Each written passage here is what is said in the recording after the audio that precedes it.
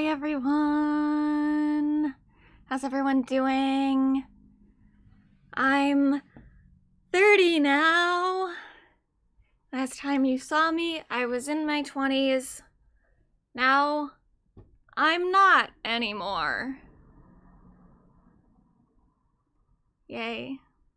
Anyway, we got a lot to talk about today. Already had to cut some stuff. Had to cut Punch. We were going to talk about Punch the monkey a little bit today. And maybe if we have a lot of time at the end of this, maybe we'll bring him back in. But had to cut some people because it was an eventful couple days, really. The whole week was somewhat noteworthy. But especially after yesterday, I was like, oh, okay, I guess we got to add a whole new topic to the stream. But anyway, let's get started. Let's start with the Olympics. I guess they're done now, or the regular Olympics are done, but I think they then do the Paralympics after this, I suppose. I don't know. I really don't follow them. But I guess the Olympics are now done. We did have this very, very good boy. Oh, and by the way, I'm gonna play some stuff from the Olympics, like just this clip, but warning, maybe it'll get cut when we do the VODs, because I did get claimed by the Olympics last week. Not even for anything that was current. I got claimed for the ray gun stuff from 2024. They claimed me, and they didn't block the VOD, but it was going to get demonetized, which, not that I make that much money off the VODs anyway. I really don't make much money off of these streams, period. But it's the principle of the matter, because when they demonetize it on my end, they take all the money on their end. And I was like, well, they're not taking, if I get like $3 for this stream, it's my $3. They're not taking it. So I disputed it. They denied the dispute, then I appealed it, then they denied the appeal, but I didn't get a strike. They gave me like 7 days. They were like, if you drop your appeal in 7 days, then you're not going to get a strike at all. And I think I maybe could have pushed it a little bit further than that, but I was like, whatever. It's because it's like a sporting event, they have a little bit more license to like say that you're not within fair use, because it's like, technically, if someone wanted to watch that particular sporting event, then it's like, you know, the little bit that you show just kind of counts more when it's a sporting event. So I was like, all right, I'll call it good there. So I didn't get a strike. I just canceled my appeal, and then I was able to just like cut that bit out of the last stream so that they can't take my money. So that's what I did. So if you watched last week's stream, there might be some awkward cuts just when we're talking about the ray gun stuff. I didn't watch, I didn't see. I just told YouTube, I'm like, okay, yeah, just cut whatever the timestamps are of the claims. So I don't know how that looks, if it seems really disjointed in that section. And I'm sure all my like chapter timestamps are now off because of it too. But oh well, better than letting the Olympics take my money for a 2024 clip of a breakdancing competition, which we didn't even show that much of. But anyway, I did want to show this, because this dog, Nazgul, I don't know how you say his name, but he's a wolf dog. He looks very much like a wolf, but he somehow got onto the track while they were doing some qualifying thing for the women's skiers. And here he is.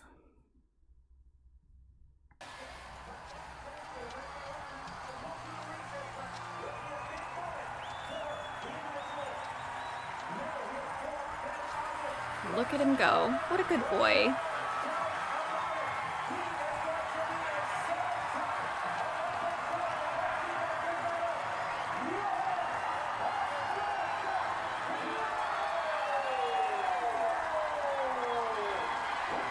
Gold. Good boy, Winter Olympics. He is a good boy. How did he get there, though? Like, that far? I would have thought that they had like big fences or something around that would prevent, because what if it wasn't even a dog? What if it was an actual wolf? Because aren't they in like the mountains or something? I don't know, maybe there aren't wolves up there. But it seems like there could be other creatures. It's just crazy that it got that far. But I guess it literally just came off of like a neighboring house, like their property. It said the owner realized her dog had gate crashed the Winter Olympics when she saw him cross the finish line on TV after he'd unlocked his cage and opened the front door himself. Which is nuts. But apparently this woman also, so it says, this is the owner, Alice Verisco, who herself is a former Olympic skier. Which I guess maybe that's why you would want a house near the mountains like that if you were a professional skier. But I was like, what a coincidence.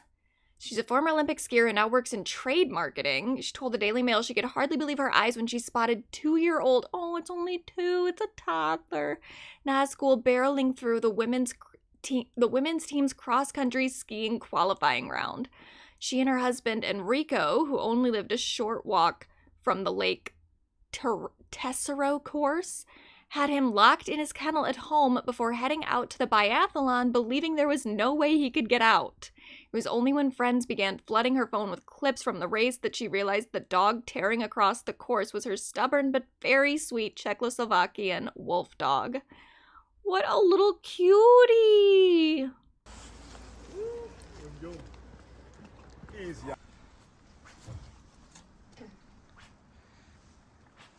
He is stubborn, wild, but also very kind and social, so he can socialize really well with people.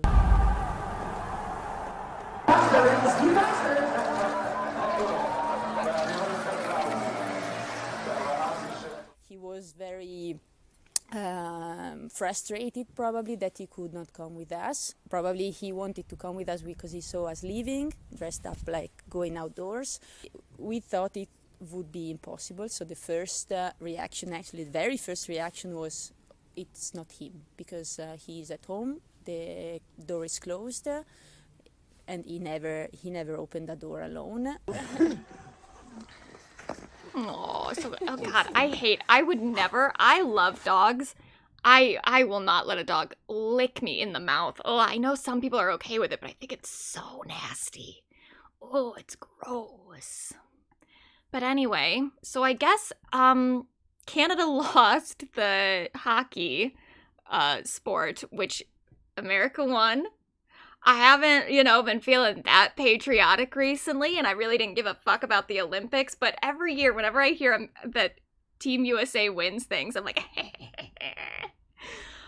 But so yeah, we won the hockey, and I guess, and I'm wondering, maybe this had something to do with Tate's Team USA advertisement that everyone thought was very odd, given her Canadian roots, especially given the fact that we're currently trying to annex Canada for some reason.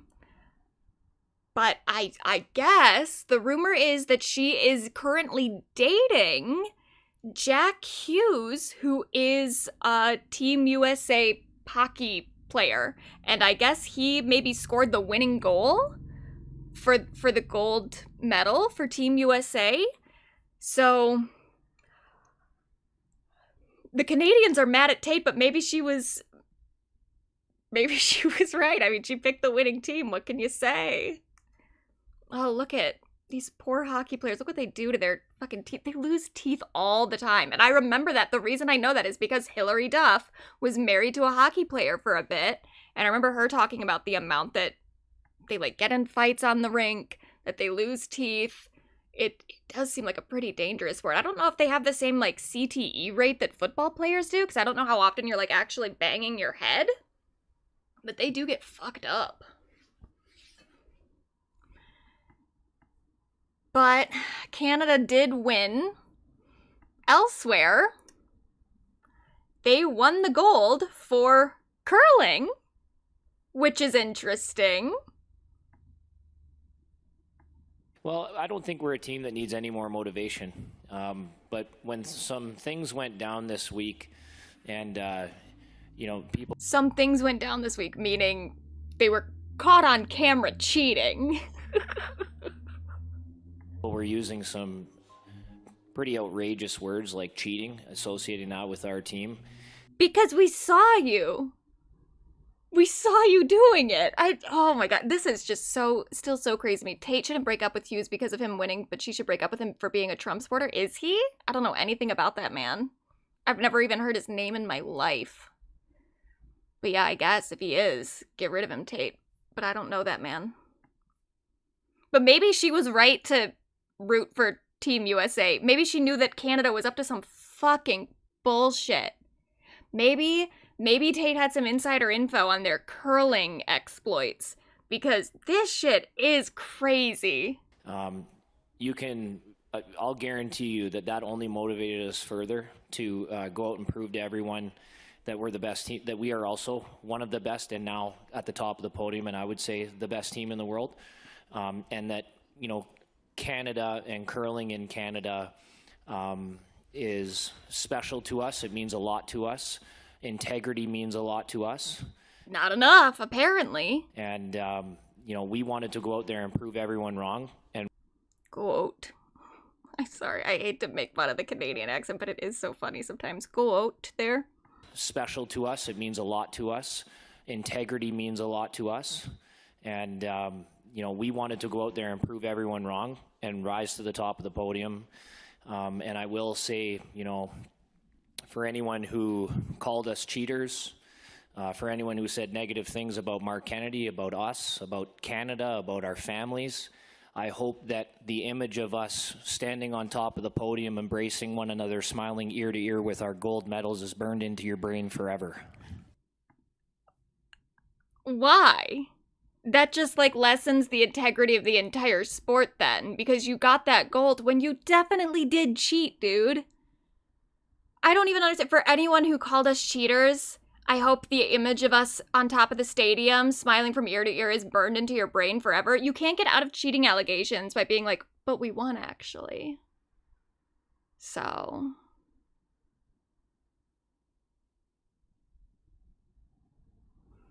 ridiculous. But it is, I don't give a fuck about curling, and I almost feel like that's maybe how they kind of got away with it. Because no one really cares that much, but I'm like, this is still really messed up. He is so clearly touching the stone. And you can even see it after he touches it, it does kind of go a little bit faster. It's just, it's unambiguous.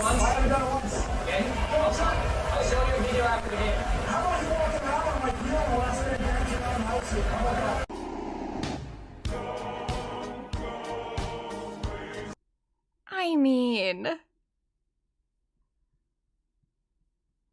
they got away with it because the rule is not taken that seriously. Well, it should be at the Olympics. Because I looked at the rules. And it's definitely in there. This is fucked.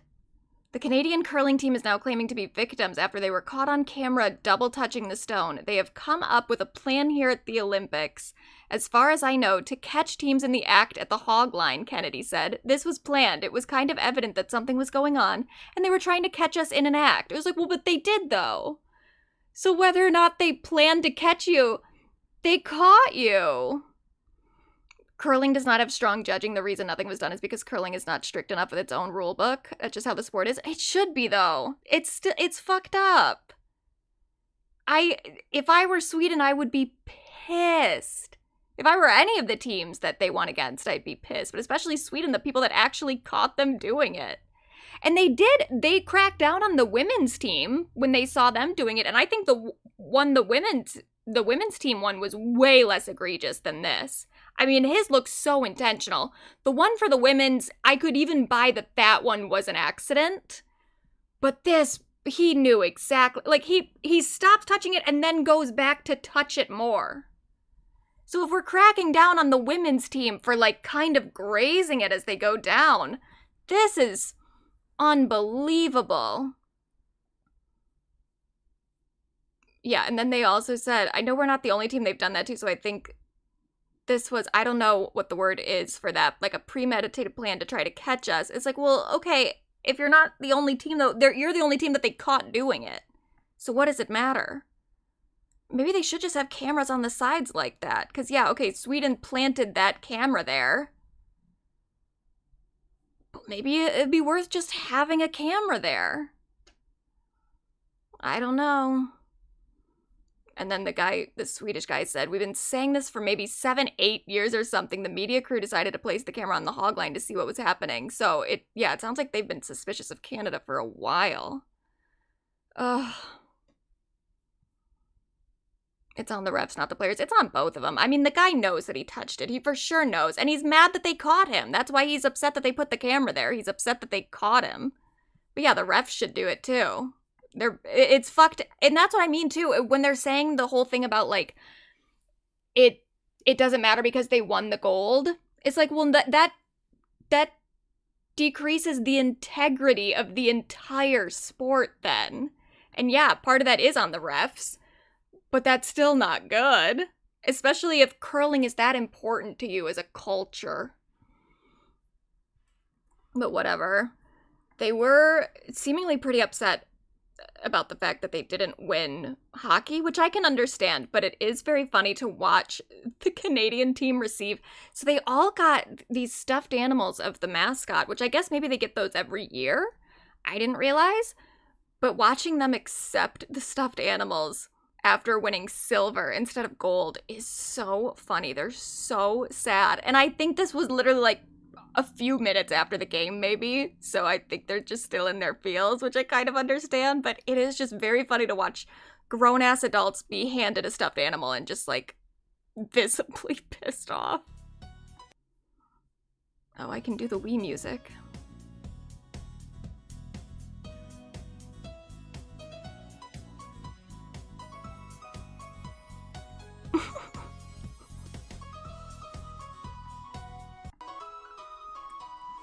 And then the men looked mad too.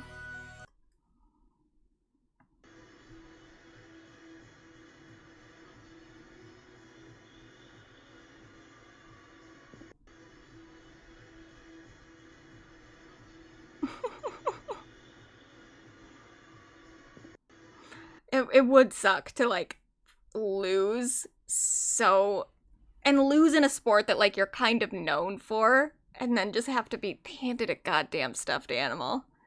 But there's Team USA with theirs. They almost seem intrigued. Like they've never seen one before in their lives. And then this was a cute moment, too. I guess everyone got a stuffed animal. Here's the skaters. I don't know who that is. I think she's Team USA, right? And I don't know who she is. But a cute little moment of them putting their little stuffed animals on their medals and her helping her. That's sportsmanship. We love to see it. Aww. Very cute. I know people really like this girl, though, on the right. I didn't see the skating thing. I went to my friend's house yesterday and she played some of the figure skating stuff, but not the ones. I guess they took off from streaming. They took off the actual figure skating competition, but then they put up something else that's like what they did afterward. Like they did some extra, everyone got like an extra skating routine, I suppose, where they could do illegal moves and stuff. So I watched that. I didn't see her do her actual routine though that she got the gold for, but yeah, I know she danced to Pink Panthers. She did Stateside. And I think she did the Stateside. Did she do the remix with Zara Larsson? So that's cute. Love that. And she got a Bratz doll. That's the real winning trophy there.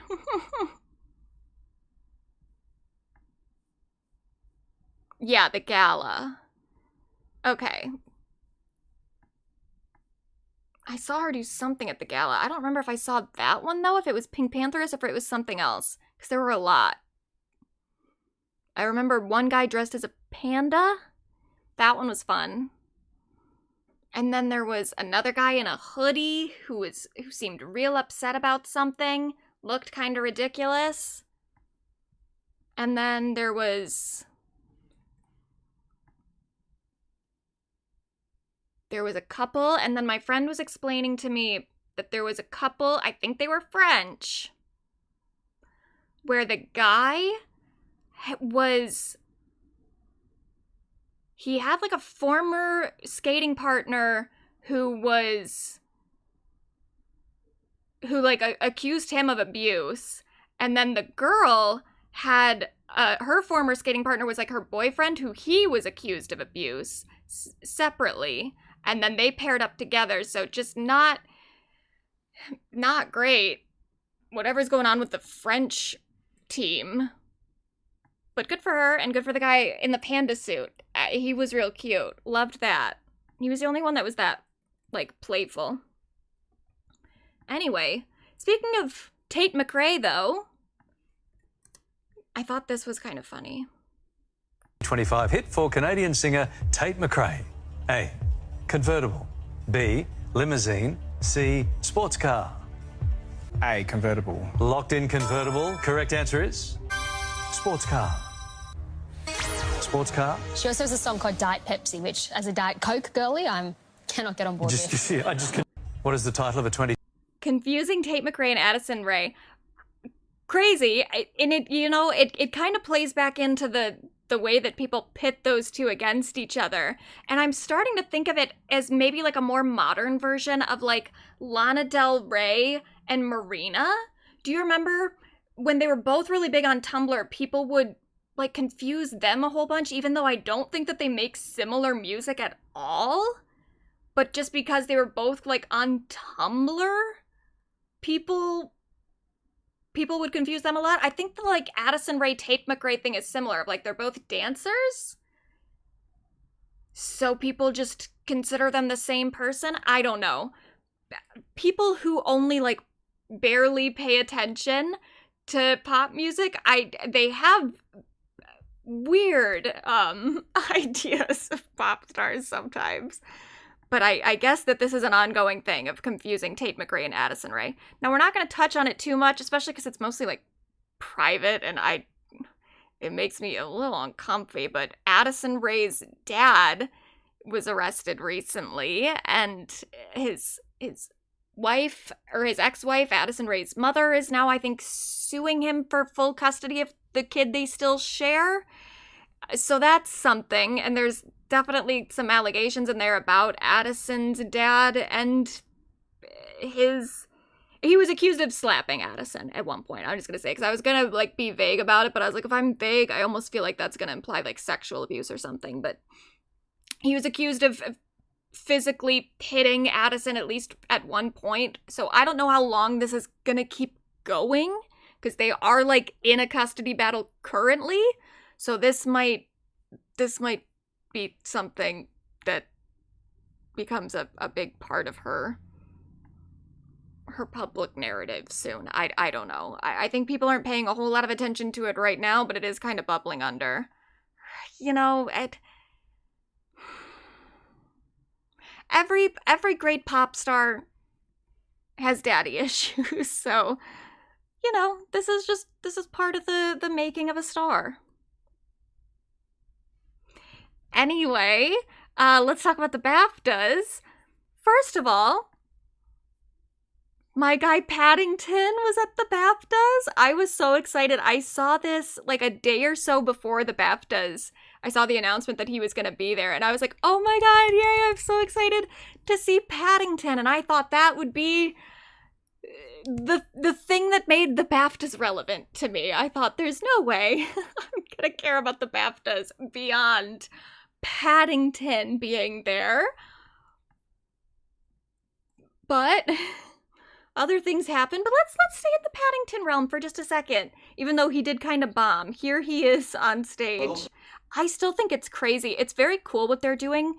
We talked about this before when we named Paddington an honorary pop girly, which he still is. But I guess the way that they're doing it, there's like the actor inside the suit is a little person, and then there's a separate actor that's controlling the like mouth and the voice, which is very cool. It's very cool that they can coordinate like that. I would find it so stressful though, to have to like always be so kind of in tune with someone who you're not like in the same room with them even. Like I think that the person who's doing the voice and the face is fully just off somewhere else at the BAFTAs. And the person in the suit still has to adjust. I mean, I guess it's scripted. He is going off of a script, so it's maybe easier that way. But oh, the whole thing just stresses me out to even think about being the person in the suit doing this. But here he is. But my Aunt Lucy says you have to face your fears. Unless it's a snake. Then you have to walk away. Very slowly. Now, Mrs. Brown said that me giving this award is something called a first for BAFTA. I am the first ever bear to present an award. And also the first presenter to get marmalade all over a BAFTA. For a lot of you. But... So yeah, he kind of bombed. People were not as happy to see Paddington as I would have been. But if you notice here, you can hear someone yell something off screen. I don't know what they're yelling, but... First for BAFTA. I am the first ever bear to present an award. And also the first presenter to get marmalade all over a BAFTA. Yeah, I don't know what is being yelled there, but this kind of leads into the main thing that people are talking about from the BAFTAs. Oh yeah, how can you even see the Paddington Bear live action? Yeah, it's like a stage show now. They've got Paddington on Broadway, but not Broadway, whatever the, like, British version of Broadway is. I don't know if he's come to the States yet, but oh, I love him. He's so cute. But obviously the big thing people are talking about from the BAFTAs is a racist slur being yelled while Michael B. Jordan and Delroy Lindo were presenting an award. The guy who yelled it, what was his name? Is it John Davidson? Yeah, John Davidson. So what happened was John is a person with Tourette's syndrome. So that was him yelling at Paddington. I don't know what he yelled, but he yelled a few times throughout the night, I guess. The most significant time being when he yelled the N-word at, well, not at them. It wasn't like he wasn't directing it at them, but he had a tick where he yelled the N-word while Michael B. Jordan and Delroy Lindo were on the stage. I'm not going to play the clip because I don't think it's super necessary, but they definitely did seem thrown off, especially Delroy. It was really hard to watch. But John was there. He is an activist for Tourette's syndrome. He had been spotlighted in some documentary decades ago, and then they were making a movie about his life called I Swear, which it doesn't seem to be available in the United States currently, but the movie was nominated for something at the BAFTAs. And so he was there here he is actually on the red carpet. You can hear him talk. He's not, I don't think he ticks in this at all, but here he is talking before the show. Yeah, I'm doing all right, yeah. Talk to me about what it's been like with this film coming out for you. It must be special. It's absolutely amazing, very special, very surreal. I'm very proud of what we've created. And again, it's all about my life and stuff. It was a difficult, time working with Kirk Jones, the director, when we put the script together. But in a way, it was like a therapy at the same time. It allowed me to talk openly about how difficult things were, which I probably haven't done as much in the past. It's been absolutely brilliant. It's blown me away, especially Rob's performance is just out of this world, outstanding performance. And how that guy done it, I don't know. It's an extraordinary performance. Yeah. Did you talk to me about kind of conversations you had with him, with Robert before you? Before the film was being shot, Rob came and stayed in Gala Shields for, it was about 3 weeks, and he stayed in a flat. So every time I went to work, every time I went shopping or we went out for lunch or something like that, Rob would be with us. He would pick up, situations that triggered tics. He would watch my mannerisms. He had a vocal coach, all that kind of stuff, and it was just brilliant. And he asked me questions about, the manifestation of the tick. When you have a tick, do you know where it comes from? And and it's more about tick triggers. Certain things like today, lots of people around. I'm feeling very, motor ticks in case I lash out or whatever. So different situations can trigger different emotions and different ticks and stuff. And that was something that Rob really needed to learn a lot. So when Rob was in a situation, he knew the types of ticks to perform. And I think he got it spot on. And I think that's a big point to point out here too, is he says, like, being in an environment like this, I am more likely to get triggered, because the thing is that you're more likely to get triggered the more stressed out you are, for most people with Tourette's. And in an environment like that, where you're surrounded by a lot of people, where there's more pressure on you, especially to behave in a certain way, I think he definitely just got pretty anxious, and he had a tick. He had multiple ticks throughout the show. That was not the first thing that he said, but he had ticks when Michael and Delroy were on the stage. He yelled the N-word. He then did excuse himself after that. He left the show. But it was hard to watch. It was hard to see. And I think that a lot of people's initial reaction just to seeing especially the footage of these two having to stand there and deal with the fact that someone just yelled the N-word at them, it was very triggering for a lot of people in a different way. I think that overall, when people yell the N-word at Black men, it's not wrong to have the default response of, like, anger and horror, just in general. That is a good default response for us all to have. But then there was the following information, that the person who yelled it is a person with Tourette's, and specifically with something called, what is it called? It's like coprolalia or something? Maybe it'll say in this article.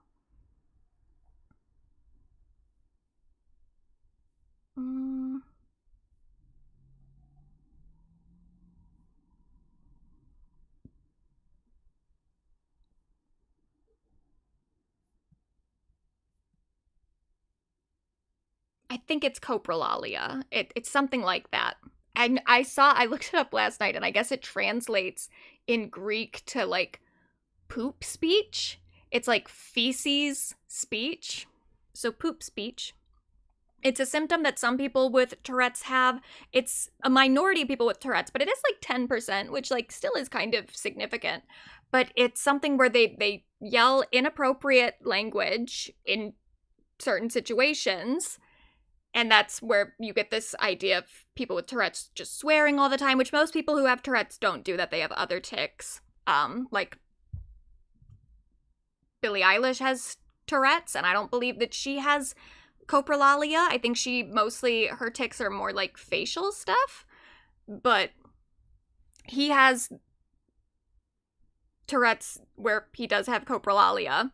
So he yelled the N-word while they were on stage. He's done stuff like that before, where, like, he has yelled, I think he got beat up at one point for calling a young woman a slut. And then he also, here, I'll show a clip in a minute about from the movie. But just to talk about this section of it, the audience had been warned before the ceremony that tics or involuntary swearing could occur, and Davidson received large applause inside the hall. After the incident, host Alan Cumming asked for understanding for the strong and offensive language. He reminded the crowd that Tourette syndrome was a disability and tics were involuntary, and said, "We apologize if you are offended tonight." And the "if you are offended," it is a weak apology on behalf of the BAFTAs. And especially, I understand that people in attendance were warned before the ceremony that tics or involuntary swearing could occur. I don't know that people were specifically warned about maybe slurs being lobbied at people, or not at people, but like being lobbied in general. I don't know that that was really communicated to anyone. And I also don't know, from what I understand, they mostly just told the people told the people like in the audience for the most part. I don't know if they actually told any of the presenters. And then what was even more kind of horrifying about it, from the part of the BAFTAs, is the fact that apparently they didn't really say anything to Michael B. Jordan or Delroy Lindo after the fact. So Delroy told Vanity Fair that he and Michael B. Jordan did what we had to do while presenting, but he also wished someone from BAFTA spoke to us afterward. And that is really unacceptable. Like, to see them, especially Delroy, he definitely heard it. They both, I think, definitely heard it, but Delroy's facial expression to me communicated for sure that he heard it. I cannot understand why you wouldn't say anything to them after. Just like, hey, we're so sorry. And I also think that, like, they should have been warned before they went out there. Like, everyone should have been warned before they went out. Like, hey, John Davidson's here. He has Tourette's. He has coprolalia. He might yell something, like, offensive. Not just, like, he might just swear or he might make a noise. He might yell a slur, and you should be prepared for that. That is something that everyone who went onto that stage should have been told. Beyond, like, not even just for the ethics of it, which I think that would have been reason enough, just to say, like, hey, try not to, like, take anything that is said personally. But, like, I can't even understand it from a production standpoint of, like, what if they didn't understand and it derailed the whole show? There's maybe even, like, questions about if they were okay with that happening, you know? If they thought that would just make good TV or something. I don't know. I don't want to accuse them of that. But I can't really understand why that wouldn't be communicated to the presenters, to the people who are on the stage. It just seems like a fucking disaster waiting to happen. And then what makes it even worse and weirder is the fact that it made it to air. These were not live. From what I understand, I've seen different things, but for sure somewhere in the range of, like, it aired 30 minutes behind or up to 2 hours behind. It was not live. And they did cut other stuff. For instance, someone during their speech said, "Free Palestine." And that got cut from the live broadcast. And that, if you can cut Free Palestine, no reason for you not to cut the N-word. Unless you had spoken to everyone involved. Because I do think the one thing about this that has been positive is, like, it has maybe been kind of a learning moment for a lot of people to understand Tourette's and understand the, like, what someone with Tourette's has to go through to exist in a public space where maybe not everyone understands. I could see, like, the argument for an educational display there. But even then, it's like, well, you should have gotten consent from all three parties. You should have gotten consent from John to air him saying that. You should have gotten consent from Michael. And you should have gotten consent from Delroy. And Delroy says that you didn't even talk to them after the fact. So, like, what the fuck? I really don't understand the decision to air that, because they embarrassed all three of them. Michael and Delroy should not have had to have been seen having to, like, deal with that. It's demeaning to them. They were there to celebrate Sinners, a movie that they both worked on that is a part of the awards season. Like, this is supposed to be a celebratory night for them. And then John was also there to talk about, I mean, he did end up educating a lot of people on Tourette's, but he shouldn't have had to have done it in that capacity, where he got definitely demonized by a lot of people who didn't understand and still don't understand. I mean, there's people currently, fucking Jamie Foxx was on Instagram saying, out of all the words you could have said, Tourette's makes you say that? Nah, he meant that shit. Unacceptable. It's like, and I don't know what level of education Jamie has about Tourette syndrome. Maybe this is the first time he's really learning about coprolalia. But, like, to be put into this situation as John Davidson, where, like, now another famous person, like a very famous actor, singer, is accusing you of being like a blatant racist, it really sucks. And that's not a position that he needed to be put in when the BAFTAs could have just cut it out. Oh, it's really, really absurd. And there's a lot of people that just genuinely don't seem to understand this tick in the first place. Like, the reason that he said it when 2 black men were on stage is because it's specifically a disorder it makes you say the most inappropriate thing that your brain knows is available. And that's in like any situation. It's not just against black people. Again, he got beaten up for calling a woman a slut. And it's not like that was convenient for him. I think there are people that really don't understand that are saying that he's just using this as an excuse. It's like, is it an excuse to do what? To get beat up? Why would anyone put themselves into that position for like over 30 years of being a public figure? I mean, the documentary that came out about him came out in the 80s. He's keeping up the grift for this long? Unbelievable. I saw this tweet too that I thought was funny. Actually, super racist guy with Tourette's, but he never tick shouts the N-word because it doesn't seem inappropriate to him. Yeah. I mean, I'm not gonna say that, like, David saying the N-word proves that he's not racist. He could still be racist, but he's at least, him shouting the N-word in that moment at least indicates that he knows that that's not a good thing to say. And that's why his Tourette's made him say it.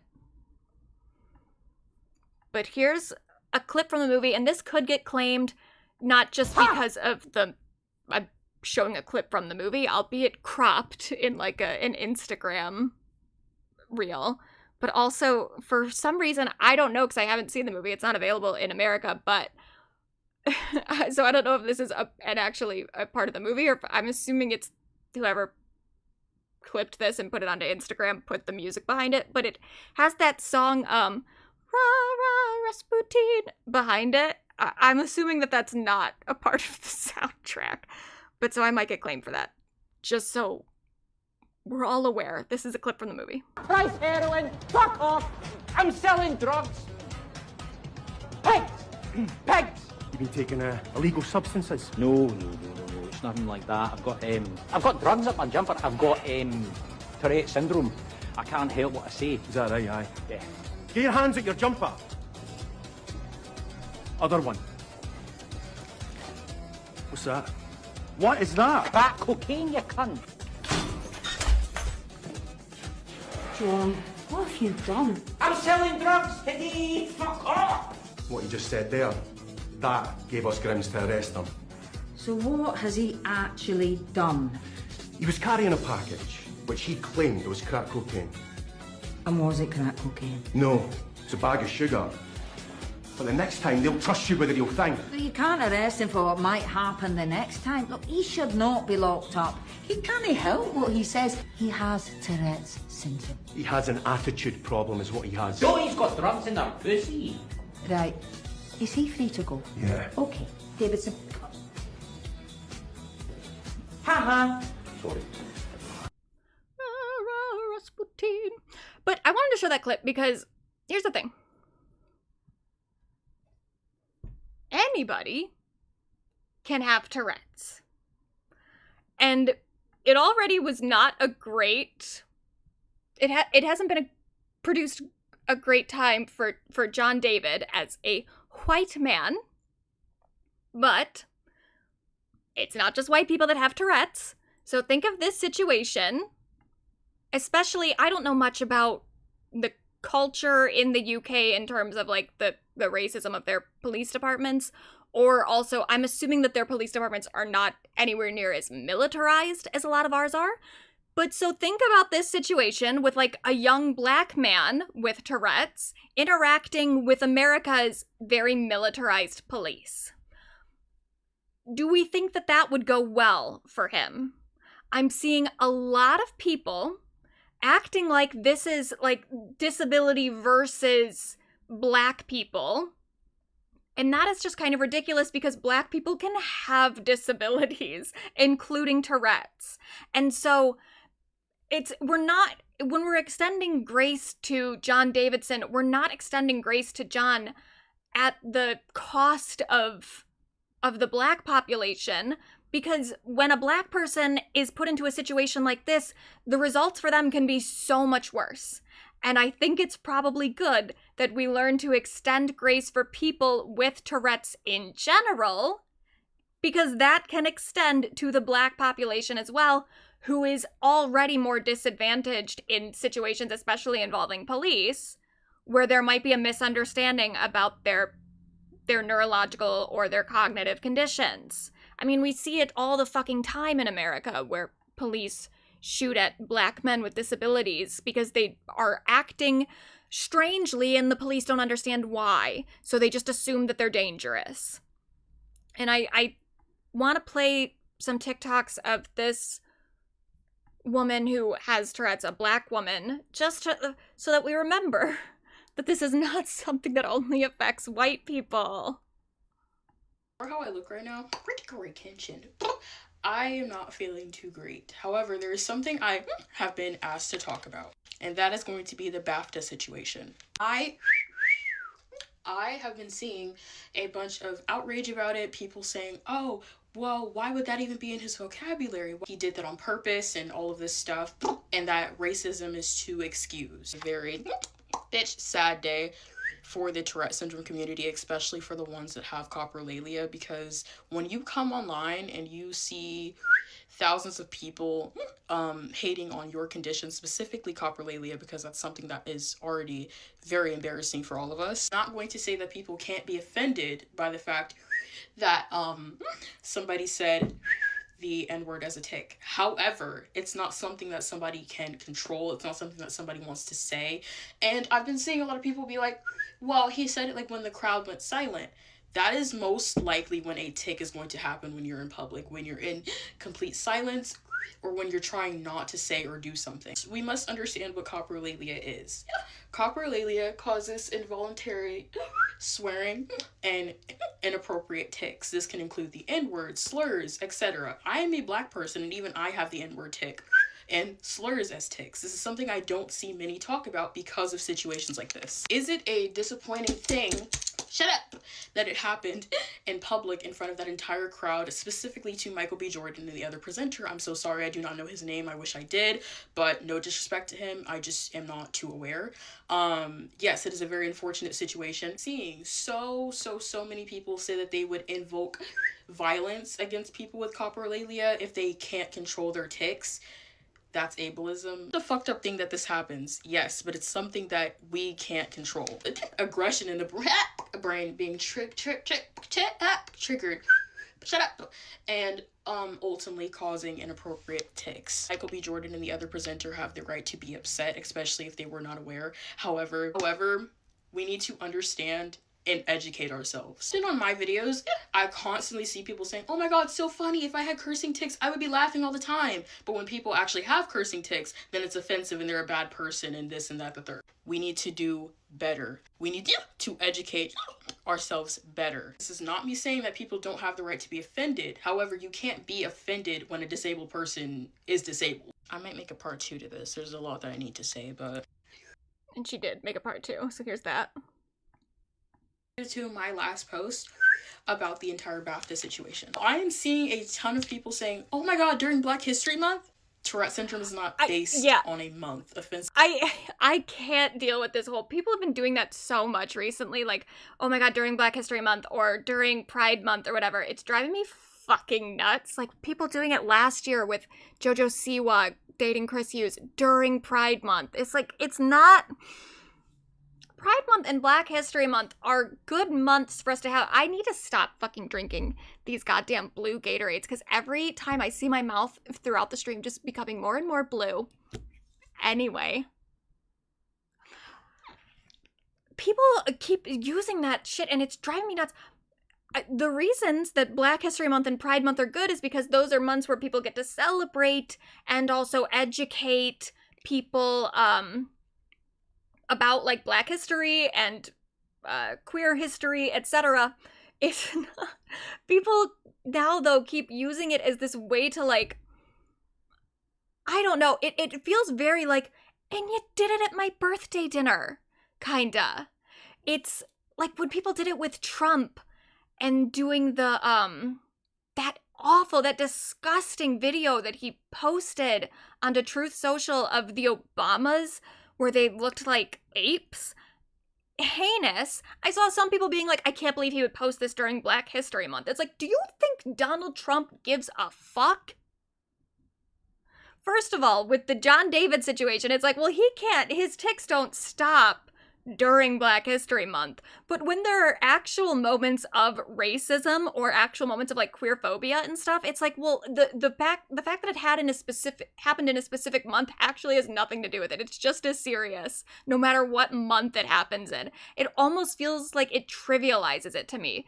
To be like, oh my god, I can't believe Donald Trump posted that during Black History Month. It's like, maybe we should be upset that Donald Trump posted it at all.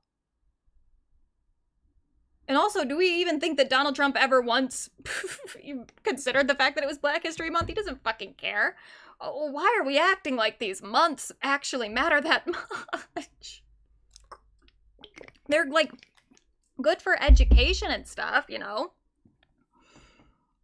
But Tourette syndrome. We gotta stop bringing it up in just daily conversation. It's getting so annoying. It's not based on a month. Offensive tics are gonna happen no matter what shut up a person does. I'm Black. Oh my goodness. And I also have the N-word as a tic. I have other slurs as tics. Does this mean that I use them regularly? Does this mean that I mean them? Does this mean that I can control what I say? No, it does not. That's not how coprolalia works. That is not how Tourette syndrome works. Quite literally the Sweet Anita situation all over again. I do think that it is like a joke, but it's the fact that like people are using it for like really serious conversations. Like the Donald Trump thing. It's like, we should really be talking about the fact that the president of the United States is sharing racist videos on Truth Social, whatever the fuck Truth Social even is, his little Republican MAGA app. We should care about that. We don't need to add this addendum, even if it is just funny, of like, and during Black History Month. It's like, okay, that's a separate... When people do it as a joke, it's kind of funny, of like, oh, I can't believe... I don't know, if like a Black person loses an award or something at the Grammys, it's like, oh my god, I can't believe she lost during Black History Month. That's funny. When we're using it for serious conversations, it's like, let's just focus on the issue at hand, please. Shut up. Where she ended up saying the N-word on stream, she got canceled for it, got called racist, etc. We need to do better. I've seen so many people say, that we can control our tics. That's not, if you can control a tic, it's not a tic. Let me explain what a tic is in detail. Shut up, bitch. A tic is when your neurons misfire. You think that you can seriously fucking control a neuron misfiring. I've never seen a human possibly do that. We have got to stop thinking with our feelings and start thinking with logic. It is okay to be offended. Shut up. But what it is not okay to do is be ableist and try to make it seem like people with Tourette's, specifically those with coprolalia, say their tics on purpose. My whole think piece on this, if you are offended, I do deeply apologize, but I'm just being logical here. I see a lot of people giving their think pieces, and they are specifically talking about racism when tics don't correlate with racism. But that's not what causes offensive or obscene tics. What causes those kinds of tics are coprolalia. Coprolalia, shut up, is completely involuntary and does not involve your vocabulary. This is... And then, yeah, as I think Princess Kitty Glitter pointed out, she is now getting... Or no, it was Bianca pointed out. Yeah, she's getting backlash for this TikTok now and said she's going on hiatus. She said, currently I can't make a video as I am sick and in pain, but this needs to be addressed. People have begun to use my videos on Twitter as a way to be racist, and this is absolutely unacceptable. I am not anti-Black, nor would I ever excuse racism. I explained Tourette's and coprolalia in deep detail, which offended some people, but unfortunately at this point, people will be offended either way. Oh, fuck. I hate TikTok on desktop. It's so hard to use. I'm seeing people that I'm I'm seeing people think that I meant the presenters, Michael B. Jordan, Delroy Lindo, and even the director, Ryan Coogler, don't deserve apologies. They absolutely do, and I've stated this multiple times. I think the apologies should be private, not public. The whole situation was purposefully publicized by BAFTA, and that's obvious by now. They clipped out Free Palestine, but not that tick. They 100% knew it would lead to discourse, and that's wrong. My intent was not to say that Black people can't be offended, because as stated in my videos, the community is more than valid. And then, oh fuck.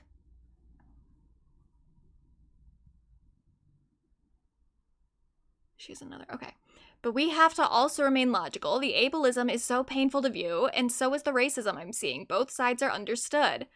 But there should be no reason why I'm seeing people say that people with Tourette's shouldn't be out in public, that we should be separated, or that we should wear muzzles like dogs. We are all human. My point exactly is that we are all equal, and I hate that two communities are being pit against each other. And yeah, and also, like, not just being pit against each other, but it's so ridiculous when people like her are a part of both communities. It's not just white people that have Tourette's.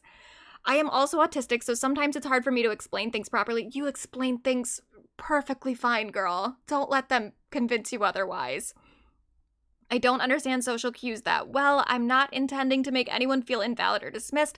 I just wanted to help others understand and provide context. And she did. That's the thing. I've seen her videos shared by a lot of people. I think that a lot of people really found her videos very helpful. So it really sucks that people are now convincing her by being so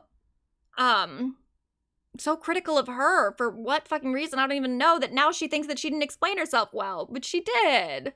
She said, I will be taking a short break as this situation has begun to take a toll on my mental health. I spoke out because my DMs were flooded with people asking me to, and I felt sick reading the ableist comments. So many people have said that I put my disability over being Black, which I don't. I am always going to be proud of the fact that I am Black. Both communities I am personally a part of are being attacked. Like, that's awful. What a miserable situation for everybody involved. Like, this just sucks.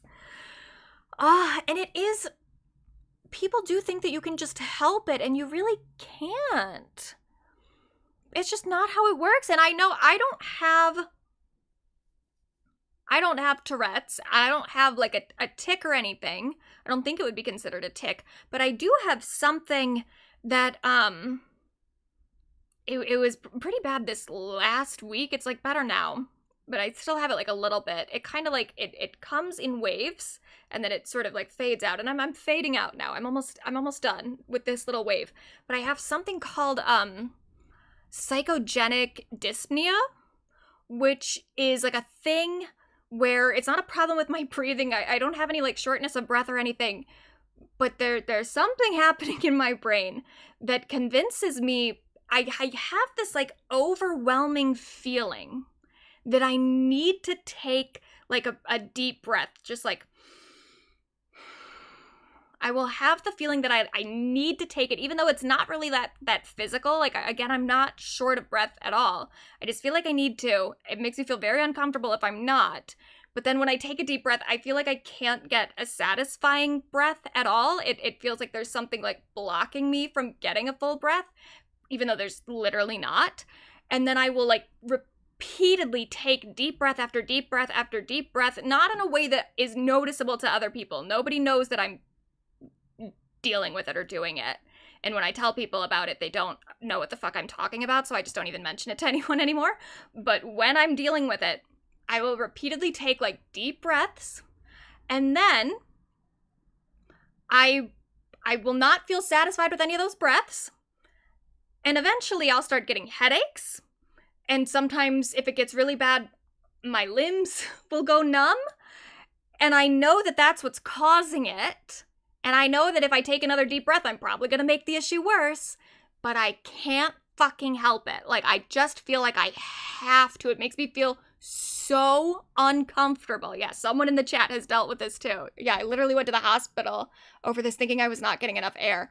Yeah, no, it's in your brain.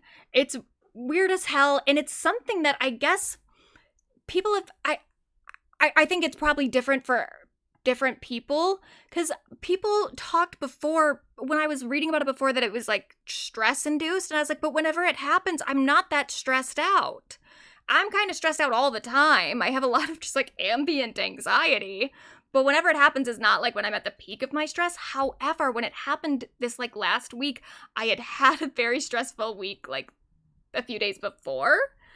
And so now I'm wondering if it's like an after effect of that, of like after I've calmed down, maybe my brain is not reset to like, I don't know. I don't know what's happening, but it happens. It goes away for a while and then it comes back. And when it goes away, it's like you think like, oh, that I just wouldn't take a deep breath. I would know that it's not necessary. I would know that it's not actually doing anything. That it's actually making it worse. It's giving me a headache and making all my limbs go numb. I would know logically that I just shouldn't do that. And then it happens to me and I do it because it is such an overwhelming feeling. So, you know, your brain is weird. It does weird shit sometimes. And Tourette's is one of the ways that can happen. It is just a neurological thing. So, you know, chew gum, it'll take the edge off. Nothing does. Only going to sleep. I go to sleep and it's fine. And then I wake up and in the morning it's like usually okay. And then sometime midway through the day it just starts over again. But it usually only lasts for like a couple days. Sometimes like a few weeks. But that's when it's really bad. Anyway, in other British news, Pink Pantheress has become the first woman in Brit's 49-year history to win Producer of the Year, which is crazy. Just absolutely nuts. And this is another thing, too, when I talked before about the gendered categories at the Oscars and shit with actors. It's like, number one, I just don't. This concern about like, oh, well, that's just going to give people an excuse to not give women any awards. It's like, well, I already don't think that there should be an excuse, period. I don't think that we need to give them an out of like, we'll just make a separate category so that they have to. Especially when we don't do that for every, it's not, we only do it on gendered lines. It's not like the amount of years we've gone without having black actors winning awards, and yet we don't make different categories at the Oscars based on race, because it would probably look sort of ridiculous, right? But also the fact that we don't even do it on gendered lines for stuff other than, like, for acting, for stuff that's, like, very blatantly involving celebrities. But how many went 49 years without a woman winning Producer of the Year? Is that maybe not a problem if we're that concerned about making categories so that women can win more awards? Why aren't we doing that for Producer of the Year at like the Grammys? Why are we not doing that? I guess the Grammys they don't segregate the categories, do they? Not currently. But the Oscars still segregates the actors categories, but it doesn't segregate editor, it doesn't segregate director, it doesn't segregate writer. So the fact that it took 49 years for a woman to win Producer of the Year, that's something we should all be upset about, period. And I don't think we need to make other categories to excuse it. I think it's just kind of inexcusable. But good for Pink Pantheress, breaking the mold. Good job.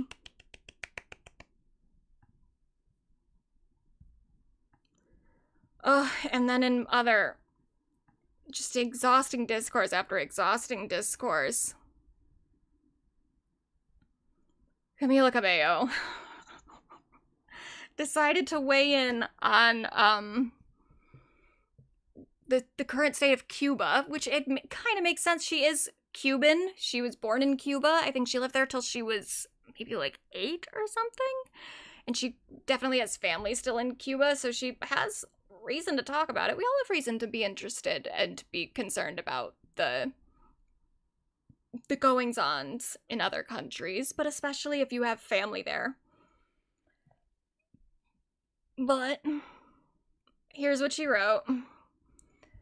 There is so much going on here at home, and so much I can say about the heartbreaking things the immigrant community is experiencing here in the US. Okay. Go ahead. I also feel a personal responsibility to speak about what's happening in Cuba. I still have family on the island that we speak to and send medicine, food, and clothes to. It has been 67 years of a failing dictatorship and an oppressive regime. The Cuban people are suffering in an echo chamber where no one can hear them because to speak is to risk your life. Many people are starving, looking for food in trash heaps, and the only way to survive is having relatives ship you boxes of medicine because not even the hospitals have medicine. The power is gone for so long that food spoils and water becomes scarce. When people have peacefully protested, they have disappeared or been put behind bars, some as young as 13 years old. This is the reality where a post online costs you your life. The Cuban people have lived without dignity and without hope for too long. It's no wonder so many Cubans have thrown themselves into shark-infested waters, making boats out of tires and sticks and risking their lives for freedom. They are now in the midst of a profound humanitarian crisis. If you want to help and don't know how, check the link below to support Caritas Cuba and their work. If you're able to give, any donation makes a difference. I don't know anything about that charity, so maybe that's a good charity, I'm not sure. But here's the problem. I understand, especially this paragraph here, or this, like, right here. When people have peacefully protested, they have disappeared or been put behind bars, some as young as 13 years old. I have no doubt, I don't know a whole lot about Cuba and the regime in Cuba, and like I understand that most human rights organizations do call Cuba a dictatorship, so for sure she may have many good things to say in this instance of like people not being able to speak out against their government. I can't speak on that at all. What I can say though, from what I understand of the history between Cuba and the United States, is that a lot of the reasons that people are starving, looking for food in trash heaps, and having to have relatives ship them boxes of medicine because not even hospitals have medicine, is because of the blockade that the US has had on Cuba since, I think, 1960, and the embargo. Like, we don't allow, especially oil, to get sent to Cuba, and it is mostly our fault. I can't say that the regime in Cuba currently is making it any better. I don't think that they are. I don't know much about that. But I know that, like, what we, the US, are doing to Cuba is definitely the main problem. So I don't understand why, if you're speaking on this period, and you're also starting off with, like, you know that the United States is fucked when it comes to, like, our own immigrant community. I don't know why you wouldn't talk about the blockade. I don't know why the United States government wouldn't be brought into this at all. It really seems like kind of moving the goalpost. And what's troubling about it too is, like, this is exactly what the US wants. This is, yeah, it is very much like when people try to blame what is going on in Gaza as the fault of Hamas fully. It's like, is Hamas good? No, I don't think so. But I know that the main problem is definitely Israel. And in this situation, we're the Israel. And this is when the US government, which put this blockade in place, is supporting you, quote tweeting you, and saying, "Thank you, Camila Cabello." That's a sign that you might have fucked up. They said, for 70 years, the Cuban people have suffered under a brutal regime that has stripped them not only of their political and civil rights, but of any semblance of economic opportunity. The regime has purposefully kept their country destitute to preserve its total control. As Secretary Rubio said last week, the only way forward is for the regime to give the Cuban people the economic freedom to provide for themselves. With what oil? Thank you, Camila Cabello, for highlighting the humanitarian work of Caritas. I don't know anything about that. I'm seeing in the chat that they're an affiliate of the the Catholic Church. I don't know anything about them. Who over the last few years has been our partner. Oh, if they're yeah, that already seems really fishy too. If they're if they're our partner in delivering the largest direct U.S. humanitarian response in Cuba in decades. The U.S. will continue to support and stand with the Cuban people. No, it won't, because here's the thing, and this is why it's also, like, really fucking weird that she's posting this right now. The Trump administration is currently, like, escalating the problem in Cuba.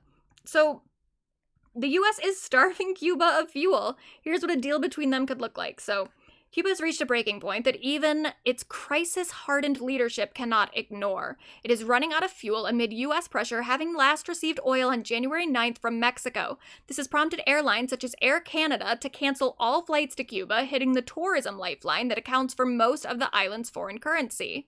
Massive power outages are now routine, and the UN has warned of a possible humanitarian collapse if Cuba's oil needs go unmet. For the first time in decades, Cuba's 67-year-old regime faces a crisis where its traditional survival tools, external bailouts, mass immigration, and austerity may no longer be enough. Hostility between the U.S. and Cuba dates back to 1960, when the newly socialist Cuban state nationalized American assets. Havana's subsequent Cold War alignment with Moscow then prompted an embargo in 1962 that prohibited almost all trade between the U.S. and Cuba. Since then, Washington's approach has cycled between pressure and limited engagement. However, Donald Trump's return to the White House in January 2025 has produced the most aggressive strategy in decades. And following the recent U.S. capture and replacement of Venezuelan leader Nicolas Maduro, which resulted in Cuba losing its main oil patron, Washington has moved to close the island's remaining energy lifelines. It has done so by threatening tariffs on countries that ship fuel to Cuba. The Trump administration's message to Havana is blunt: negotiate a deal on U.S. terms or face an energy collapse that could push Cuba into a new special period, a reference to the 1990s when Cuba experienced severe economic crises after the dissolution of the Soviet Union. Havana has few options but to negotiate. So, like, I don't know if Camila meant to do this, but her post is kind of like propaganda that benefits the Trump administration. It's bad. And I don't know. This is bad. I know exactly. SMH, Camila. I defended CXOXO. I did too. I actually think that album was fairly good. But at what cost? And the thing is too, is like, at least it's Camila Cabello. It's like, how many people is she gonna convince? It could be worse if it was a girly with a larger stand base. But this is rough. And maybe she'll... Because I don't know. I mean, she said the thing about... She starts it off by saying there is so much going on here at home and so much I can say about the heartbreaking things the immigrant community is experiencing in the U.S. And it's like, well, first of all, go right ahead. No one's stopping you. Say as much as you need to say. It's not like you get you don't get one tweet per year of like, you get to take a political stance this one time. Go ahead. You can talk about both if you really want to. But that does indicate to me that she is critical of the Trump administration in some capacity. So maybe she'll see some of the reaction to this and look more into it herself and realize like, oh, actually, the main problem kind of is the U.S. and maybe she'll make another post? I don't know. Because again, it's like, a lot of people are being dismissive of her criticizing the Cuban regime, period. And I'm like, I don't know enough about that. Maybe... I'm sure it is. It is considered like a dictatorship, so I'm sure it does fucking suck in Cuba if you have any criticism of the government. I'm sure all that stuff she's saying is true, but there's just maybe a bigger issue that needs to be, prioritized. So I'm like, maybe we can get an addendum to this of just throw out another thing of like, oh, and fuck the U.S. for their blockage of Cuba receiving any amount of aid,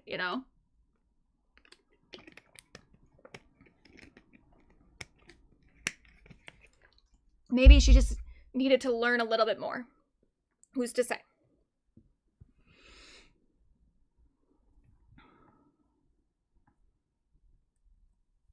And then another controversy. I kind of missed this whole thing. I saw some people talking about it, but I didn't know that much about it. But I guess when Charlie XCX went to some after party from, what was it, Berlinale or something? The film festival that they did in Berlin. I guess she went to an after party that was hosted by someone with Russian affiliations. And she has now made a clarification that said, for clarity, neither me nor my team were aware of any of the alleged affiliations around the party in Berlin. I would like to take this opportunity to say that I stand against the atrocities committed by the Russian government in Ukraine, and I stand in solidarity with the people of Ukraine. So, like, okay, that's nice. I'm happy about that. Didn't really know what that whole controversy was about, but I guess I'm glad she addressed it. And she's now selling a Brat card in affiliation or in collaboration with Cash App, which I don't love that. I think that there maybe is something, I still haven't seen The Moment. It's out of theaters now, so I have to wait till it comes on to streaming.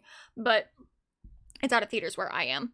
But I think this is maybe a plot point in the movie, so I guess this is sort of a reference to the movie, but I don't love it. I don't love it. But okay, whatever. And then she also made her Twitter private today. She said you can't dread the end when it's over. And now she's got a private Twitter account, but it's like a private Twitter account that still has 3.9 million followers. So like how private is it? I don't know. I don't know what the point of that was. But that's what's going on with Charlie at the moment. Now moving on to my girl. Here's something else I might get claimed for, but I do want to play this clip. So this was 2022. This was at the Oscars. This is Lady Gaga and Liza Minnelli. They come out. Liza is in a wheelchair. And they're presenting some award. I don't remember. Oh, Best Pictures. Best Picture. Wow. Here they come. Thank you. Oh! That's so exciting! You see that? Yeah. The public, they love you. Oh, yes, but now I don't understand. I got it. Good evening. You know how I love working with legends. Oh, my baby. And I'm honored to present the final award of the evening with a true show business legend.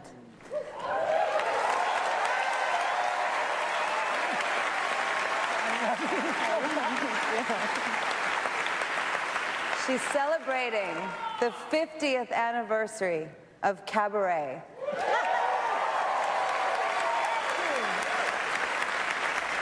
Oscar award-winning actress, Liza Minnelli.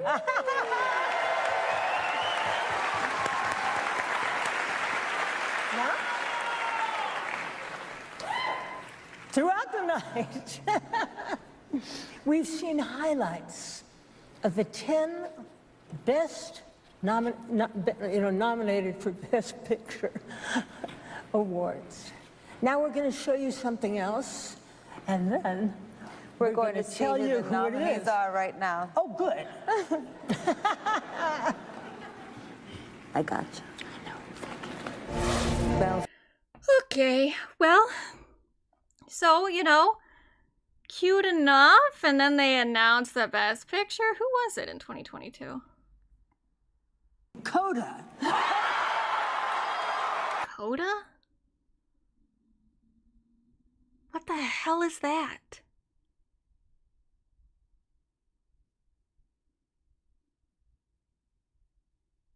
That was a movie?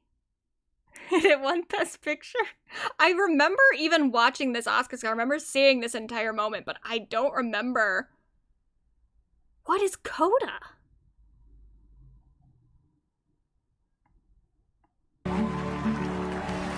Don't. I've never heard of that movie in my life. Oh, the deaf folk movie? I didn't even know that was a thing. Well, hopefully it was good. I saw that year I saw Don't Look Up. What else was nominated? Don't Look Up. I saw Dune. And I saw West Side Story. Anyway, so there was that moment. Now, I know that Liza had talked about it because one of my friends mentioned this to me a bit ago, that she had not wanted to be in that wheelchair. I didn't realize that at the time, but I guess she said it fairly quickly after that incident, that she hadn't wanted to be in the wheelchair. They made her be in the wheelchair. She wasn't happy about it. Now she's writing a memoir, and there's an excerpt that came out from People talking about this moment. So here's what she had to say.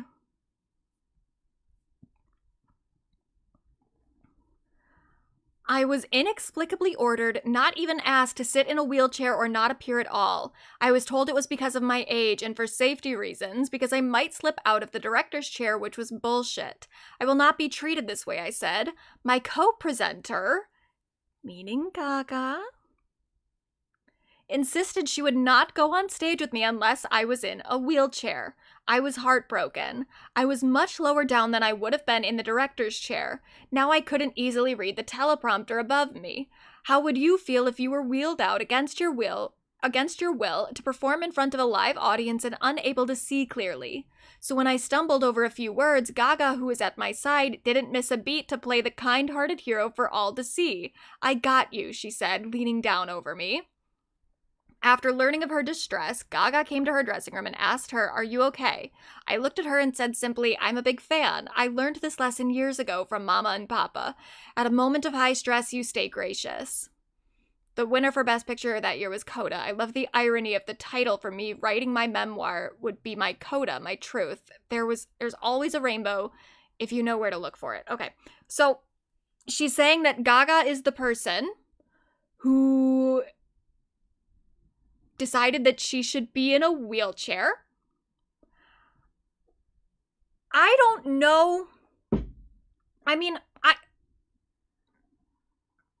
especially from this excerpt, and from what I understand, Liza didn't really write. I mean, if you see here, you see that after learning of her distress, Gaga came to her dressing room and asked her, and that's still in italics. So I think that the memoir is actually written from a different, like Liza is talking to someone else and they're writing it down. I don't think that she wrote it. I mean, not even, most people don't write it. They have ghostwriters anyway, but I think this is actually even a little bit more removed than that, where the book is maybe being told from a person who's interviewing her, perhaps? Yeah, as told to Michael Feinstein. So already I'm I do kind of wonder, I don't know, because it's still, I would think this has to go through lawyers and stuff too. Oh shit. Most of the time that people write books, anything that could be considered defamatory will get taken out. A lot of the times if it's a high profile book. So I'm I don't know if anyone fact checked this, that Gaga is the person who insisted that Liza be in a wheelchair. I would maybe like some more info there of how does Liza know that it was Gaga, because she doesn't say that she saw Gaga insisting. She just says my co-presenter insisted that she would not go on stage, and it's well, is that third-hand information? Because I don't know that that's necessarily what happened. I don't know if it was Gaga specifically making that call, but maybe it was. I do definitely think even at the time that it happened, I remember thinking Gaga's being a little extra with her I got you and everything. It felt a little put on, but I could also see in this instance if maybe, because it says after learning of her distress, Gaga came to her dressing room and asked, "Are you okay?" So I could maybe see if Gaga just knew that Liza had been upset about something and that she didn't seem happy, and so when she was on the stage she was being extra "I got you, don't worry," but maybe that came off to Liza as extra condescending. I don't know. It is just a messy situation, and I don't know how much it really had been Gaga's idea. I think it could have just been the producers.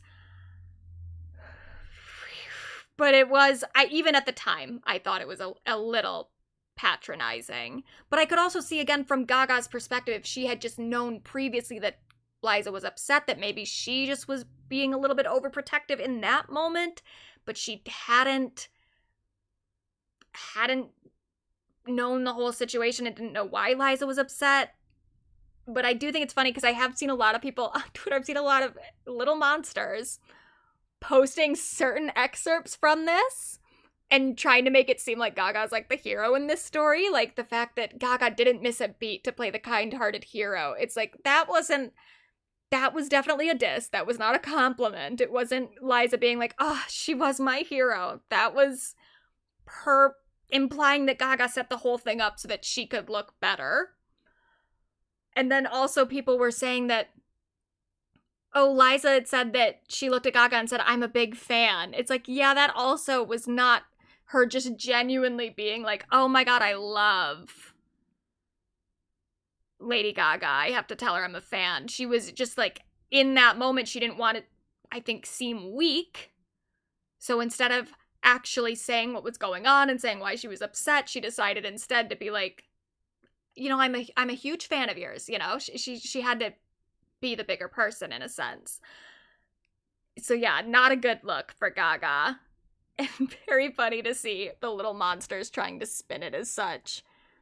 But, you know, it is what it is. Now, someone did come out and say that it was not, I don't know if he was specifically literally trying to address this situation because I don't know when this was filmed, but someone did say that it was a stage manager that said she needed to be in a wheelchair, not Gaga. Literally 5 minutes before she went on, when she sat in the director's chair back there, and because I guess they were all shaken up because of everything that had happened earlier, the stage manager said, well, she has to be in a wheelchair. And Liza pleaded. She said, no, I will not be seen in a wheelchair in front of everybody. I will not do this. I refuse to do this. And then they said, well, it's either that or nothing. And so I said, I was there. I said, what do you want to do? And she said, I'll do it. And she was so shaken that she was discombobulated. She was nervous. I mean, and it made her look like she was out of it. And literally 5 minutes before. So yeah, it sounds like it was the stage manager and not Gaga. But I don't know. I don't know where Liza got the idea that it was Gaga. I almost wonder if maybe just because of that moment where Gaga was on stage and being a little bit extra with the like, I got you, don't worry. I wonder if maybe that was where Liza got it in her head of like, oh, she planned this. But I don't know. I have no idea. But it hurts me because I love Gaga and Liza. With the Monster Ball, when Gaga did that, when she did the HBO special, Liza was there in the audience and she mentions Liza on stage. She talks about Liza and she talks about Marissa Tomei, which is a fun little duo. But Liza had been there, and then there also was like a behind the scenes thing on the DVD, which I broke my DVD. I got another one, I think, for Christmas or something, or my birthday one year, so I think I have another one now. But one day, I went to go put my DVD in, and then I went to take it out of the thing, and it just, like, cracked in half. I was so sad. I had had that DVD for years. Anyway, in the behind-the-scenes feature on the DVD, you see Gaga and Liza backstage, and Gaga's just, like, fawning over Liza, and Liza is being super nice to Gaga, and so I always loved them together. I loved their relationship, and now seeing them kind of, well, at least Liza feeling a certain way about Gaga makes me sad. I hope they work it out, but I don't know.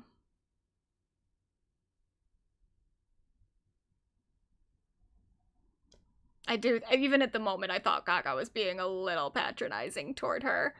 But again, she might have just thought that there was something else wrong, especially in the way that Liza presents it. It seems like maybe Gaga never knew exactly what Liza had been upset about, that she was upset about the wheelchair, so I don't know. Just makes me sad. Anyway, new Lana Del Rey song and music video out. I do like it. I really do. And I love the video, too. It is like classic Lana video. Very, like, just a bunch of different clips spliced together, but in like an elevated way. I think this is probably the best version of that type of video that she's ever done. But I do like it. I'll play like a little bit of a second of it.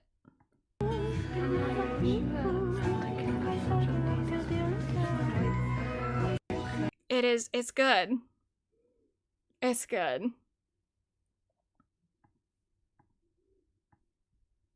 And I am excited about the album. It's still called Stove. There were some rumors that she had changed it. She did not. It is still called Stove, and she gave an explanation. She said, find you a man who smiles when you have to get up in the middle of the night because you had a bad dream, and the only cure is to do what you used to do in LA, probably the same thing he would do here when he used to drive to get up and just drive to Texas. I get my favorite podcast on, put my jacket on, get in the car and listen to old soundtracks for hours, regulate that nervous system, cruising all the way to Kenner and back just to get rid of the anxiety, and then he welcomes you home at 4 a.m. with hot macaroni and cheese that he cooked on the little stove in his pretty kitchen that he built. He asks if I wrote anything or if I was just listening. I was just listening. I'm lucky I needed that. No pushback, no questions, just a very big understanding, and I pray that people let us maintain that peace. So I think that it literally is about her husband cooking her stuff on his stove. It is sweet. I did think that I kind of did like the idea of her naming the album Stove, but I was like, but it is dumb. But I like it. I'm fully on board now. The album's called Stove, and I like that. Now, Lana is still very defensive.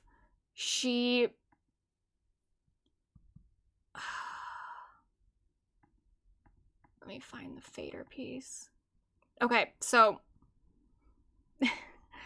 there was some article in the fader about this new album or something, I don't know. And so the author wrote, Lana Del Rey contains Americana multitudes, a New York State raised Los Angeles myth, blah, blah, blah, blah, a Tumblr poet laureate turned great American songwriter, a woman who put a hex on Donald Trump in 2017 and declared herself not a feminist a few years later. It's like, well, yeah, that's what she did. I think that's a fully fair thing to say. But then, when the fader posted this article, she wrote, "Don't write about me" in the comments, and then went to the author. So the guy's name is Tobias Hess. She went to his page and then wrote, "He's just setting good women back, putting them in their place. Yay." She needs to cool it. She needs to fucking cool it. I don't even think anything that he said in this article was granted, I didn't read the whole thing, but from what I see, this is on the Lana Del Rey subreddit, so I'm assuming that they're highlighting the most offensive thing in the article, and it's like, that's true. A woman who put a hex on Donald Trump in 2017 and declared herself not a feminist a few years later. It's like, okay.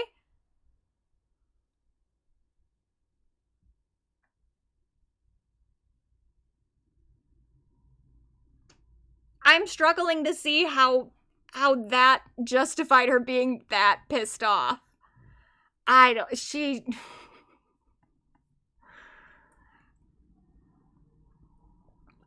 know, girl. I don't know. And then she responded to something on Telegraph that said how Lana Del Rey became a darling of the right. And this, I guess, is on she has another Twitter account, a private Twitter account, Miss Daytona, where she said that she's a registered anarchist with a long history of family fighting the social norm. What the hell does that mean? And also, you can't be a registered anarchist, can you? You can be a registered independent, right? But you can't can you register with the anarchy? Maybe in the state she lives. I think they live in Louisiana now. Can you register as a part of the anarchist party? I'm assuming she's just being like, it's not being literal, but it's just like, come on. maybe just don't read the articles. Don't like look at it. Don't look at anything people say about you if you can't take any amount of like, not even, I wouldn't even say criticism, but just cultural analysis about her legacy and her persona. She just can't handle it. And some of the thing is too is that sometimes I understand because she has gotten criticism that I do think was unfair, but that's almost never the things that she replies to. Like the one that she did of that review, I don't remember who wrote it, but it was a critic who like gave the album a mostly positive review, like almost overwhelmingly positive, but she wrote one thing in it about something that she said seemed undercooked or something, and Lana like lost it and did a whole rant on Twitter, and I was like, I just can't. That's what you're upset about? And now separately, because there has been a lot of speculation about her husband being MAGA, and he did post some stuff on Facebook before that was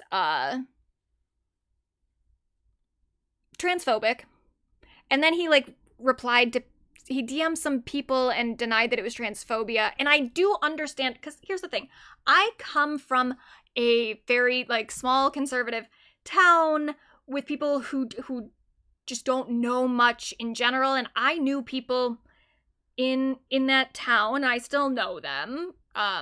Don't talk to them that often, but I see them on Facebook sometimes, and the few occasions that I wander over there. And there are people who I know are not like hateful, transphobic, homophobic people, but who do fall for transphobic propaganda sometimes, especially in things revolving like men and women's bathrooms and stuff. I understand that like a lot of people do just, they get bad information and they don't really understand the issue because they don't know any trans people. They fall for the propaganda, but they're not hateful. So I get it. I personally wouldn't marry any of those people because I would find the conversations a little frustrating. But those are still people that I think you can like work with, and you can tell them like, oh no, that's not really even what's happening. It's not men going into women's restrooms. It's like this policing of trans women, and there's, you know, like you can educate them. I'm not saying that what Jeremy posted was like full on like, oh, he's a hateful bigot. But there always was a little bit of like, he's definitely not like a super educated person on the topic. So there's just, you know, questions about his political leanings. But he did clarify, I don't know what the context of this was, but someone called him MAGA, I'm sure, and he said, call what you are, no MAGA supporter here. And, you know, all right, I'll take it at this point.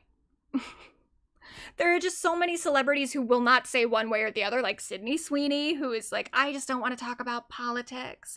If I have something to say, people will hear it. You know, people who just don't even want to cut the cord between the MAGA crowd and other people in their audience. So I'm like, all right, if he's at least willing to say he's not MAGA, I hate to say it, but good enough for me. The bar is so fucking low at this point that just very, very bluntly saying I don't support the MAGA cause, I'm like, all right, thanks. That's good to know, I suppose. But I don't know.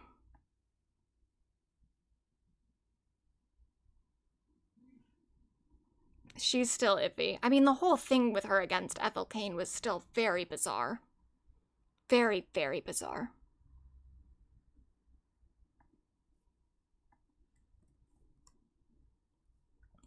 In separate news, the Hannah Montana 20th anniversary special will be filmed in front of a live studio audience.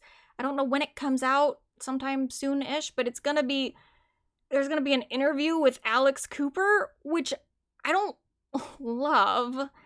But I guess, okay, I mean, Alex Cooper, her whole thing, my big issue with Alex is not even that she's, like, a bad interview or whatever. She only does, like, fluff interviews, and in a way that bothers me because she's the person that's there, you know, it's like the shit with asking Katy Perry about her collaboration with Dr. Luke, where she'll ask the question that seems serious, but then as soon as the celebrity responds, she has no follow-ups. It is just so clearly a setup for the celebrity to address something that they're getting criticism for, and then for her to just let them off the hook immediately. So I don't love the Alex Cooper podcasting genre. But okay, if she's gonna do an interview with Miley Cyrus, she does fluff interviews, period, so I guess this is what it's for. But I do wonder why Alex Cooper? Because it just seems like there could be someone to interview Miley who's more relevant to, like, Hannah Montana, like maybe one of the other old cast members from the show, or just maybe another person on Disney. It would have been cool to see maybe like Hilary doing the interview, or like Raven Simone even though I don't love Raven Simone's podcast either, but at least that would have been relevant to Disney. It felt like there were a lot of people in the Disney lineup that could have done this interview with Miley. I don't know why Alex Cooper is going to be doing it. Oh, it premieres March 24th, I have written down, apparently. So, I don't know.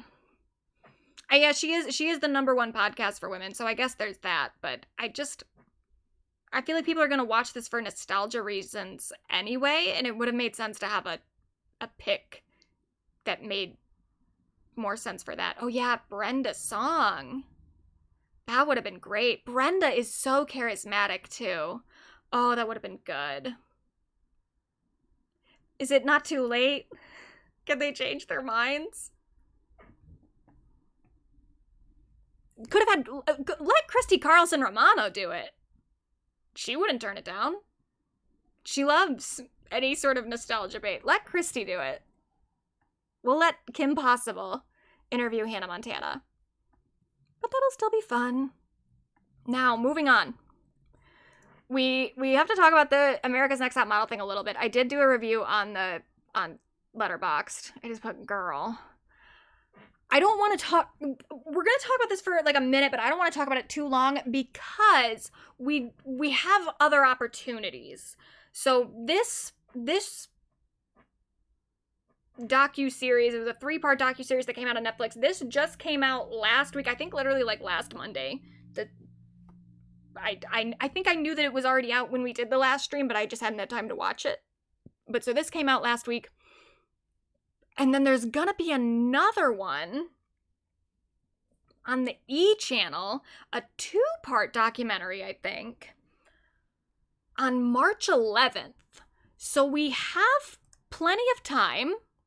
Yeah, March 11th. And they're gonna have more, they're gonna have Janice Dickinson, I guess, in this one, and then some other people from the show. E! gets really touchy with the copyright, so I don't even know if it'll let me play this trailer. I'll do it. Who cares? You ready to hear some This March, the Dr. Phil show, who is bringing on vulnerable people and exploiting them. I want people to understand that, like, this is harmful. of our entertainment obsessions. What it actually is a ritualistic humiliation of people who have come to you for help. It wasn't a modeling competition, it was psychological warfare. It's not enough to just fire you. He wanted to destroy you. The most addictive shows. So I guess it's like a series about, it's called Dirty Rotten Scandals. It's like about reality shows, but America's Next Top Model is one of the ones that's featured. I don't know how much it's going to be featured, but we'll probably have more information then, and we'll have other opportunities to talk about America's Next Top Model. But we do have to talk about this, because I was really interested. I mentioned it before when it got announced or when the trailer came out, because I just wanted to know. I saw that Tyra was in this one, that she was interviewed, and so I was like, is this gonna be kind of like the Chevy Chase documentary that CNN did, where it felt like it was maybe supposed to be a part of some sort of redemption arc? And I don't think that it is. In some ways, this docuseries was like better than the Chevy Chase one in terms of not trying to let anyone, well, I'm not going to say let anyone off the hook. It did let quite a few people off the hook, but not letting Tyra off the hook. It was better in that sense. It wasn't as flattering toward Tyra as the CNN one was for Chevy Chase. Isn't Tyra an executive producer on the stock? No, she wasn't. But some other people, it seems like, had a bigger hand in the production, which I'll talk about, but it's not Tyra. She was not involved in it much at all. It sounds like she actually came in right at the end. Like as they were kind of wrapping up the documentary, that's when she did her interview. So she was not involved for a majority of the making of this documentary, but other people were. But so it's better in that sense. It's not really letting it does let Tyra off the hook in some ways.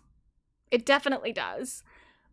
But I think that's almost more of just the documentary being kind of lazy and amateurish, because it doesn't make her look good overall. The whole thing makes her look pretty bad.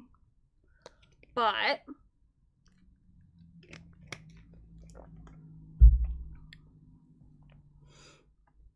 let's go through this a little bit. So for one thing, well, the documentary starts off, they're talking about the TikTok explosion that happened around 2020, which I kind of remember happening because I was at the time, so I used to watch America's Next Top Model when I was a young girl. I watched America's Next Top Model, and I also watched a lot of the Tyra show, her talk show, which was also, I think, on the CW. Or UPN is what it used to be, and then it became the CW. I watched both of those, so I was very...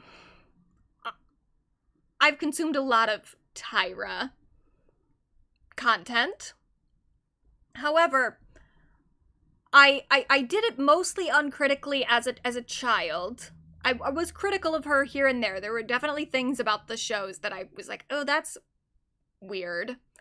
But I became more critical in like 2016. I had a bad bout of depression, and I just, for whatever reason, just kept watching America's Next Top Model. It just became like the only thing that my brain could focus on. It was America's Next Top Model and then a coloring app on my iPhone, which now I feel like I can't ever use that coloring app again because it'll just remind me, it'll be triggering of the depression. But I probably could watch America's Next Top Model again. But I watched it in 2016, and 2016 was where I was like, oh, this show was fucked up. This was not okay. And then in 2020 or 2021-ish, I was working at Starbucks, and I had a friend who had started watching America's Next Top Model for the first time, I think because of its explosion on TikTok. So then I got to relive the show again through her, because she would come in to Starbucks and she'd be like, oh my god, I just got to the race swapping episode. And I was like, ooh.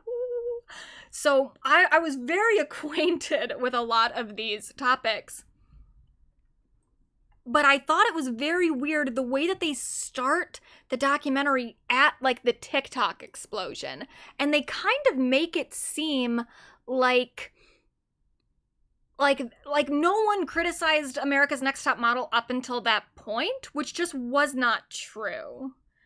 It wasn't something that, like, just suddenly in 2020 we looked back and was like, oh, actually, that was kind of weird. People were criticizing it the entire time that it was on, for one thing. But then also, it's like, there's just some stuff that there was never an excuse for, period. And the documentary really does try to make it focuses way too much on that, of like, it was a product of its time. We can only now look back in the 2020s and see how fucked up it was, but no one knew back then that it was bad. It's like, not really. And even if that was true, that still doesn't make it okay. But it also, because of that, because it's focusing so much on the TikTok angle and the, like, meme angle of it, that it has a weird focus.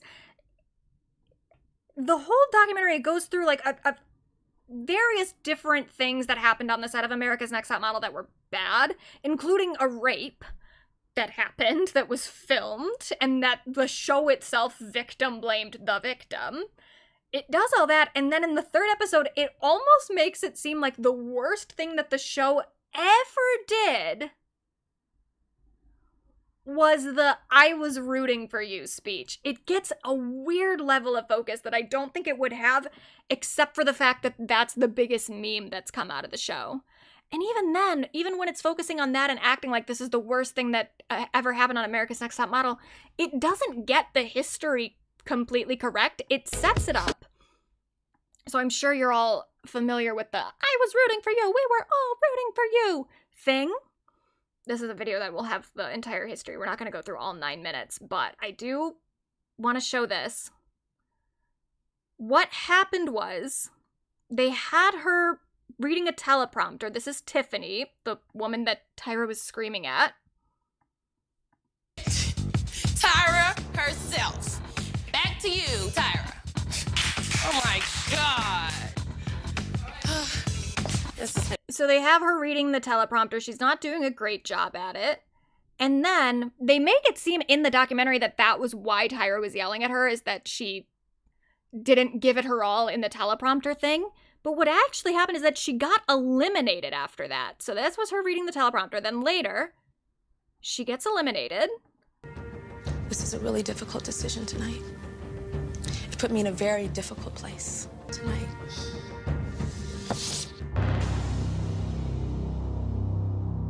Both of you will pack your bags and return to the loft. So this is where it really happens, is the elimination. And what you should also know is that prior to this, Tiffany had been in, I think, cycle 1, or this is cycle 4, so this is, she had been in some sort of previous cycle, maybe the one before it. But one of the first 3 cycles, she was supposed to be in it, and then she ended up leaving the show really early, or got kicked off before she was even technically a contestant, because she had some anger issues, and she had some sort of outburst or something, and then she came back, she had worked on her anger issues, she came back to the show, she was a contestant, and that was the whole thing, is like, she's redeemed herself, now she doesn't have these anger issues anymore. But what I think happened here, because the way that she deals with this elimination is, she's very calm. She's like, okay, I understand. I'll go. I think that the producers maybe wanted her to be upset and wanted some of her anger issues to come out. So when she didn't respond in the right way, in the most entertaining way, when she actually put her anger management issues to use, or when she put her anger management, like, therapy and stuff to use, and was perfectly fucking calm, Tyra then needed to get it out of her. And that's what the show kind of leaves out. They make it seem like Tyra was yelling at her because of the teleprompter, when Tyra is yelling at her because she's upset that Tiffany isn't more upset. Anger management. You've been through your grandmother getting her. Can you guys stand in front of me? I just want to say one more thing, too. Tiffany, I'm extremely disappointed in you. This is a joke to you. You've been through anger management. You've been through your grandmother getting her lights turned off to buy you a swimsuit for this competition. And you go over there and you joke and you laugh. This is serious to these girls. And this should be serious to you. Looks can be deceiving. I'm hurt. I am. But I can't change it, Tyra. I've been... Yes, you can. No, you can't change what? I'm sick of crying about stuff that I cannot change. I'm sick of... So, like, they're literally upset with her because she just accepted her elimination. That she went over to the other girls and was, like, hugging them and laughing and being like, it's okay, it's fine. I'll deal with it, I'll move on. They're upset that she's not angry. Being disappointed, I'm sick of all of it. I'm not. You're not sick of being disappointed, Tiffany. Obviously, I am. No, you're not. If you were sick of being disappointed, you would stand up and you would take control of your destiny. Do you know that you had a possibility to win? Like, what was she supposed to do? She was supposed to fight back and be like, no, you're not gonna eliminate me. Like, she accepted her elimination the same way that everybody else did, including the girl standing right next to her who also was not making a scene about it. Do you know that all of America is rooting for you? Do you know that? And then you come in here and you treat this like a joke? You come in here and look at that and say, I can't read that. You read 10 times better than half of those girls over there. You did. You did. And you come in here with a defeatist attitude. I don't have a bad attitude. Maybe I am angry inside. I've been through stuff, so I'm angry. Yes, but it's not, this is not, be quiet, but Tiffany. everybody, Be quiet! That's what is I'm wrong not with trying to you. act, but you're not. Stop it! I have never in my life yelled at a girl like this. When my mother yells at this, it's because she loves me. I was rooting for you. We were all rooting for you. How dare you? Learn something from this. When you go to bed at night, you lay there and you take responsibility for yourself, because nobody's going to take responsibility for you. You roll in your eyes and you act like this because you've heard it all before. You've heard it all before. You don't know where the hell I come from. You have no idea what I've been through. But I'm not a victim. I grow from it and I learn. Take responsibility for yourself.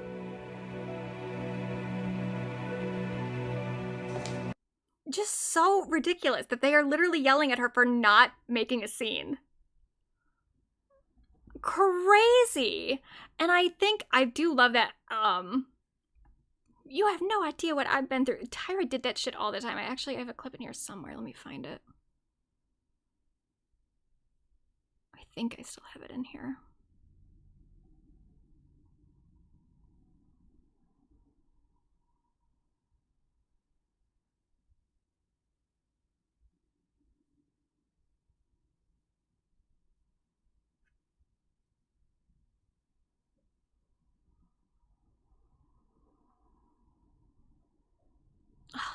Maybe I don't. Maybe I took it out.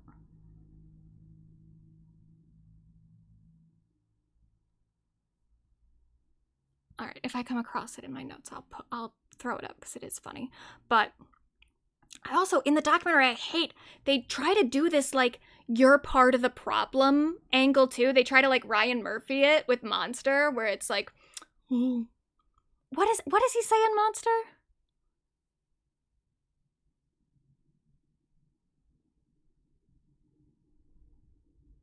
He says something about, like, you're the one that can't look away. I gotta get back into I need to perfect my Ed Gein impression from the Monster show.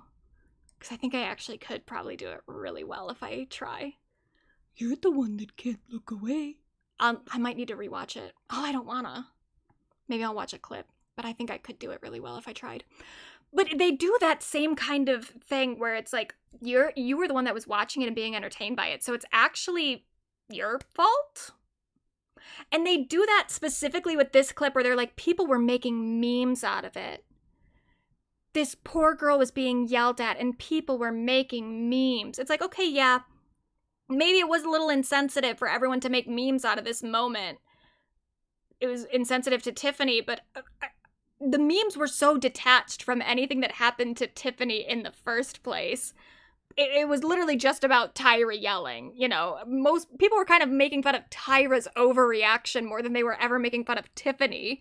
So we can't act like this is a thing of like it was the same thing that people were doing with the Johnny Depp Amber Heard trial, where people were making memes out of Amber's recounting of her rape. They were almost trying to make that comparison. They didn't say that. They didn't like make that comparison, but they're trying to make you feel the same way of like, you laughed at the memes. Turns out you're a part of the problem too. It's like, no, the memes are one thing. Maybe, again, it is a little insensitive to Tiffany.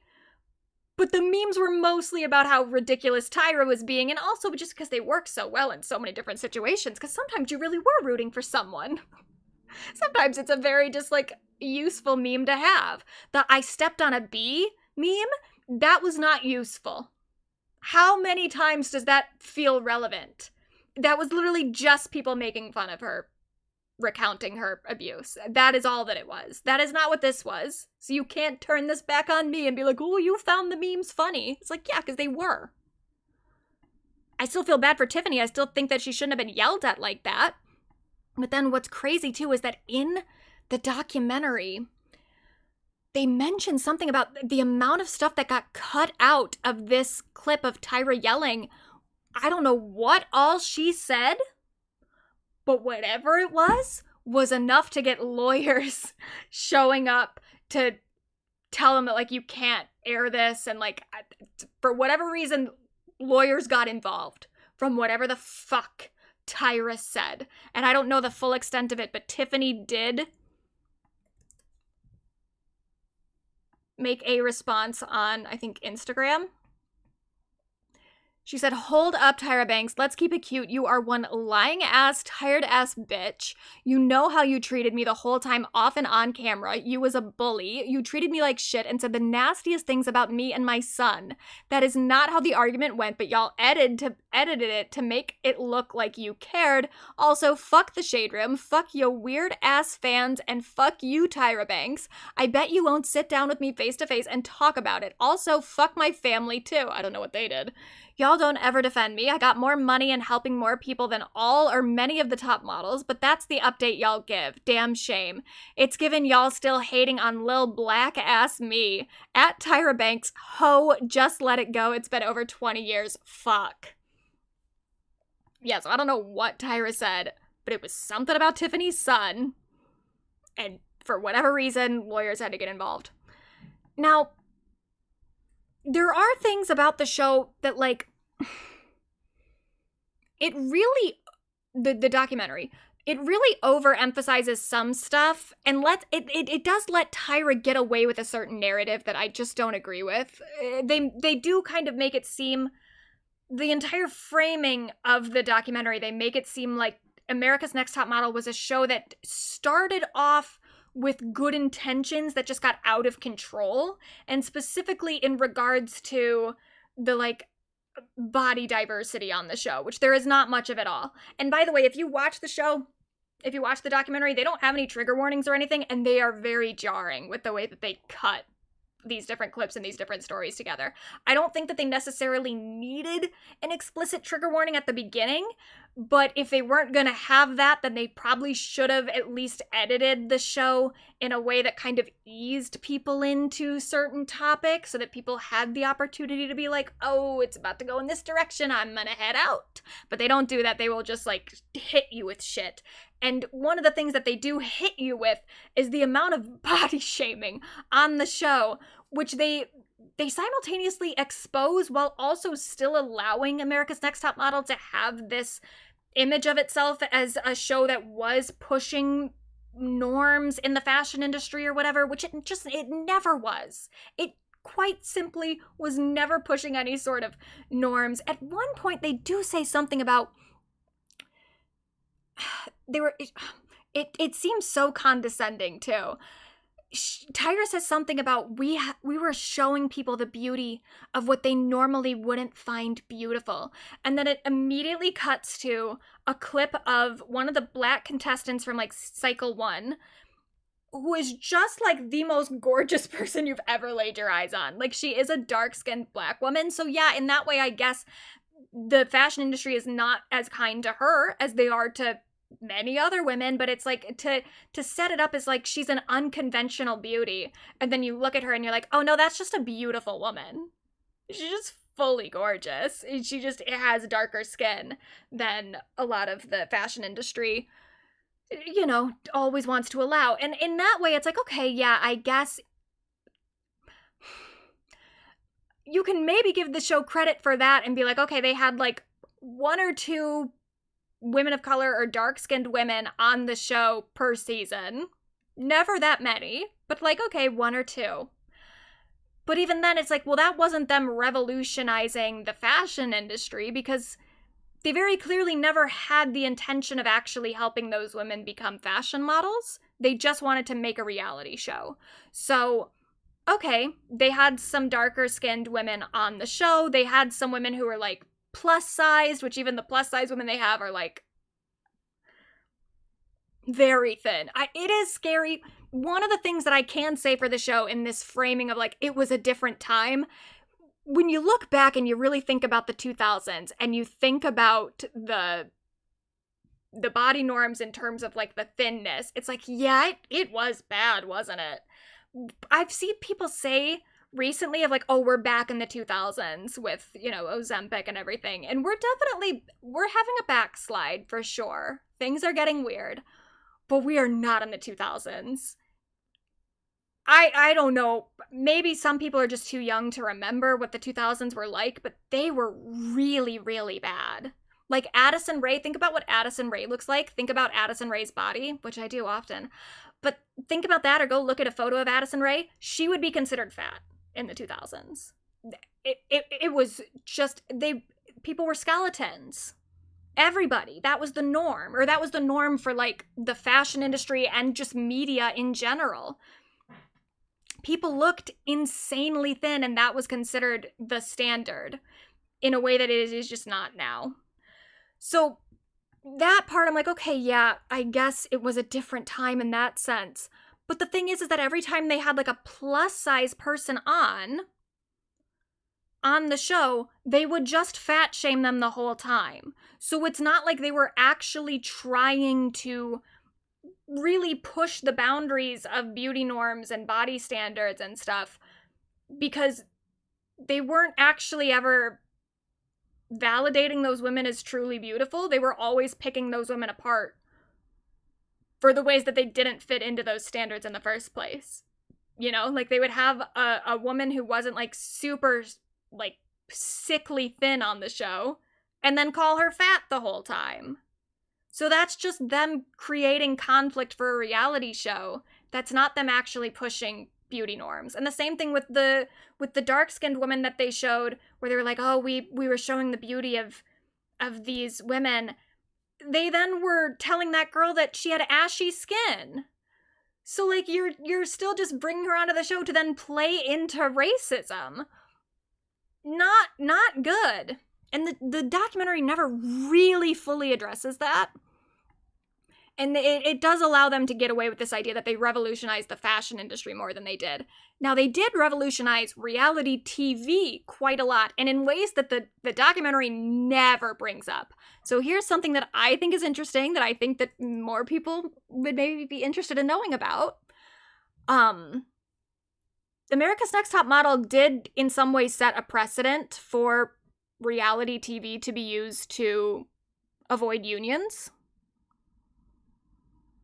Which, you know, not a great legacy to have, but that is in part what made reality TV become as big as it did, especially in the late 2000s with the writer's strike, is producers in TV realized, oh, if we don't want to deal with writers trying to be paid adequately or have basic rights, we'll just do reality shows. So this was, they had 12 writers that they fired in 2006 for participating in the writer's strike. It says, producer Ken Mock, who was in the documentary, in a statement issued by the CW Tuesday, when our story producers walked off the job, we exercised our right to sustain production during the strike. In the process, we were able to create a new system utilizing AI TSE editors that has not only maintained the quality of our episodes, but at the same time has improved the efficiency of our post-production operation. This latest labor strike, which some fear could be a preview of things to come if there is an industry-wide strike in 2007 to 2008, which there was, has the WGA seeking to have the NLRB issue an order reinstating the strikers as well as providing them with compensation for lost wages. The WGAW filing, its latest action in a so far unsuccessful 17-month battle to organize reality shows, claims that Anissa Prods, headed by Mock, so this production company headed by Ken Mock, the producer of America's Next Top Model, violated federal labor laws by terminating, eliminating the positions of, and or refusing to reinstate the writers who went on strike. So that's the legacy. That's one of the legacies of America's Next Top Model, is they helped set the precedent for reality shows to be used to not pay writers. And that became especially important in 2007 to 2008, where we had a huge boom of reality TV because of this massive writer's strike. That being said, the show did have like a decent amount of importance to the queer community, which I think could have been spotlighted even more in that documentary. Here's the thing, the problem is like the documentary was 3 episodes long. If you really want to explore the legacy of America's Next Top Model, you need at least 10 episodes. It was a hugely impactful show, and there is a lot of nuance to it too. Like, not everything that came out of it was explicitly bad. It was a show that for a lot of people, was like their first exposure to queerness with Miss J and J. Manuel. Granted, they were sometimes homophobic towards some of the contestants, but still, they were mostly lesbophobic, which is, you know, more permissible for some people. But then there was also this thing, too, where Tyra said that she almost physically fought Les Moonves. Tyra Banks nearly got physical with former president of Viacom, Les Moonves, after he allegedly refused to cast a Hispanic Latino girl on America's Next Top Model. She said, "I lost it. How dare you? Do you understand? And if you want to talk business, let's talk business." They make a whole big thing of that in the documentary, and I'm like, I quite frankly don't believe that happened. I believe that maybe a version of it happened. I believe that she maybe wanted a Latino girl, which, by the way, the Latina wasn't in the show anyway, so she's saying this whole thing about how she almost got into a physical fight over with Les Moonves about this. Still didn't make a difference. The Les Moonves got his way. But she's saying that she wanted more racial and ethnic diversity on the first season of America's Next Top Model, and Les Moonves didn't want that. I believe that part.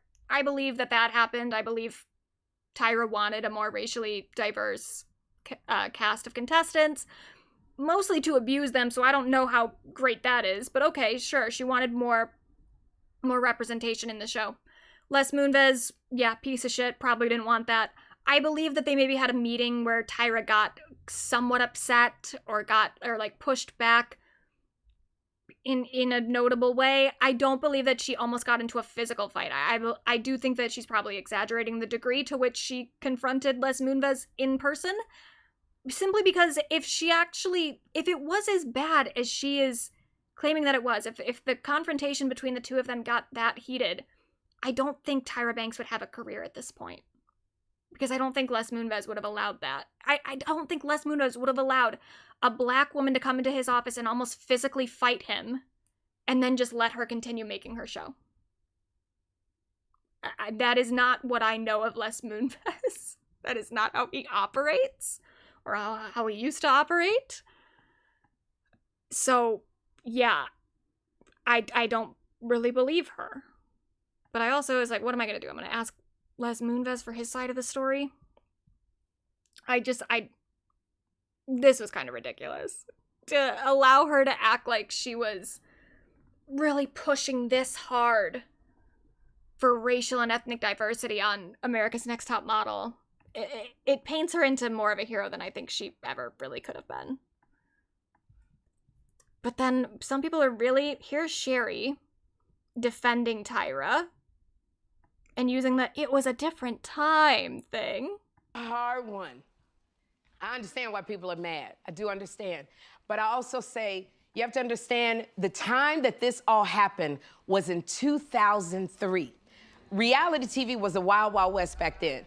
Every show was trying to outdo each other to stay on the air. We had people that were eating rats on Survivor. We had people getting in a vat of spiders on Fear Factor. Simon Cowell was telling people they sucked to their faces. It's just not comparable. I've seen so many people do this and being like, oh my God, if you think America's Next Top Model is bad, wait till you watch Fear Factor. It's like, but that's the point of the show. And also Fear Factor is still on.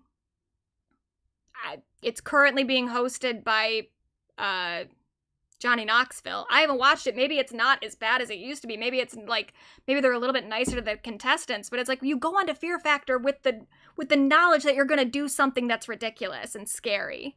I do think American Idol should definitely get more shit for how they treated some of those contestants.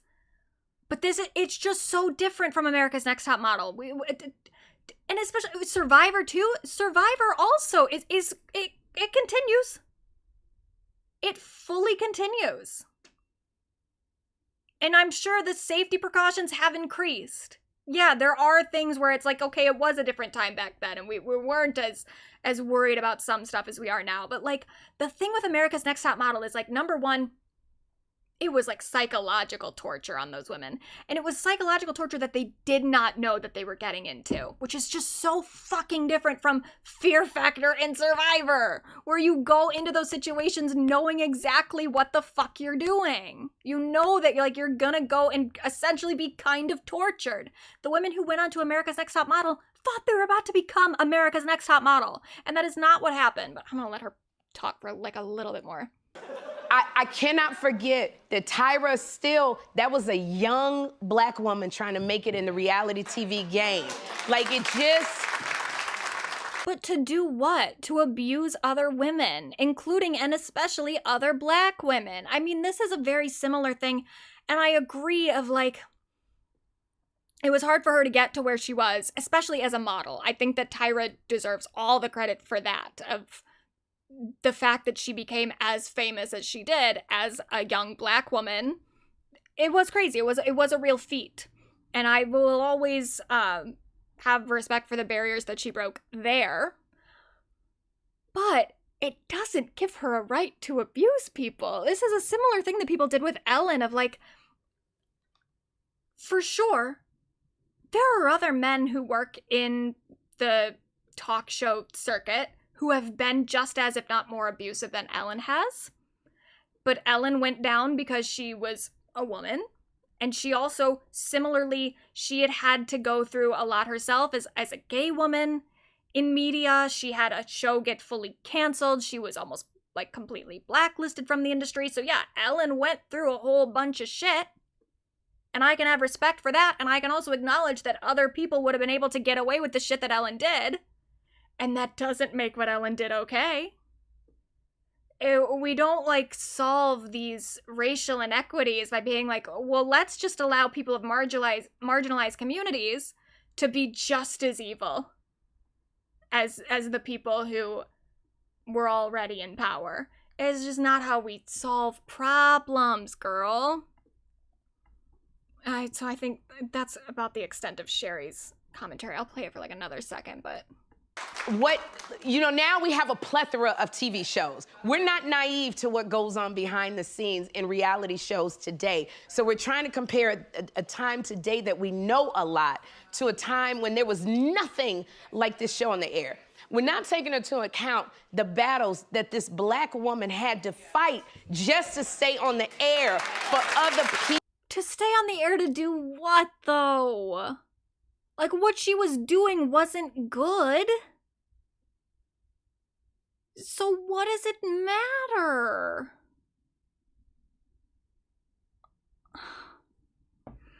Just a fucking weird way to defend her.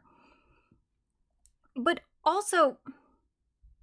Oh, wait, here it is. I think this is the clip that I had. This is what I was looking for earlier.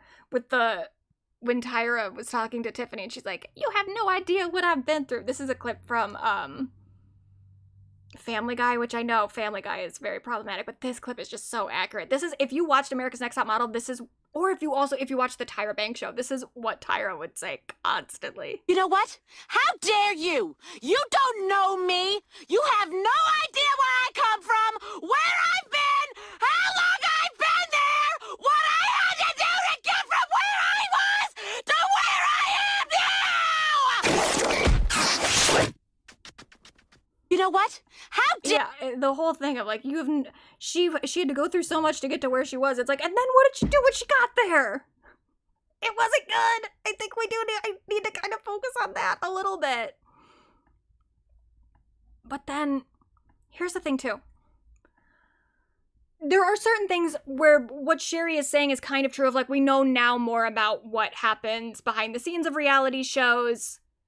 Which it doesn't make it better, by the way. It's like, okay, so they were using people's naivete at the time to paint an image of these women that wasn't even accurate, and now we know that. Now when we watch reality shows, it's like, it's better now because we know about the amount of producer manipulation that happens, and we live in a time where people are able to stick up for themselves a lot more. Like, there was a lot of stuff that happened on that Love is Blind show, where the editors manipulated a lot of clips and demonized mostly the women, in the way that they aired the show. And then what did those women do? They turned around and they made a podcast. And they're like, okay, let me talk about what actually happened. People now with social media have other avenues to like tell their side of the story.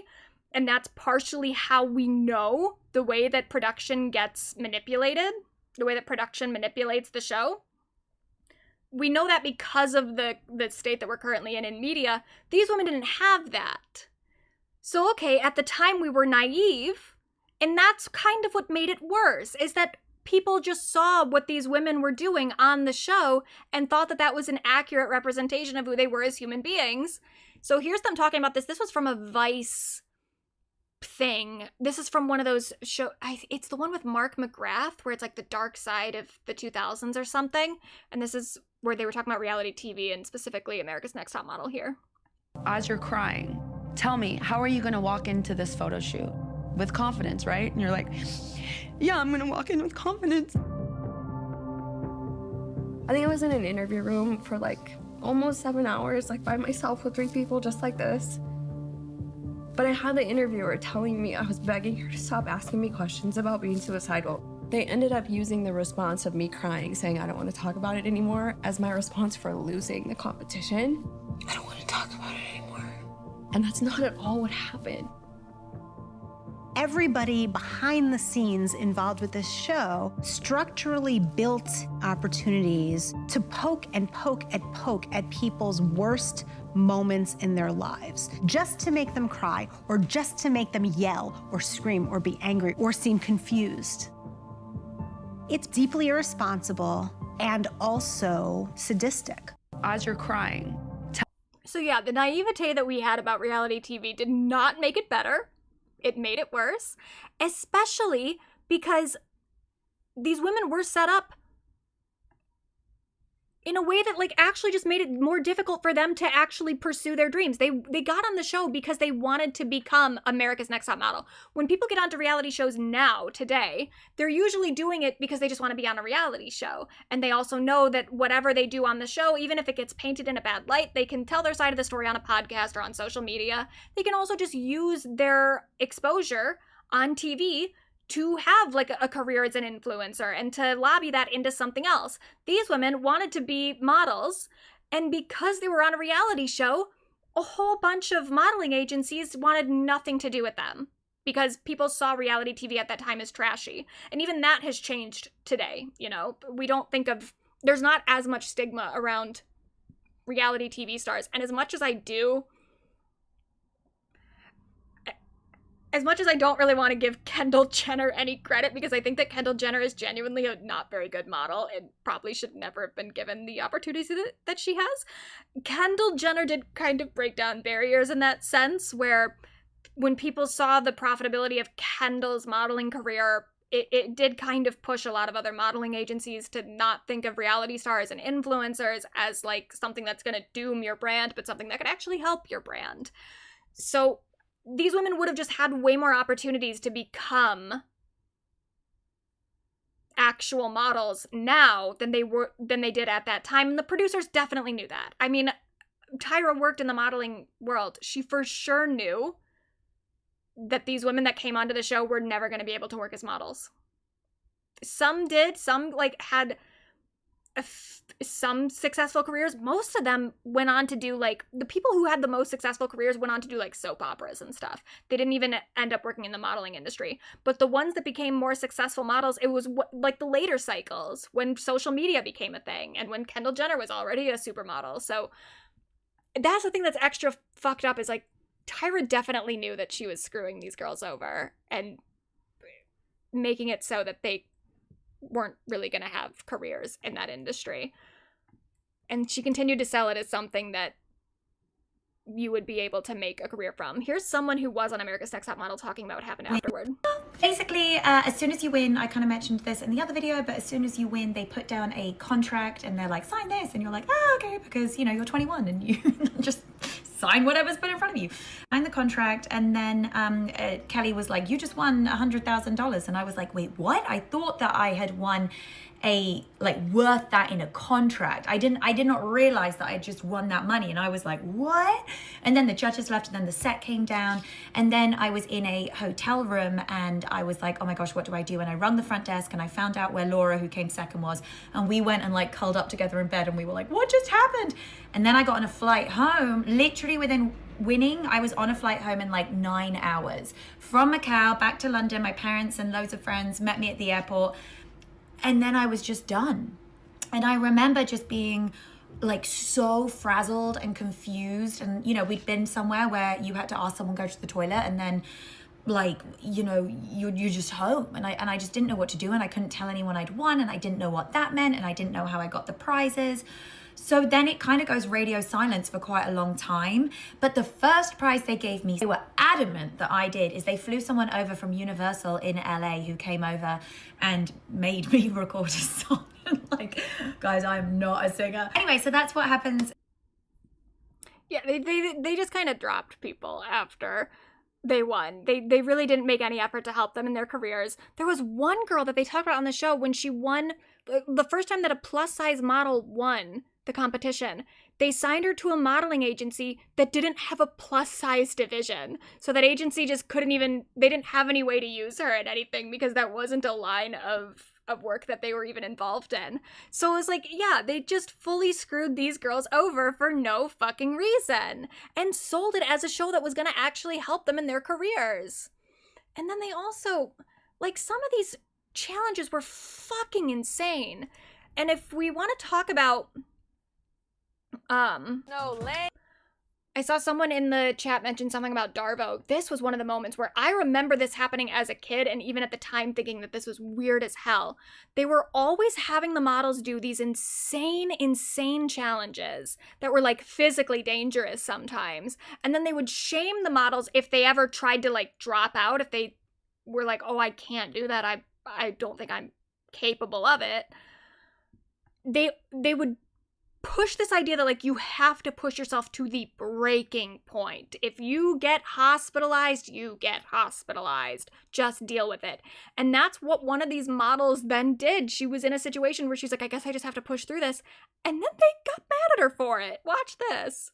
In the snow. I didn't do it, but other models did. The ANTM judges have always stressed that it is a model's job to push through the pain. But what happens when pushing through pain literally threatens your life? There's a point where my body just literally takes over. Like, I feel like my skin and everything is just like pins and needles. In Cycle 7, models were asked to pose in a freezing cold pool for a floating water nymph photo shoot. This shoot tested not only their modelling capabilities, but also how well their body could handle extreme temperatures. It was so cold, your breath is literally being taken away. You know, I just like, okay, concentrate, breathe, breathe, breathe. Because putting yourself in danger is what modelling's all about, right? As it turned out, Carrie D actually developed hypothermia after being told to push through the photo shoot. To make matters worse, the judges told her she had to know her limits and practically blamed her for putting her health at risk. Not cool. You have to listen to your body and you have to tell us, okay? Because all we know is go, go, go, go, go, go, go, go, go, go. But you have to tell us no. Number 9. Kaylin posed in a casket. Like, they made it her fault. Like they weren't the ones that kept telling her over and over again that she needed to push, her and every other contestant. You need to push through. Don't ever show weakness. And then as soon as she like went into hypothermia and almost they had to like call an ambulance, suddenly it was like, you need to tell us when you're uncomfortable. It is really important for you to take care of yourself. And the fact that you didn't is like, it's kind of on you. Even as a kid, I thought, that's not right. She kind of just did what they wanted her to do. She pushed through and now they're still mad at her. Huh. It is very just, it's Darvo.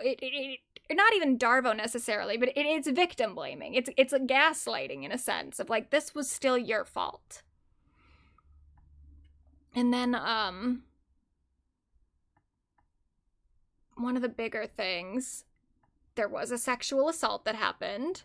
So one of the contestants, Shandy, was sexually assaulted on the show. They had these men come over and they got them all drunk, and then there was like, they were in a hot tub, and then Shandy and the guy went off while she's like blackout drunk. They go off in a shower, they have sex there. I think they have sex continued in a bed. It's really bad. And they show clips too. Again, they do not really give you much warning for what you're about to see. It is pretty heinous. But the defense that the showrunners, in this instance, Ken Mock and Tyra Banks, give is so insane. They also, not only do they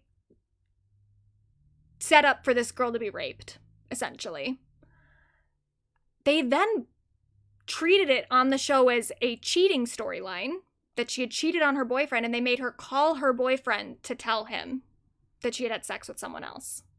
And that is so awful to see. He calls her a bitch too.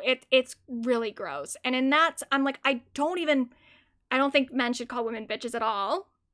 But I'm like, I don't even blame him for being upset, because she tells it to him as like, I had sex with someone else. So he legitimately does think that she cheated on him when she actually just was assaulted. But she didn't even really process what had happened to her herself. She was like blaming her. It's really sad. It's really disgusting. And when they're asking the producers about this, Ken Mock says, defending the decision to film them in the bathroom. They filmed the entire thing. The entire thing. He says, we treated Top Model as a documentary. They couldn't stop filming because it was a documentary. They couldn't interfere, despite the fact that they were the ones that provided the alcohol. They were the ones that invited the boys into their apartment. And as someone in the chat is saying, like, she was blackout drunk because they didn't feed them. Like, yeah, that girl was already incredibly thin. She didn't have a lot of food in her. She said she had like 2 bottles of wine. Insane. So it's like, you're the ones that set up the entire... This isn't just like a nature documentary. You're not like on National Geographic filming animals in their natural habitat. You set up this entire thing. And then something happened that I think you kind of wanted to happen. Even if you didn't think about it as like, oh, we want a woman to be assaulted. You wanted a woman to make a bad decision so that you could film it. And if that decision involved sex, then you did want her to be assaulted. It's very like David Dobrik-esque. And then you fucking defend yourself by being like, oh, we had to film it. It's a documentary. Fuck you, it's not a documentary. It's a reality show. And then Tyra defends herself by saying that she can't really talk about it because that wasn't her territory. Production wasn't her territory. She wasn't in the room when it happened. She wasn't producing it with the camera there. Even though earlier in the show, she talks about being in the editing bay. So it's like, well, then you would have seen all of the footage, Tyra. You would have known exactly what happened. You were an executive producer, creator, an executive producer, Tyra Banks. You knew what happened. Maybe you weren't like in a position to stop it in the moment that the rape was happening, but you were definitely in a position to stop that storyline from going forward, and you were definitely in a position to address it in the moment once you found out, which you found out at some point. Because she made such a huge point earlier about talking about how much control she had been in of the entire thing previously, where she's like, and then I was in the editing bay looking at all the footage. It's like, okay. So please explain how this happened. Especially, this was cycle 2. This was cycle 2, and the show went on for like 24 more cycles. This didn't cause you to like rethink anything? But Tyra does just kind of come across as like a psychopath a little bit. This is a TikTok that someone did of an impression of her, and it is very good. I was kind of bloated, and Tyra called me a heavy-necked, blubber-built, raggedy, fat bitch. Me saying those words? I would never. Girl, you look like a heavy-necked, blubber-built, raggedy, fat bitch. Work. Calling her a raggedy... I'm sorry. Calling her a raggedy bitch is the hardest thing I've ever had to do. How much did you weigh at the time? I was 119 pounds. Have I went to see Miss J? For what? What I gotta go see him for? No. I told Tyra and them that I was on food stamps growing up. So for a photo shoot, we had different kinds of queens. Some people got to be like a Egyptian queen and Queen of England and stuff. She had me dress up as a welfare queen. How could I have known that that was offensive in the early 2000s? Thank you. It's just, I still struggle with that, you know? And yes, we kept the cameras rolling in the worst moment of her life because that's the hard thing. This is television. Tyra ain't sorry. She's not sorry. I still get choked up thinking about it.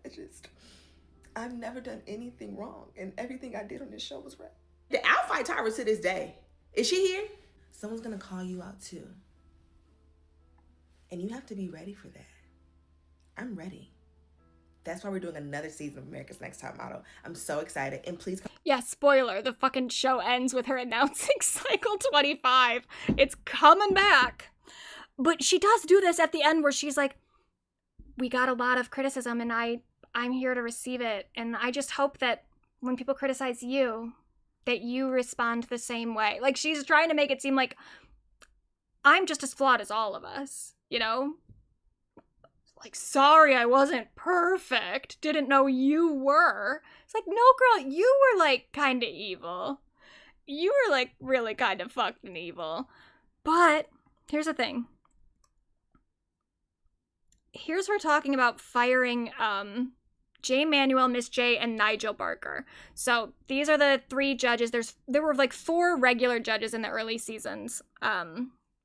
Jay Manuel, Miss J, Nigel Barker, and then also Janice Dickinson, who's not in the documentary.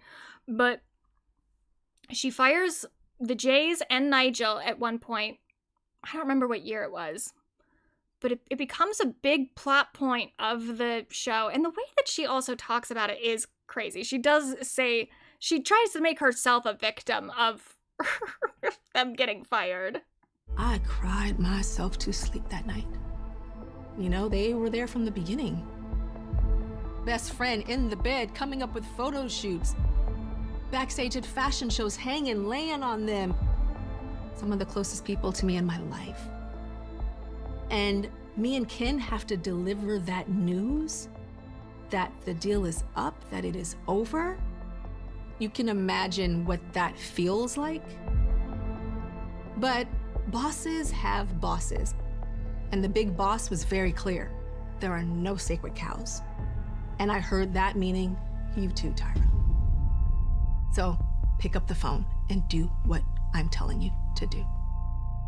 And she did also eventually get fired too, so for sure, no sacred cows. But it is crazy the way that she tries to be like, oh, it made me feel so bad to fire them. I felt awful. It was the worst thing I ever had to do. It's like, okay, but they got fired, so they probably were sadder about it than you are. But here's where the documentary gets more complicated in terms of its intentions. So like I said, Tyra was not involved in this documentary at first. But do you know who was? Jay Manuel, Miss J, and Nigel Barker. I don't know if they have production credit specifically, but they saw this very clearly as their opportunity to tell their side of the story.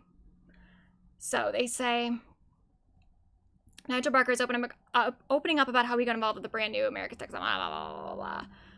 People don't realize that this documentary series, the whole thing started out of Miss J. Alexander talking about wanting to do a documentary on himself and his life in Top Model. Jay Manuel and he invited Jay Manuel and me to be part of it. That's actually how it started. Tyra and everything else had nothing to do with it.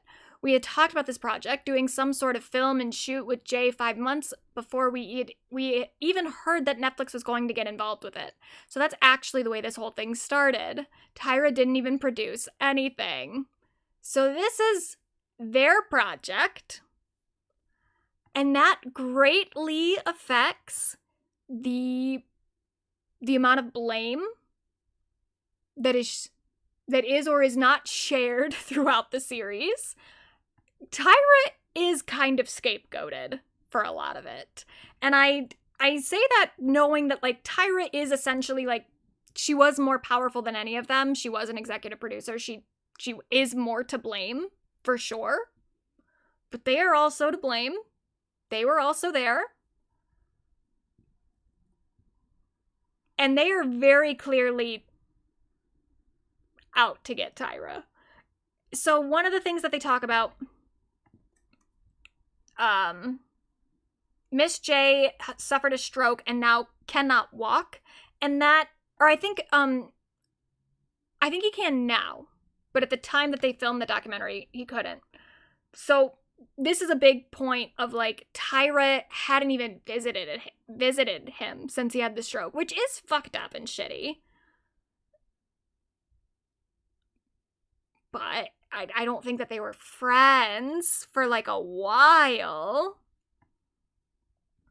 And the amount that this gets used as like Tyra couldn't even be bothered to visit Miss J is a little crazy. Given the fact that they were the ones producing this documentary. So here's some other stuff that has happened since then. They've all been on this full media campaign to trash Tyra. So they talk about the Shandy thing.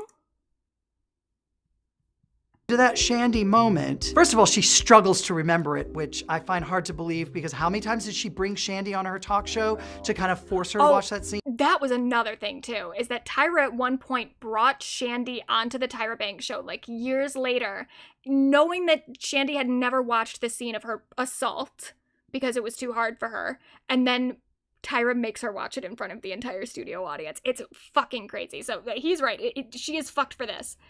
But when it came to that Shandy moment, first of all, she struggles to remember it, which I find hard to believe because how many times did she bring Shandy on her talk show to kind of force her to watch that scene? The other thing I would say is that, you know, she's like, it's a little difficult for me to talk about production because that's not my territory. I was with Tyra. We were in the production office when we found out what was going on at the girl's house. Someone got off the phone with the director on set and they basically said, oh my God, Shandy's having sex with someone in the shower, one of the male models. The crew have no choice. They were literally forced to shoot her. Sorry, the trigger warning. I didn't remember that there were clips in here of it, but I guess there are.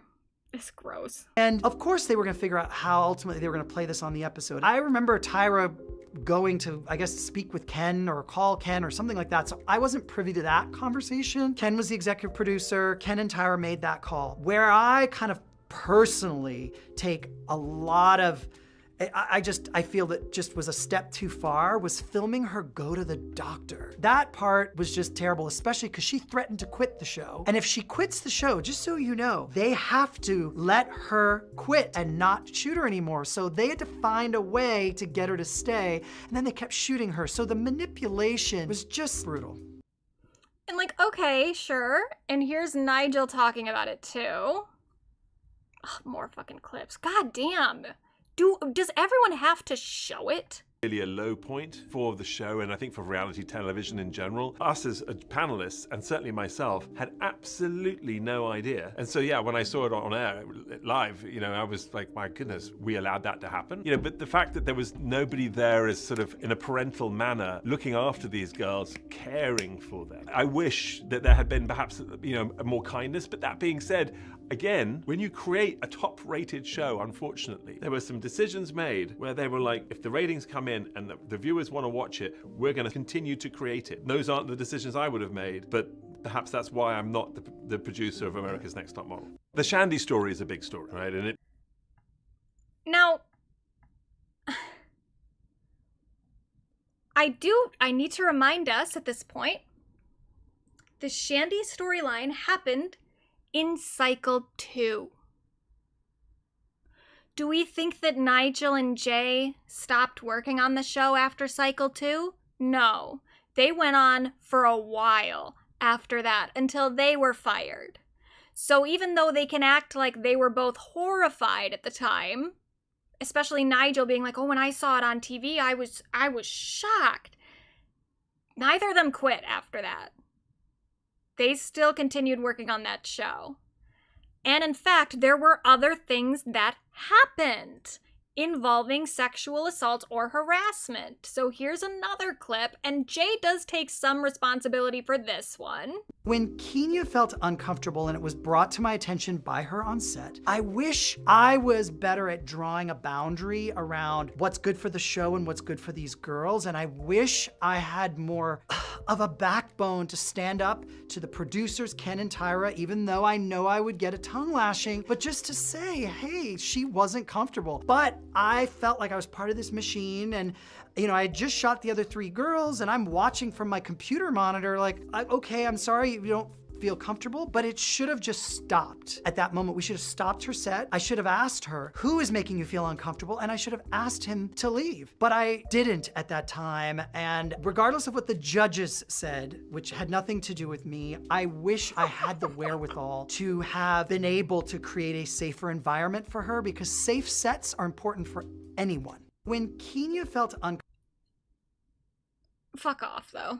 Like, he's kind of taking responsibility here, but not really. Like, she told him straight up, this guy is making me uncomfortable. He's, like, moaning in my ear, and he said, get over it, keep going. So it's more than you just being like, oh, I should have struck the balance more of what was good for the show and what was good for... It's like, no, harassment was happening in front of you and you did nothing. Not even did nothing. You, like, actively encouraged her to stay in that environment. This just is not sufficient for me. And then also for Nigel to act all holier than thou about the Shandy situation. Here's him in the documentary itself talking about the harassment situation. It has to be a way you can handle, you have to be able to be in control. Some of those things are also kind of the reality of the world. Unfortunately, in the fashion industry, there's always been a lot of issues with, sort of harassment in every sort of shape or way, whether you're a male model or a female model, actually. Not everyone is going to handle the same situation in the same way, but you as an individual should be able to stand up for yourself and say, hey, no, this isn't working, or, or figure it out and just get the job done. I mean, there's people with cameras everywhere. Like with your feminine wiles, like, what are you best about? Like, just still fully defending it and being like, well, she should have gotten over it. So fuck you. And here they are talking about the Miss J thing or here's Jay talking about it. Sending Miss J one text is, it came way after Jay was out of the hospital. He was in a coma for 5 months, roughly, and then in the hospital for almost a year and a half. She's been in New York a ton. She's on all these shows, Victoria's Secret fashion show, making time to go by for a few hours to sit with the man in the hospital. I can probably say what everybody is thinking. It's just really poor behavior. And I know where it comes from, if I'm gonna be really honest with you. There's a level of fear that she doesn't want to face some things. And I'm just gonna be honest, she's stuck it out. Jay is getting stronger every day. He can get out of that chair. That's what people don't know. At the time of the documentary, he couldn't. He can. He can take steps. And look, if anyone is gonna walk again, it's Miss J. Jay's coming back, all the way back, let me tell you. And then here they are on Sherry's fucking show on a different day where they're just there to shit talk Tyra. Watch this. Tyra did not take accountability. It's been a lot of backlash online and everywhere. What should Tyra do? Well, wow, yeah. Actually, she answered questions. She should answer the questions that they ask her. I mean, look, I'm not her publicist. Yeah. I'm not sure who her publicist is, but that being said, I think the reality is, and how we approached it, is just to be absolutely honest with it, and it's okay. It's okay to admit that you made a mistake. It's okay to say, I'm sorry. It's okay to go, it wasn't right. And I know that, and we all know that. None of us are perfect. We were trying. There were lots of mistakes. Some things perhaps were even forced errors, right? As in, what happened with Shandy, what happened with various contestants that shouldn't have happened, in my opinion. Like, that production really didn't do the right thing. Right. In 2022, you had a stroke. Yes. And I want to say, ask you, how are you doing now? You're a walking miracle here. I couldn't walk. I couldn't talk. I was paralyzed. And then one day, I spent a year and 5 months in recovery. So I was inside the hospital. But then they came to visit me, as well as Angela Bassett, just drop names. And Alfred Witter, Lisa Nash, who called me yesterday, by the way. And then along with, just George Lopez. Yes. So they all came to visit me. And but Tyra didn't. Tyra has not. You know, okay, so Just saying. Miss J, Tyra has not reached out to you. No, she reached out to me. She reached out to you. Recently. You better let Miss J talk. Just saying. It's like, this is just none of my business, really. I get, okay, yeah, it's kind of shitty. But also, these were co-workers, essentially. I care way, way, way more about what Tyra did to the contestants. What you all did to the contestants. Because those are the people that you were all actually, like, had authority over. I don't give a fuck about the fact that she didn't visit you in the hospital. I mean, it's shitty. But I don't make any sort of assumptions about what the relationship between the two of you should have been like in the first place. I don't fucking know you. I care about how the contestants on the reality show you were all on were treated. But I also did just want to show that clip too of Miss J talking about all these famous people that he knows. George Lopez, and who else did he say? Recovery. So I was inside the hospital. But then they came to visit me, as well as Angela Bassett, just drop names. And Alfred Witter, Niecy Nash, who called me yesterday, by the way. And then along with, you know, just George Lopez. Yes. So they all came to visit me. And but all these different celebrities came to visit Miss J. But Miss J needs your money for their GoFundMe.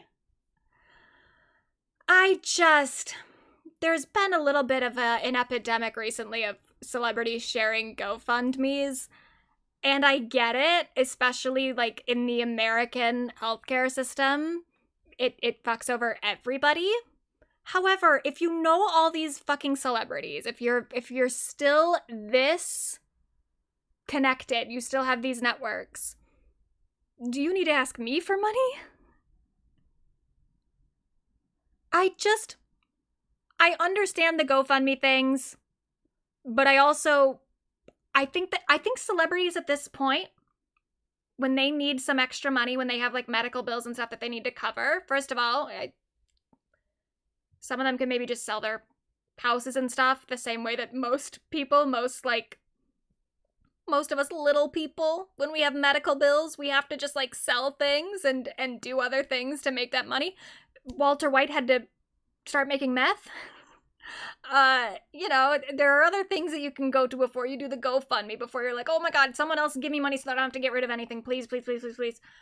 But like, I just think, okay, if you're gonna go that route, if you're gonna do the GoFundMe thing, celebrities need like a Raya app or something for GoFundMes. They need something that it just goes to other celebrities and goes to people in their orbit of like, hey, you want to help me out here? I kind of need to pay for these medical bills. Like, asking everyday run-of-the-mill people over and over again, tacky, for one thing. And also just, it's a little disrespectful of like, how many people, there are a lot of people that are going through similar medical problems that can't pay their bills, that don't know George Lopez and Angela Bassett and all these other people, and can't go on to Sherry's talk show. It's just really, it's like, read the room. Read the room. You have all these connections that you're bragging about. Call those people. Don't ask me to do it. I know people that, like, can't pay their medical bills that I would be giving my money to first. Because they're not going on to Sherry's talk show to brag about all the celebrities they know. But whatever. The whole thing still is just, it's very weird the amount that they really, really want to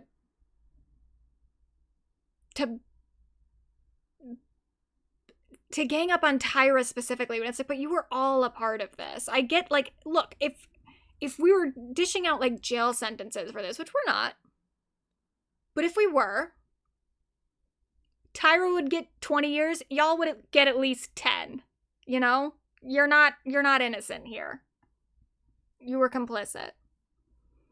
Do we have any reason to believe Miss J has substantial wealth? I don't believe that Miss J has substantial wealth, but I believe that Miss J has access to substantial wealth that most people don't have. And asking like the general public, that's why I'm like, I'm not against them having GoFundMes, period. And this has come up with other stuff too of like, I know people got mad about the James Vanderbeek. His family has a GoFundMe.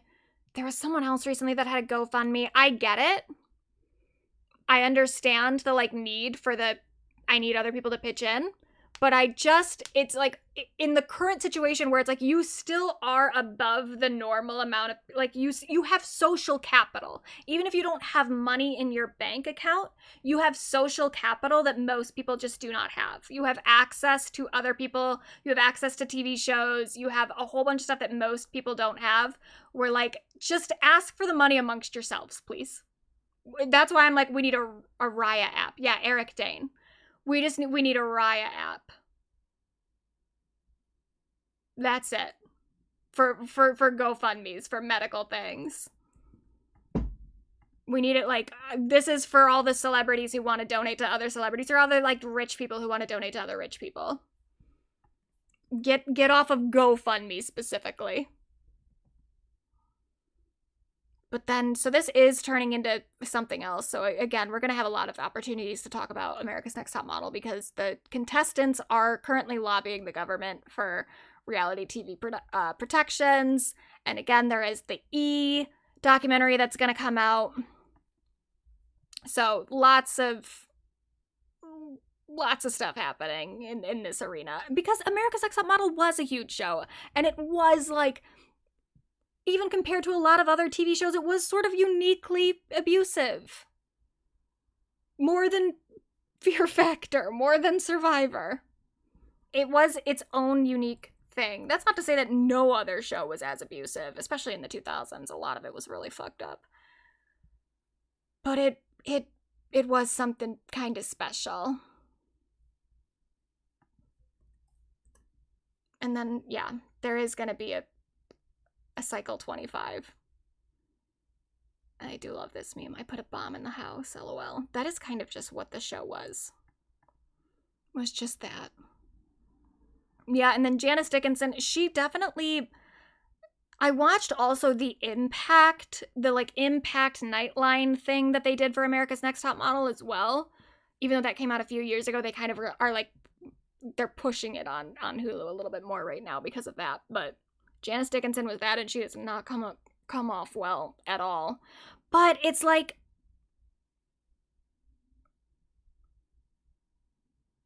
with Janice, she was nasty, but I don't think she was ever involved in the production of the show as much as some of the other judges were. So I do think that they still, again, it's like if we're dishing out jail sentences, Tyra 20, the other Ken Mock 25, the other judges 10, and then Janice maybe like 5. Because she was mostly just a judge. She wasn't as involved in the other in like the challenges and stuff the way that the other judges were. And she was kind of used as a scapegoat at the time because she was so nasty that she was like the Simon, and she gave Tyra an opportunity to come across as like a Paula, where Janice would say something so disgusting of like, she needs to lose 50 pounds. And then Tyra would be like, but then she'd be dead. And it's like, okay, now it makes Tyra look like the person who's sticking up for the girls. So they kind of used Janice as a scapegoat at the time. So I suppose at this point, maybe we let Janice have a break. I don't know. But we'll see what happens with that E documentary because I think she's going to be a part of that. Anyway, let's talk about Hilary Duff. My girl. So for one thing, her show, this is from a few days ago, so I don't even know how it is sitting now, but she is selling out almost everything. This is for sure going to be a sold out tour. She's already added dates for, I think, LA and New York. So she's already sold out Madison Square Garden, I think twice. Look at her go. She hasn't even toured since, like, Dignity. So this is I didn't even know how that, I knew for sure that the small rooms thing was gonna sell out. I didn't know if this other tour where she's doing more arena shows is gonna sell too, but it is. And then she also she's doing a lot of promo. So she did this autograph thing in the Grove where they had this whole little setup. It looked real cute with like little, stop playing the sound, with these little like Lizzie McGuire stuff.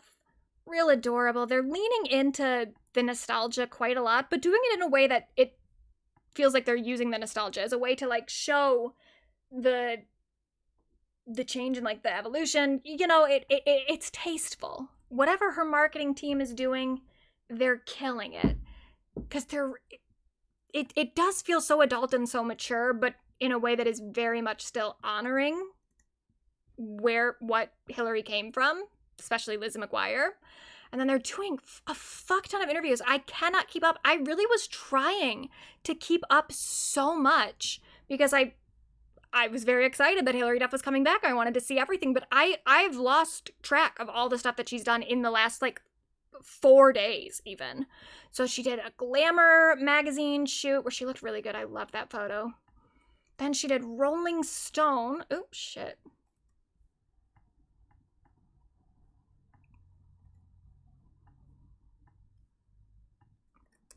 Rolling Stone. And then she's done a lot of different videos. So she did this like fan covers thing where she was watching fan covers. And this one made me kind of sad. So she's talking about, they're making her watch the With Love little dance thing, the meme. She's watching other people do it.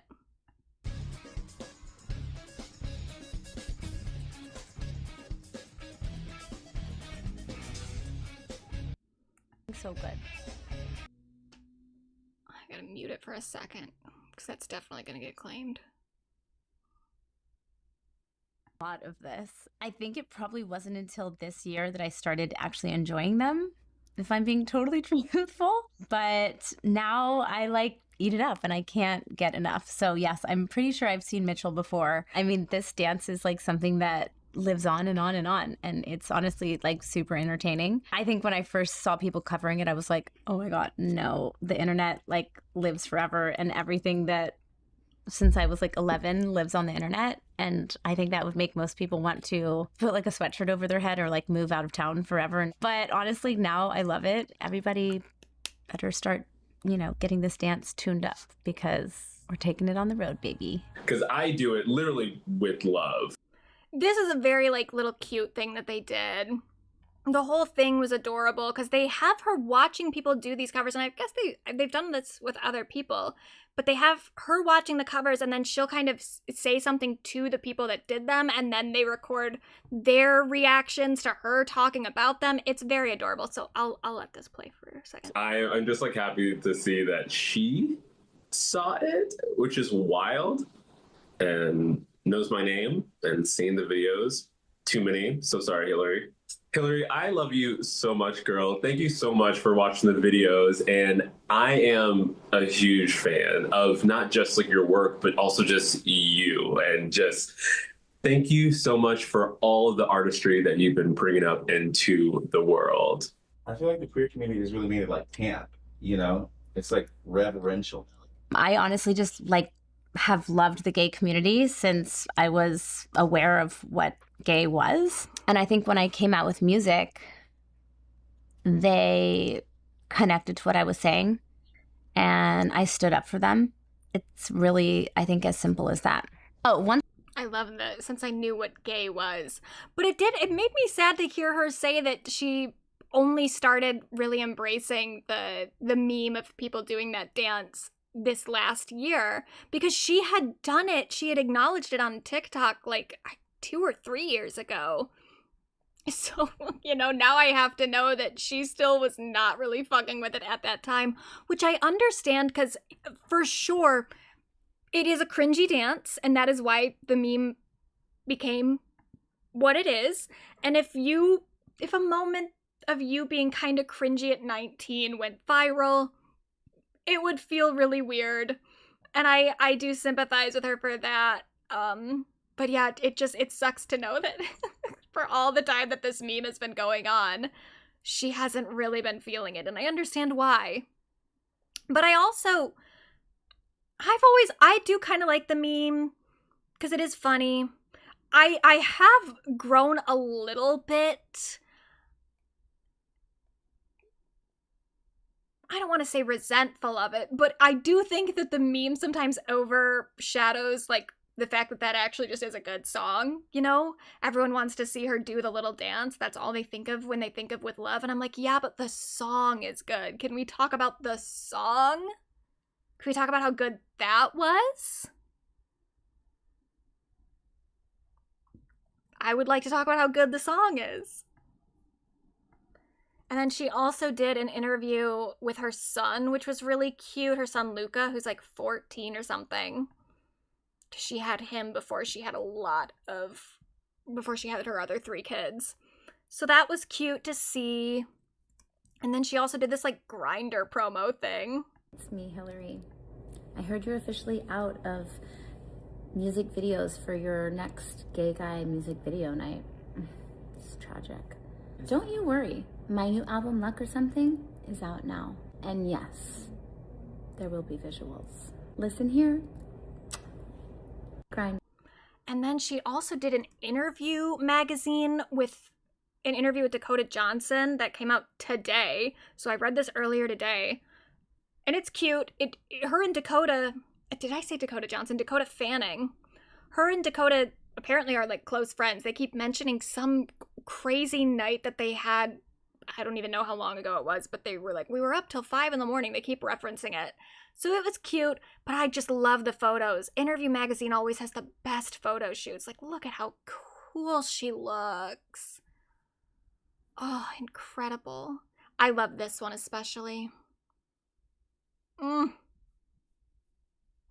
didn't think I was going to be getting all this. I didn't know. Look at all her little pins.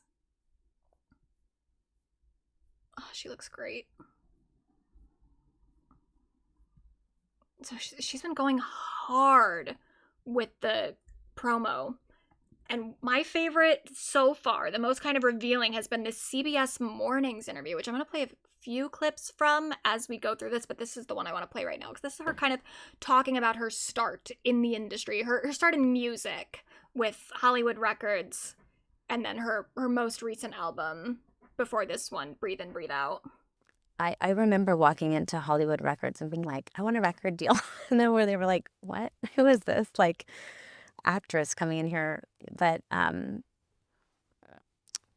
yeah, I mean, not all of my records have been like that, but I feel like I got to have my pulse on what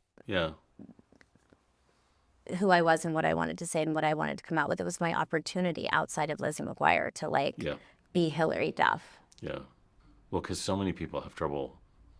I mean, so many young artists end up feeling they get manipulated, and then they realize. I feel like I did. You did. Yeah. For sure. I can't even remember exactly, like at what specific time, but even making Breathe In, Breathe Out, it was just such a. I hadn't been making music in a while, and you like, okay, I got the record deal. Now I gotta listen to this person because they have this high up position, and I haven't done this in a while, so I don't know the landscape, and I'm gonna work with these 10 people that have been making good stuff right now. Right. That's been working. And that's not The that's producer not of how the day, yeah, and that's really not how you want to make a record. Yeah. You've said, I think. And that I think is significant too, because the thing is, the evolution of Hilary's career, it starts with Metamorphosis, her first album. Well, actually, I think it technically starts with her Christmas album.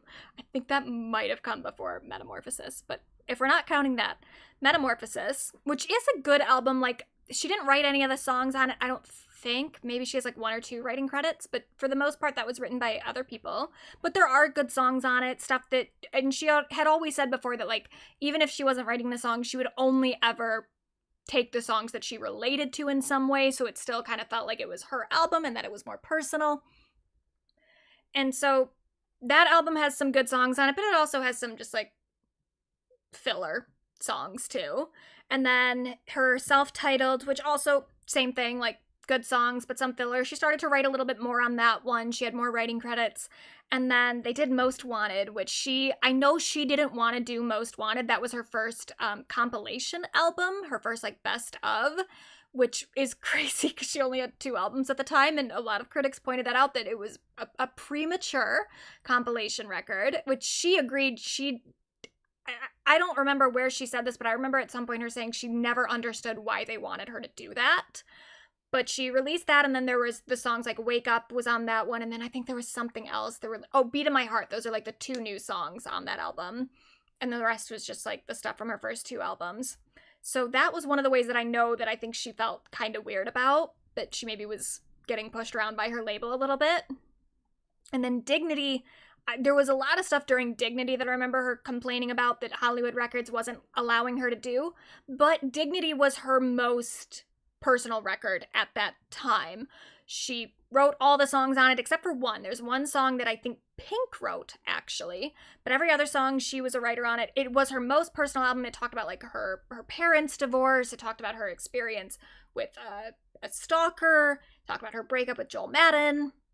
And that is the quintessential Hilary Duff album. To me, it's my favorite Hilary Duff album. It's the only one that I have on vinyl, though I'll get this new album on vinyl for sure. And then after that was 2007. 2016, I think, was Breathe In, Breathe Out. And that is a good album. It's a good, like, pop album. But it wasn't a very personal album. Again, she didn't write a whole lot of the songs on it. As she's saying now, that she was just kind of hooked up with a lot of Swedish producers that she didn't really know. And she was just kind of made to make this, like, pop album. And of course, there's great songs on it, like Sparks and My Kind. But it didn't feel as personal. And so this new album really feels like a continuation of Dignity. It feels like we're picking up from 2007 in a way that is... I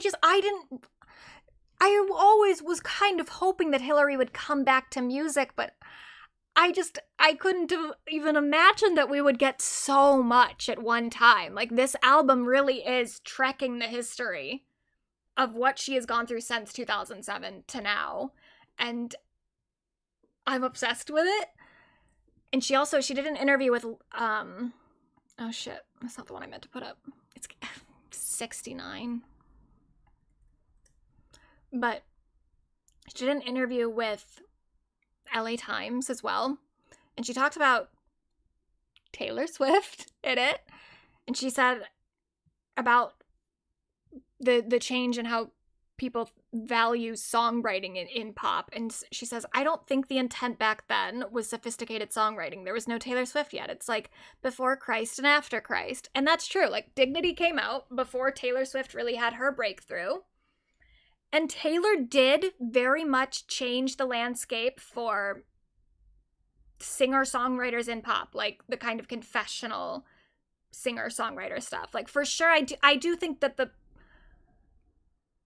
the real Tay daughter, it would be Olivia Rodrigo, in the way that she writes about her own life in her music. But that wasn't so much an expectation at the time that Hilary was making music, and I think it's very nice to have her back in this post-Taylor Swift world, because that is pushing her to make more confessional pop music. And I think that she's kind of she made the album that I wanted Taylor Swift to make this year. And I don't want to like fully shit on Taylor and just make this about like a competition between Taylor and Hilary. But I do think that a lot of the mistakes that Taylor made with Life of a Showgirl, I just kind of almost hope that she's taking note of what Hilary's doing right now and recognizing some of the problems, because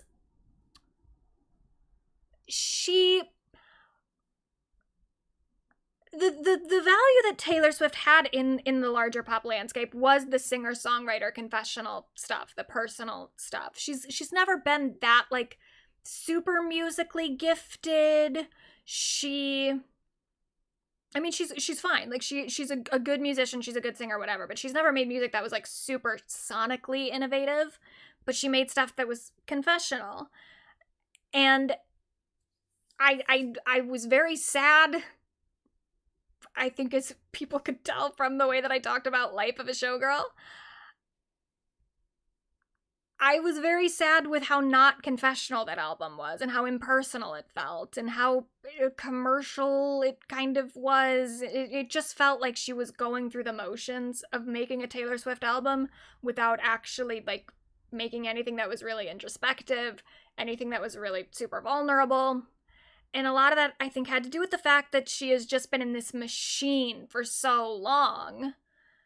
She hasn't really had the opportunity to experience her life in a way that she can accurately write about it. She's kind of running out of things to say a little bit.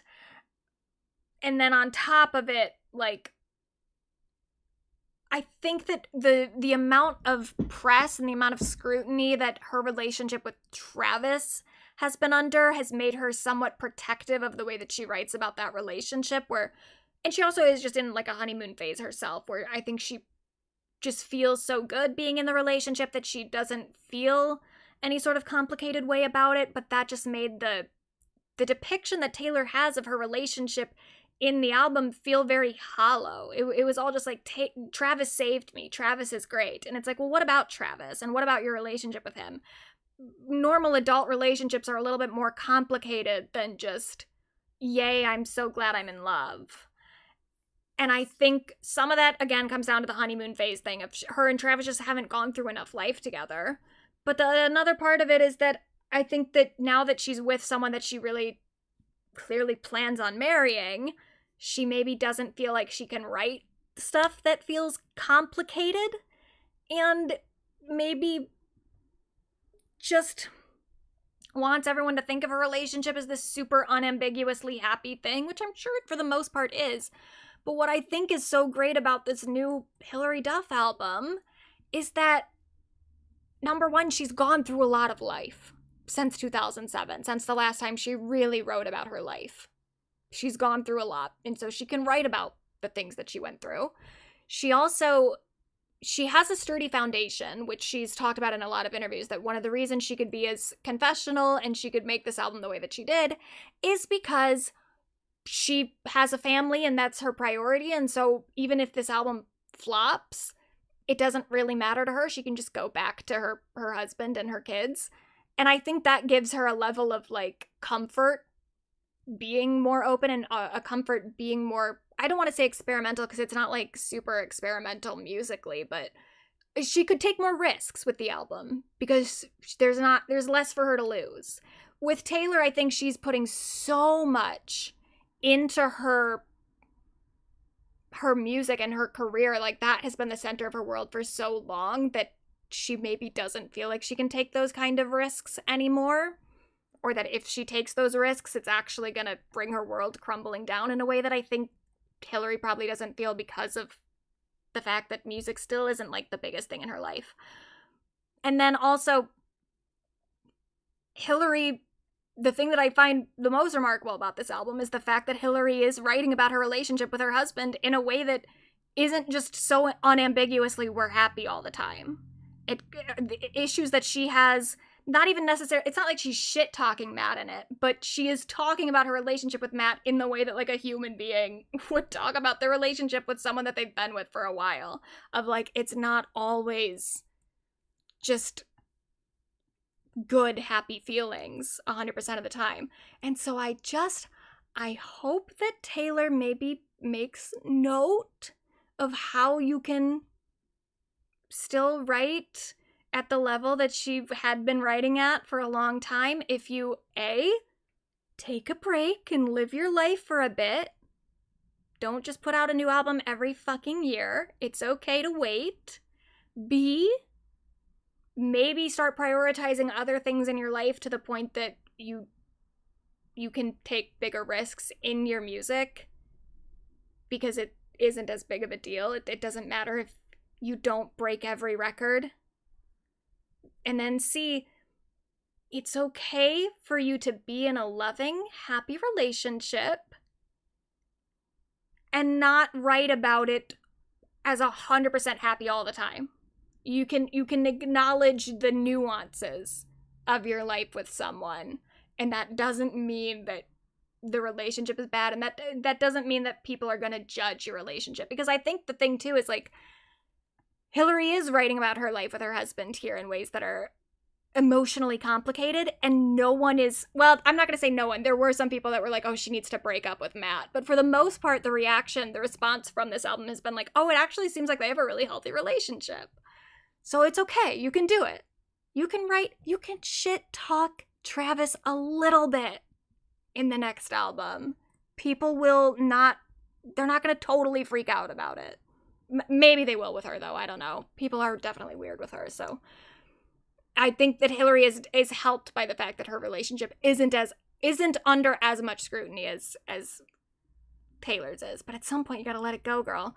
So I do want to go through track by track, the same way that we did with Life of a Showgirl, though I don't think these lyrics are honestly fully accurate on Genius, but that's what we're going to go off of. So first off, we do have Weather for Tennis. This was the song that I was like really excited to hear, and I do like it, though I have to say it was really different hearing this version, the studio version, versus the live version, because she had been performing this one live in those Small Rooms, Big Nerves shows. And I got attached to the production there because she has a live band. So it was definitely a very different mix from what this is. So I was a little disappointed at first with the production on this, but I've gotten used to it now and I'm good with it.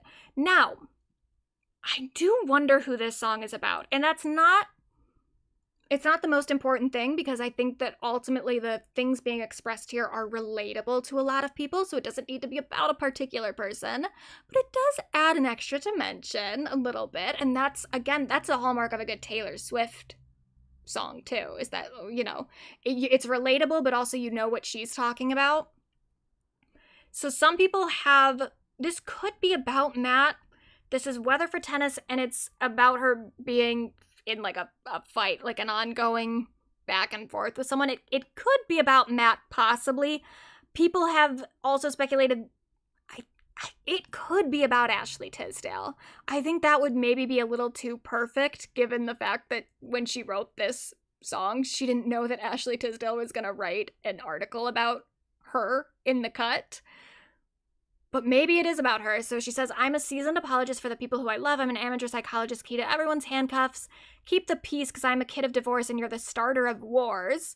And there's no winning in yours. So I call to say I'm sorry, of course. And that's where I'm like, I don't think it could really be about Matt. It has to be with someone that she doesn't live with. It has to be someone that she would call to try to make up with somebody. But she says, so I call to say I'm sorry, of course, but how I won't anymore, and put the ball in your court. And now, if it ain't the weather for tennis, then I guess we can argue until dinner time. You calling me batshit's the fastest antibiotic for thinking you're different this time. So someone that she's getting into arguments with. She says, if you let me finish a sentence, then we can bump our heads and drink some wine, fight over semantics and handpick which hill you're willing to die on, until the next time. So maybe it's about Ashley Tisdale, but again, it is just something about, like, a person that you're running into conflicts with. That's something we all can relate to. And I do love the little, but I keep the peace because I'm the kid of divorce and you're the starter of wars. It's a good little lyric. It's catchy. I do like the song. I really liked the live mix, though, but it's okay. Roommates, we've already talked about before, because this was one of the singles. And this is another thing that Taylor could maybe learn. Fucking release singles. I'm so sick of her not releasing any songs from these albums prior to putting the entire album out. But whatever, that's a different topic. So this is Roommates. This is about Hilary's relationship with Matt and how sometimes she doesn't feel like he thinks she's sexy because they're not having sex enough because they've got kids. She doesn't mention that part in the song, but it's a part of the context of their life that, you know, they've got 3 kids with the 2 of them, and then also she has Luca, who she shares with Mike Comrie. So they have custody of Luca a lot of the time too. So 4 kids, not a lot of time for Porkin. But that does seem to make Hilary very sad, and that's something. When she put this song out, she had done an interview talking about how this song was about Matt, and she was like, it makes me sad sometimes when we don't have sex because I'm obsessed with him. And at the time I was like, oh, that's cute. Listening to the entire album, I'm like, oh, she meant that. She is obsessed with Matt. And Matt's biggest flaw, it seems, is that he does not fuck his wife enough. She seems really bummed about it a lot. So I hope he does something to correct that. Just so I can barely mention it without causing some ego trauma, but I know you're sensing how I'm trying to give you hints. Physical affection goes a long way with me. I don't want to quietly resent you. I just want the easy fix. But life isn't lifing, and pressure is pressuring me. Oh, I wish I could catch you in the right light. I only want the beginning. I don't want the end. I want the part where you say goddamn back of the dive bar, giving you head, then sneak home late, wake up your roommates. I want the highlights, 10 out of 10, the butterflies from holding your hand before we swept us under the bed and we became practically roommates. And then she even mentions watching porn in it, which is very funny just to hear Hilary Duff singing about porn in the year 2026. But that's life, and that's real. So I like that song fine. She says, you don't even look my way no more. Oh. I don't think that's totally true. I definitely think that Matt is for sure still sexually attracted to her, but, they have a lot of kids. It's busy. They're busy. Then We Don't Talk is about her sister. And this was one, we talked about this before because she sang this one live, and so we couldn't hear the lyrics fully.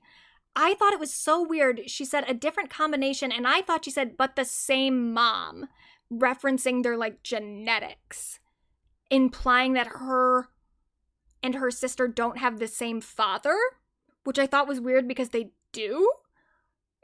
It turns out the actual lyrics, now that we can hear the studio version, is a different combination, but the same lock, which makes way more sense. But so this is about how she doesn't talk to her sister anymore. She says, I'm not even sure when it happened, not even sure what it was about. If I did something different, would you feel something different? Would you at least let me hear you out? Because we come from the same home, the same blood, a different combination, but the same lock. People ask me how you're doing, and I want to say amazing, but the truth is I don't know. What I always end up saying is how we don't talk. We don't talk about it. We don't talk about anything anymore. It is very sad. And then this line too. And if it's because you're jealous, God knows I would sell it all, then break you off the bigger half. Because her and her sister both were in the industry together. Her sister is older. She was in the industry longer. And then Hilary got way more famous. Way more famous. And I don't know how much that contributed to whatever's going on between the two of them now. But it must suck to, feel kind of guilty about the fact that you're Hilary Duff and that you're an A-list celebrity while your sister is, I don't know, most famous for being in a movie with you, and then also for a very small part in Napoleon Dynamite. Must be rough, but here's her on CBS Mornings talking about her sister. Mm-hmm. Which a lot of people assume is about your sister. Yeah. Yeah, it is. It's definitely about my sister. And just absolutely the most lonely part of my existence. It's not having my my sister in my life at the moment. Mm-hmm. And really struggled with thinking about including that on the record. Mm-hmm. But it's funny, as a person that exists in the world without my other half, so many people are having that experience. And a lot of conversations I have with people are like, yeah, me too. Why did you decide to put it on the record? I think because it's my truth. Yeah. And like I said, so many people are having this experience. It's hard because I am me and people know everything about my life since I was a child, you know? And I didn't necessarily choose that part. But it's my reality. And so it was honestly like healing to say. It's hard to watch your life unfold on the internet sometimes with talking heads on TikTok speculating this, that, and the other. And sometimes they're wrong and sometimes they're right. And all of that is just a crazy thing to process. I don't know how you process it. Yeah. I think I just try to less and less, like let that noise seep in, but obviously it's there. Well, it continues whether you want it to or not. Yeah. And that's their job, right? Like they're making money doing that. That is a But it's your life. yeah, no, it is. And it sucks. Yeah. But it would be impossible to not say it doesn't, you know, piss me off or hurt me sometimes. But I also understand it's a lane of work that's been created, and now that there's not a lot of work out there anymore, people got to do it. That's one way of looking at it. What an understanding queen, too. She sees people being so invasive into her life, including me sometimes, though I didn't make any of the TikToks, but I did watch them. But she's like, look, I don't love it, but I understand people gotta make money somehow. Oh, so gracious. My last question on this, which is, in some way, do you hope your sister hears this?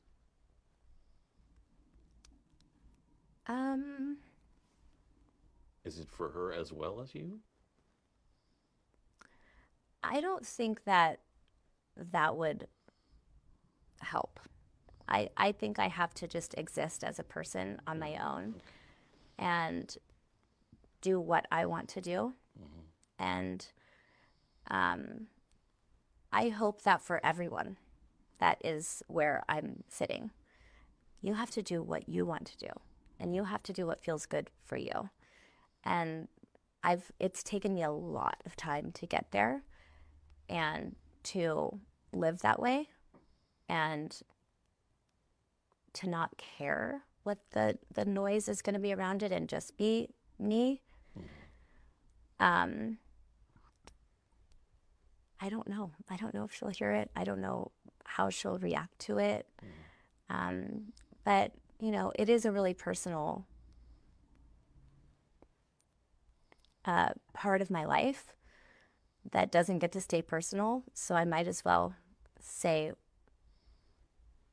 how it is for me as an experience, you know? And that's all I'm trying to do. I'm not trying to say anything bad. It's literally just my experience. And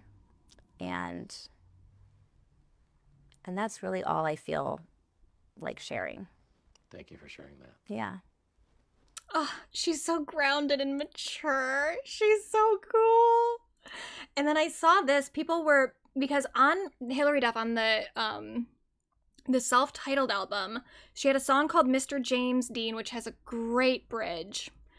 But that was one of the songs that her and her sister co-wrote together, because they were very close to it. I don't think, if you're not up on like the Hilary Duff lore, Hilary and Haley were like best friends in addition to being sisters. Like it's similar kind of to the relationship of Britney and Jamie Lynn, of them doing a lot of stuff together and then not really being on great terms anymore. Though I think honestly, I think her and Haley are probably even closer than Britney and Jamie Lynn were. I remember at one point when their parents were going through a divorce, there was a video of Hilary and Haley like walking out of the courthouse, and it's a very invasive video of like the paparazzi following them, but the way that they were like together and defending each other and supporting each other, it was nice to see of like, oh, okay, they're going through this very hard time, but at least they have each other. And now they do not. So it sucks. But so they wrote this song together, Mr. James Dean, and people are thinking, they think that like the bridges kind of sound similar of Mr. James Dean and We Don't Talk. I'm going to play a little bit of it, trying not to get copyright claimed, but I want to play enough, because I don't know. I kind of hear the similarities, but I don't know. Energy, you and me, till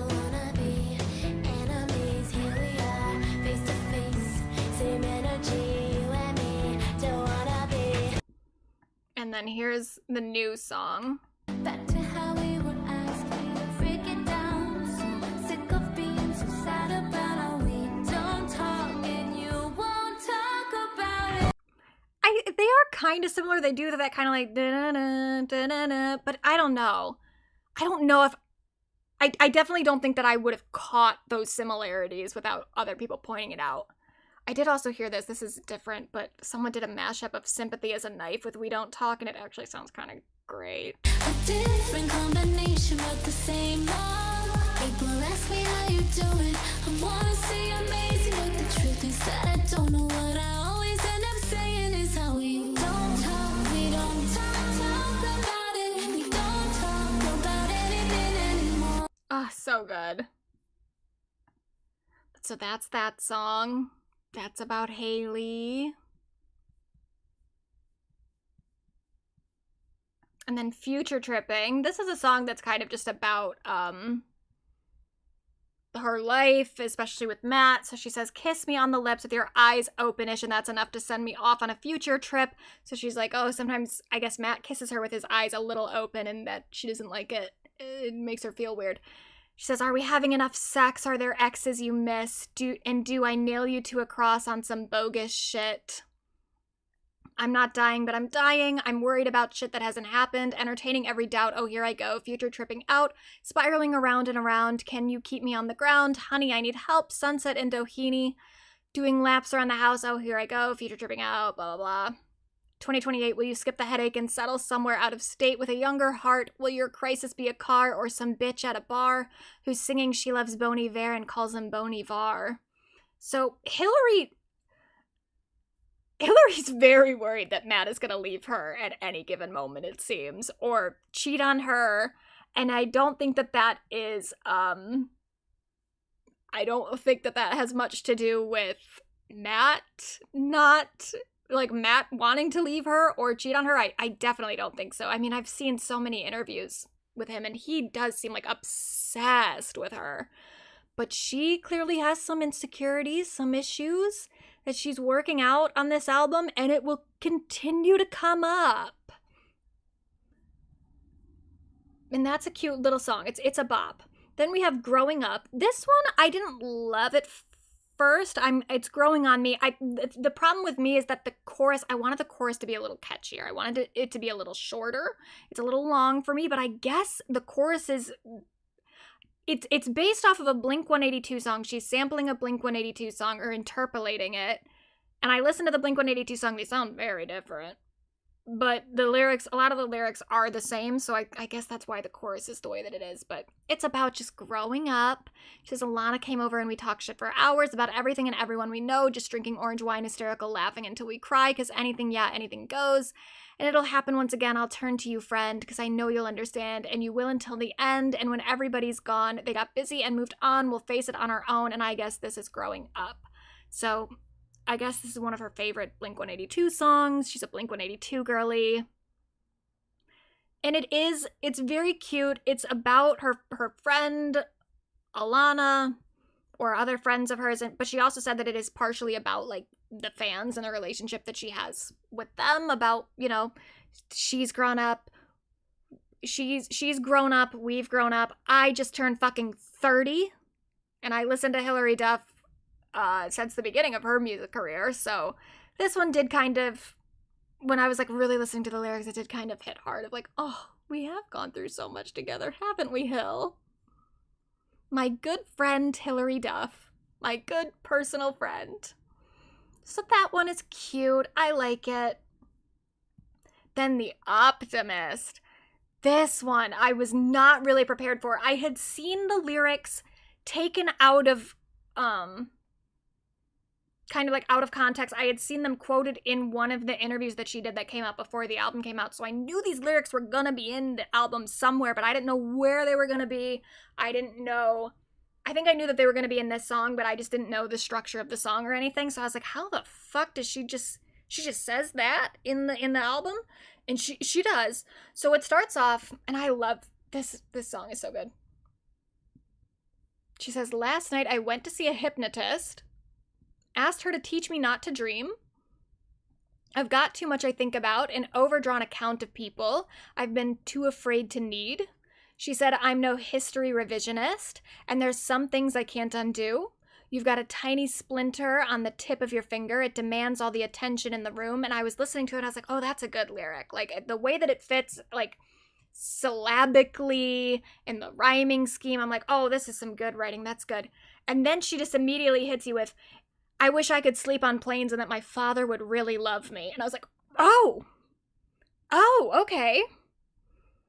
He'd show up on my wedding day and tell my family they're all so lucky. He'd tell me how he wished he'd stayed and he never meant to disappoint me. But till then I'll exist as the optimist.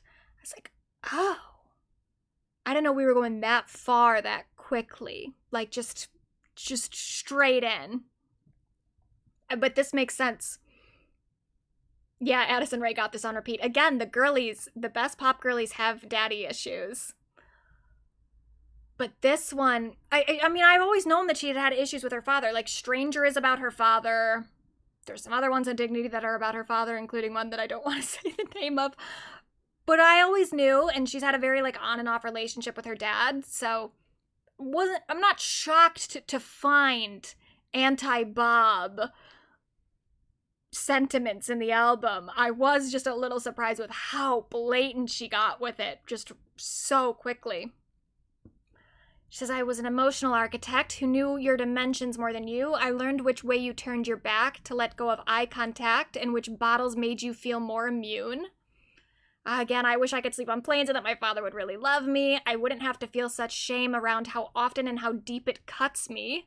He'd call me almost every day, how's the weather, are you eating, honey? But till then I'll exist as the optimist. I know a dirty little magic trick to disappear and disconnect. Maybe I learned it from the best. Thank you, I guess. Yeah, if I saw you, I bet I'd earn your respect. Ugh, I wish I could sleep on planes that my father would really love me, and it wouldn't take his dying day some sort of signature that he needs from me. My door is open just in case. You don't even have to say you're sorry. I already forgive you for all of it. Oh, Hill girl. Oh, and it's so good. But here's her talking about her relationship with her dad. Instinct for self-preservation at a certain level that was pretty sophisticated.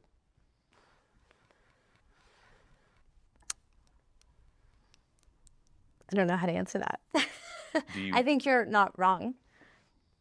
But all of that was a really complicated journey. What was the hardest part of it for you? Navigating people, trying to make good business decisions, and like a whole lot of complex family stuff. Yeah. Really tough. Yeah. You write a little bit about that in this record, it seems. You refer to what I assume is your father. What I assume is your father?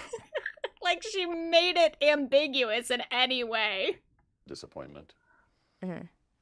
I think it's really challenging for someone to have major success, one person to have major success in a family. Yeah.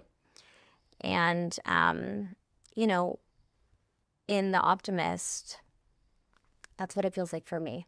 Mm-hmm. And I'm sure it has to feel like that for him. Mm-hmm. Although I'm the kid. Yeah. And it's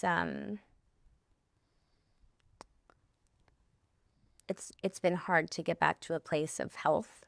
Yeah. And it takes everybody involved to be able to do that, you know? But yeah, super challenging stuff. And I'm sure my dad loves me. Yeah. I don't think you can bring a child into the world and not love them forever. But it's hard for it to feel like that with some of the circumstances. Mm-hmm. Oh, Hill girl, stay. I don't even know what I was gonna say. I was gonna say stay in there, but it's like, in where? Just hold on. I don't know. Oh, she's so cool though. And then there's this one, You from the Honeymoon. So this one I thought at first, I was like, oh, is this one also about Matt? But I don't think it is, because she says at 23 in Rockaway Beach. So that would be, I think this is about her first husband, Mike Comrie, because that was around the time that she met and married him. She says, at 23 in Rockaway Beach, your kind of freak match my kind of freak. Our chaos had so much potential. Casual smokers, spiritual feathers, so much made so much sense. In some ways, we're closer than we've ever been. In some ways, I miss us then. So I don't know. It's like, what perspective is she writing this from? Of like when they were still, I think this would be like when they were still married. And I don't know. Maybe she's also like pulling stuff from her marriage with Matt and her previous marriage with Mike. I'm not sure. But it is basically just kind of a song about missing the people that you were during your honeymoon. So let's drink too much and put on the Japanese house. It'll help us forget what we were bitching about. I'll belly laugh and then I'm flying with you. In a black limo back to you from the honeymoon. Where you're emotionally gentle without the sleeping pills or benzos. Somehow tonight you got me sent in a black limo back to the you from the honeymoon. It's a song about missing the relationship that you used to have. And it's... Oh, here we go. They finally fixed these lyrics on Genius. They were wrong for a while. But the bridge, he says, slipping out of a dress like our wedding day before you knew a hand slap across the face. Oof. Remember how we said it would never change? Well, it did, and it didn't if you still want to be in it. That's some real shit. And then we go to Holiday Party, which this one is definitely about Matt. So I guess she has recurring dreams where Matt is cheating on her. And that's what this song is about. And let me say for one thing, Holiday Party, fucking bop and a half.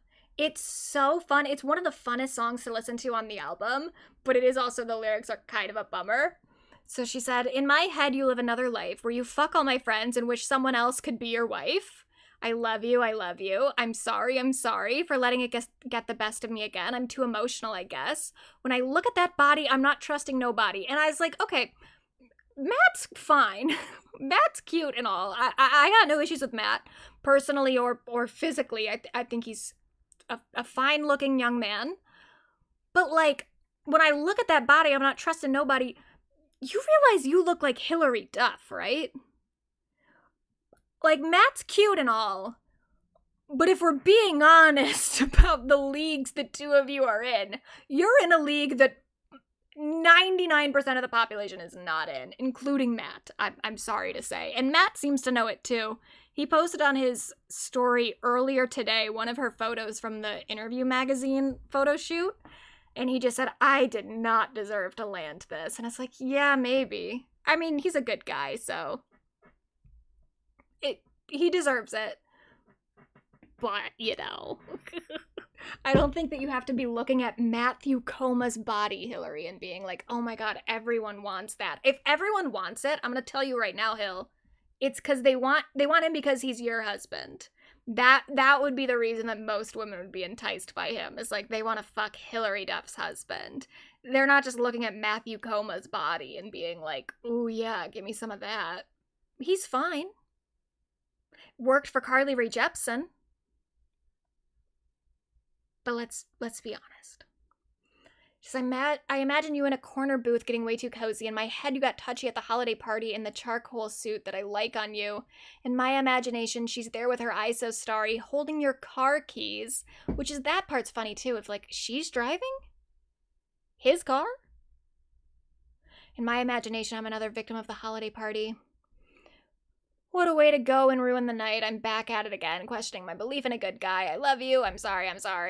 Blah, blah, blah, blah. And then the bridge, she says, her name on the marquee, so overly bubbly, so easy, so upbeat. It's all unrealistic, so weirdly specific. Just tell me it isn't. I'm going to tell you right now, girl, it's not. He ain't cheating on you. Or if, maybe he is. I don't know. But I think the vibe I get from Matt, for one thing, he seems very stressed out a lot of the time.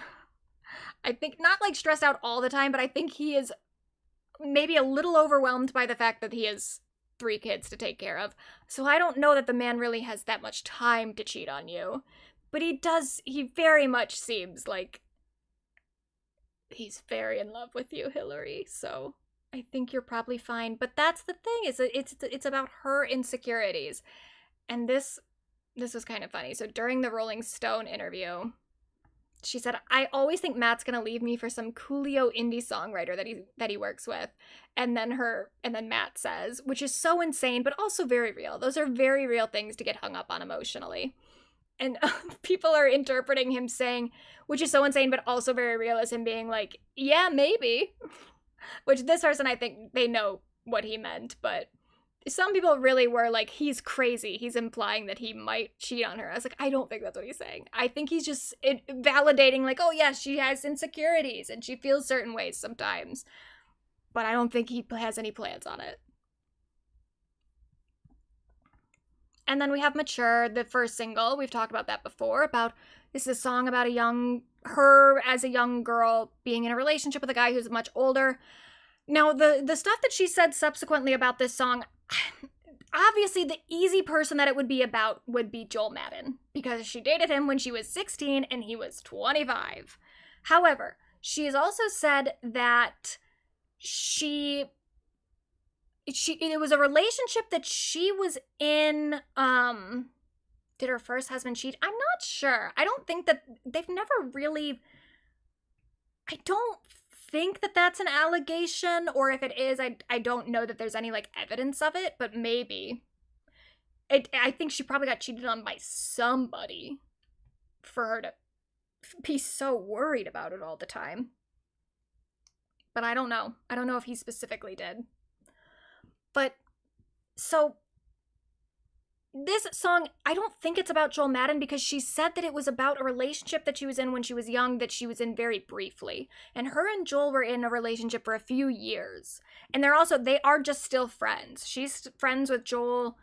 Matt's friends with Joel. She's also friends with Nicole Richie, which is the person that he got into a relationship with afterward. In addition to that, I also think that part of the song is that she was with a guy who she was with when she was younger, and then when they broke up, he got with another girl who was just as young, if not younger than her. And that's not what happened with Joel. Joel, when he broke up with Hilary, or when she broke up with him, and he started dating Nicole Richie, he then stayed with Nicole Richie that whole time, and Nicole was older than Hilary. So I just don't think that it fits the same pattern with Joel, which is maybe why she's still friends with Joel. Because 16 to 25 is bad. Like, she was a child. But I do kind of understand in the sense of, like, she was in an adult world and had been since she was, like, 8 years old. So I'm like, I guess from his perspective, he maybe never did think of her as a 16-year-old. He thought of her as a fellow adult, because that's what her lifestyle was like by that point. But I don't know, 16's, that's young. She was a child, and he was 25. So that's bad. But I could see how maybe they could still she might not think of him as, like, a bad person at this point. Because they're still friends. So, yeah, and I guess Joel Madden doesn't have that same pattern. Not the way that, like, Leonardo DiCaprio has a pattern of dating women who are very young and then breaking up with them before they turn, 26 or 25? And then people are speculating that this is about Leonardo DiCaprio, and I'm like, I don't think it's about Leonardo DiCaprio. I think that that's just a shady reference to Leonardo DiCaprio, but I don't think she dated him. I think this is probably about somebody else. But who? I don't know. But I think that the song is very good, and another song that I actually really do, when I hear the live mix, I like it a lot more, even. I like that version of it. But this version is fine, too. And then Tell Me That Won't Happen. This is again about, I think, Matt and her worrying that that he's gonna get sick of her. She says, I know you better than your mirror and shadow. I know how often you don't call your mom. I know you need to disagree. I know your need to disagree. Which, yeah, Matt is very confrontational, which is why I almost thought for a second that Weather for Tennis could be about him, but I don't think it is. But the whole thing of, like, I'm the keep the peace because I'm the kid of divorce and you're the starter of wars. I'm like, yeah, Matt kind of is a starter of wars in some ways. He's definitely not shy. And I think that he could maybe play a part in the rift between Hilary and Haley, and not in a way that demonizes him, but I think that if Hilary had a problem with Haley, I don't think Matt would have helped solve the problem, because Matt is just so confrontational himself. But I also think that, like, ultimately when it comes down to it, when the whole Ashley Tisdale thing happened with the cut, Haley was liking Ashley Tisdale's posts on Instagram, including the post about her cut article. She then got spotted hanging out with Ashley somewhere. They, like, did something together, and there was paparazzi taking photos of them, and I was like, well, that's a little suspicious, because, like, I don't know the last time Hilary and Haley Duff separately got paparazzi'd just, like, randomly. Especially because they weren't, I don't even think they were in LA or anything. They weren't in a place where a lot of paparazzi would have even been around in the first place. So I was like, I don't ever want to be the person that, like, immediately is like, oh, you called the paparazzi on yourself. But it did feel a little weird of, like, who is checking in on Ashley Tisdale and Haley Duff to catch them hanging out together? I don't know. Felt a little weird. But while that was happening, while Haley was most definitely taking Ashley Tisdale's side in that rift, what was Matt doing? Matt was on his Instagram story calling Ashley Tisdale a narcissist. So, you know, when it came down to it, one person had my girl's back and another person did not.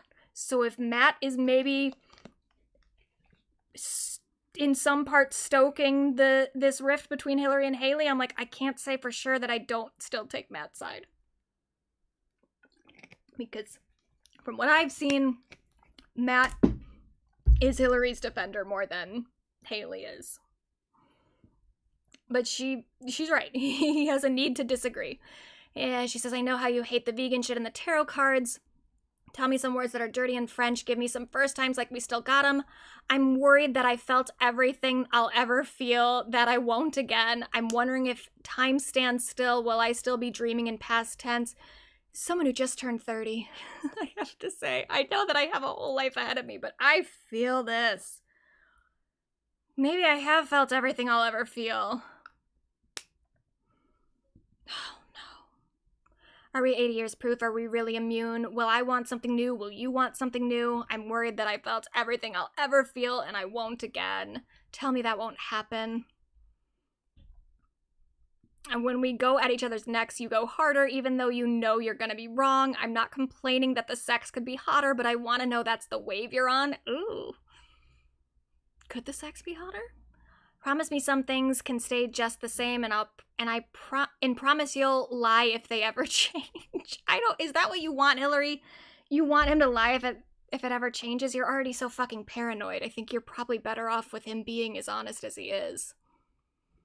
Hold me, meet me, where the vision in our heads never blurs and never ends. Go around with me again. Hold me, meet me, where we never get too tired, and we never lose the fire, where the new never expires. Oh, what a poet. What a poet. And then Adult Size Medium. I didn't love this one at first. I didn't love it as like a final song for the album, but it definitely has grown on me.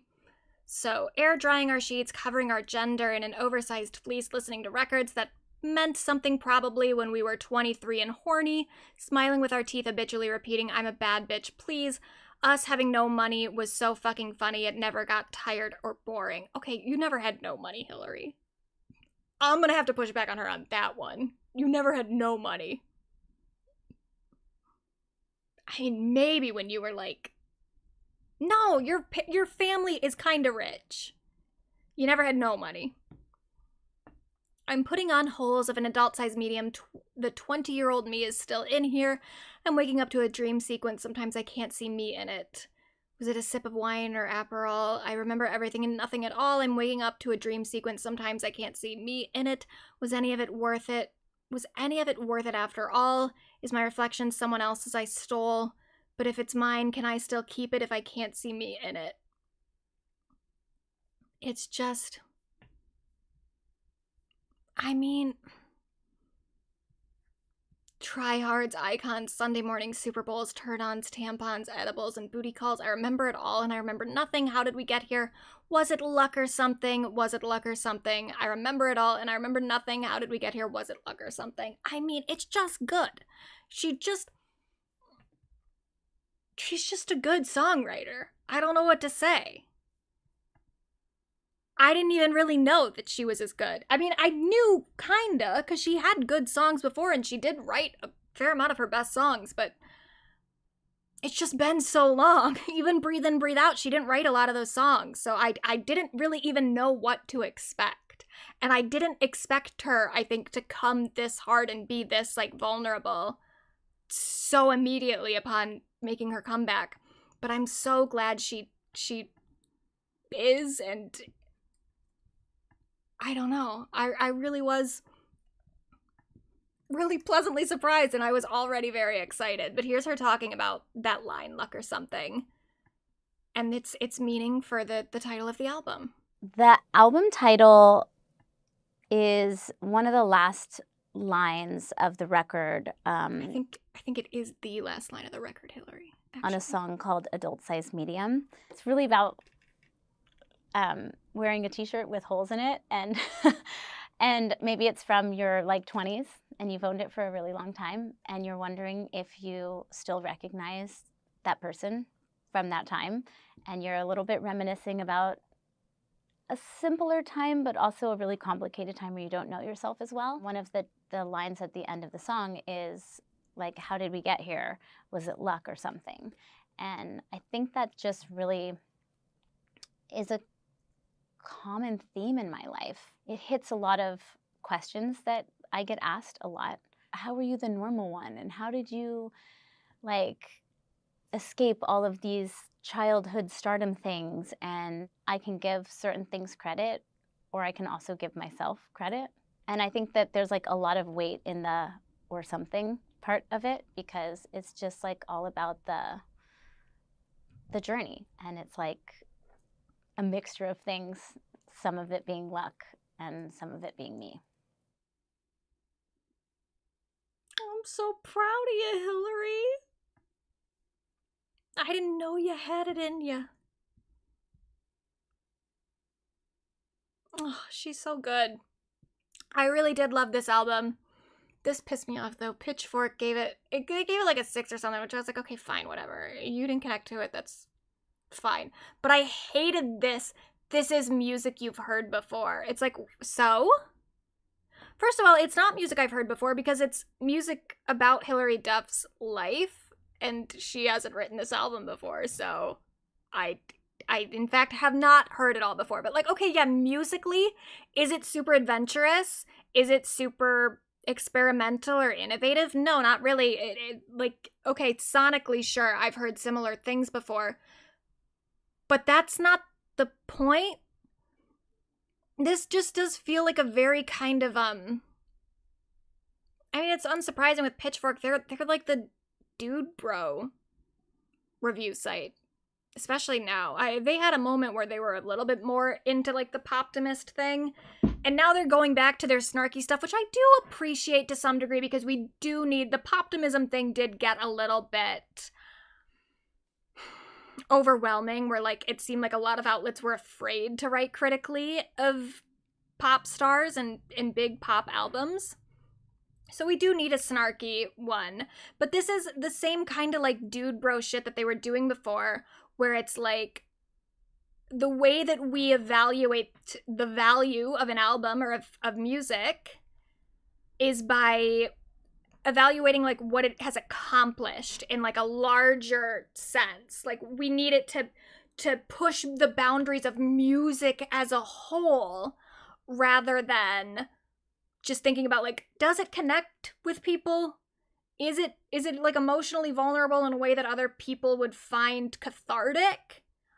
Because that is what some music is for. You know, it doesn't always have to be like the new thing of like something you've never heard before. And that was really what the value of like a Taylor Swift album was. It wasn't music that you've never heard before, musically. but it was a young woman expressing herself and her feelings and talking about her life in a way that other people related to. That was the value. And that's the lane that Hilary has stepped into. That Hilary was always like kind of in, but Taylor definitely widened the lane quite a lot and made it a more prominent part of pop music. And Hilary is in there now, and she wrote a great album. She wrote a great album for that kind of music, for that kind of songwriting. So I don't know what else you wanted. You wanted her to make something that was like super challenging to the form? Why? Why is that the metric for good music? It's just not. She's on her way, though. They're predicting a top 5 debut in the year 2026 with my girl Hilary Earhart Duff. I didn't think I was gonna have that. I thought that, like, even when she first started teasing that she was working on new music, I was like, oh, she'll put out an album kind of like Breathe In, Breathe Out. It'll be good. It'll have some good pop songs on it. I'll like it. And it'll like do, I was hoping it would do better than Breathe In, Breathe Out, because Breathe In, Breathe Out did kind of flop. But I still thought that it would be like a thing that like, oh, just, you know, people who have always liked Hilary Duff and just wanted the like nostalgia of it. I thought it was just going to be for us. But to know that my girl might have like at least a top 10 album in the year 2026, I didn't think that I was going to have all of this. I didn't think that. Oh, she's incredible. Thank you, Hilary. She is in a Taylor Swift lane in more ways than one, though, because she's announced today there's a digital download, and I have to assume these songs are going to come onto streaming eventually. I don't think you need to do this limited time only thing. These will come onto streaming at some point, probably. But it's a limited time only digital download for 7 tracks, or for the whole album, but including 7 tracks of her re-recording some of her old songs. So Wake Up, So Yesterday, What Dreams Are Made Of, Sparks, Come Clean, Why Not, With Love. I'm probably going to buy it. I'm gonna get off stream and I'm going to buy it. There's no problem. It's gonna happen. I will be buying this.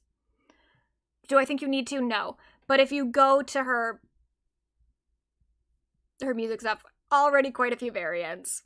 We're pulling a Taylor here. Not to the degree that Taylor has done yet. Because this isn't, Taylor had what, like she had like 21? No, 14? I don't remember. I did a count, and it was less than people said it was, but it was still a lot. I think it was like 14 variants for Life of a Showgirl, and we're not at 14 yet with Hilary. But I guess this is just what people are doing now. So, maybe I haven't bought any of the vinyls yet. I didn't, because I felt overwhelmed of like, which one do I want? That being said, okay, so she hasn't done 14 yet, but these are all limited time, and I think some of the other ones were limited time too, so maybe there are definitely more than just these that are currently on her site. But I think maybe I'll get the pink vinyl. But just with the regular? Oh, maybe I'll get a signed copy. I don't know, I have decisions to make. It's only $27 though. That's really good.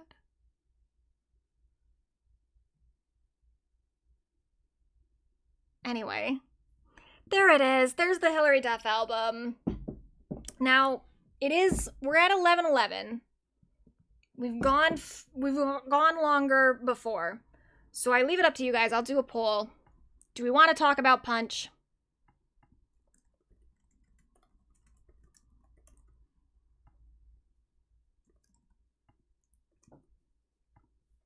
Maybe I'll put on some waiting music.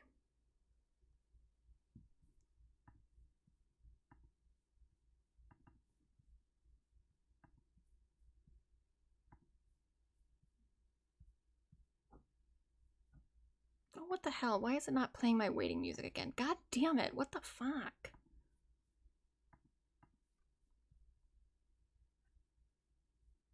So just imagine waiting music. Okay, well, whatever. Everyone's saying yes anyway. All right.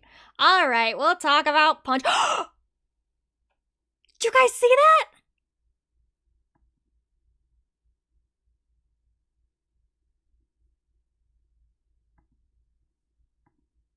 My poll was on the screen.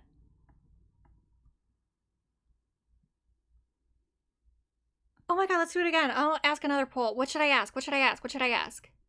Did you listen to the Hilary Duff album? Yes? No. Oh my god, there it is! The poll is finally on the screen! It fixed itself! I had been having problems with that little widget, and there it is! Oh, wow! That's so exciting!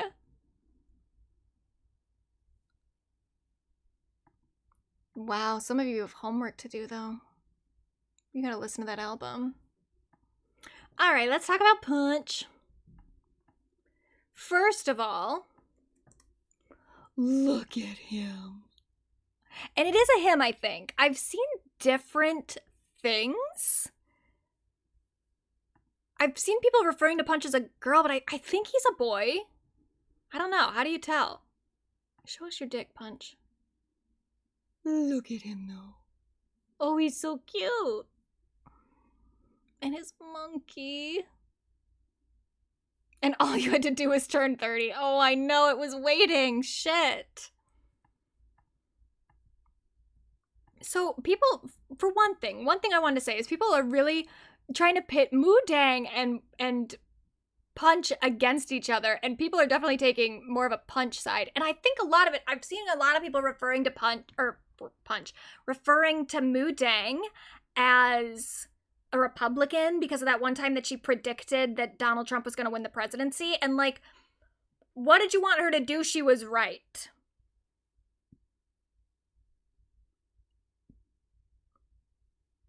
It is just like people getting so mad at Punxsutawney Phil for correctly predicting 6 more weeks of winter. Like, Moodang did not vote in the US election. She did not vote for Donald Trump. She did not make Donald Trump the president. She just knew that he was going to be. She was correct. Punxsutawney Phil does not control the weather. He just correctly predicts the weather 100% of the time. So, sorry. You're getting mad at these. It's like, don't. Everyone just wants a scapegoat. You just want to blame Moodang. You want to blame Punxsutawney Phil. And it is not their fault. They are merely cute little critters.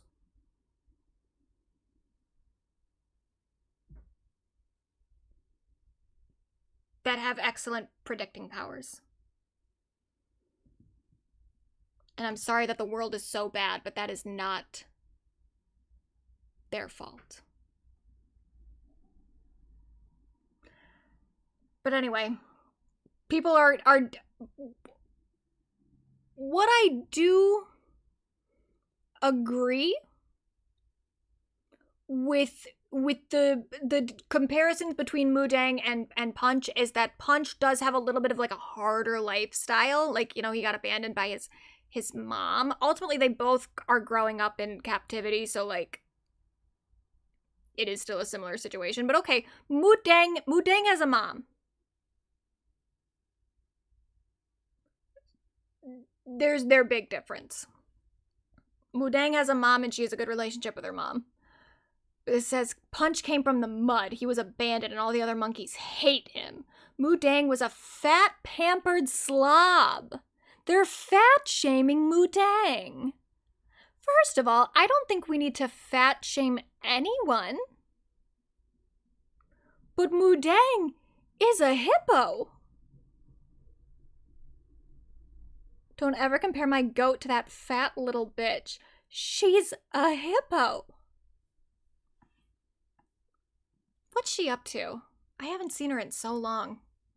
And then there was this photo, which did make me laugh. Moo-Tang story arc.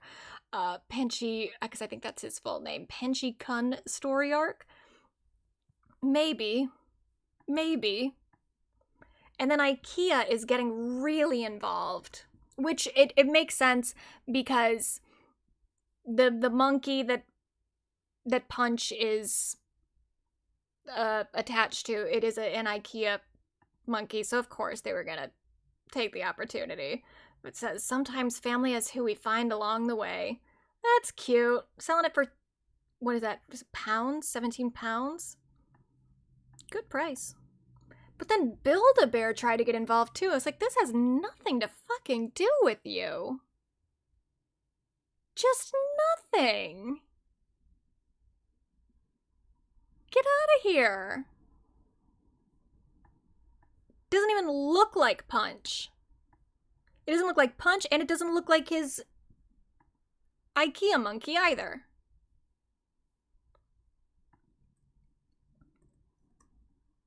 But then I did want to play this because here's the thing. We're all like sympathizing and being like, oh my god, these...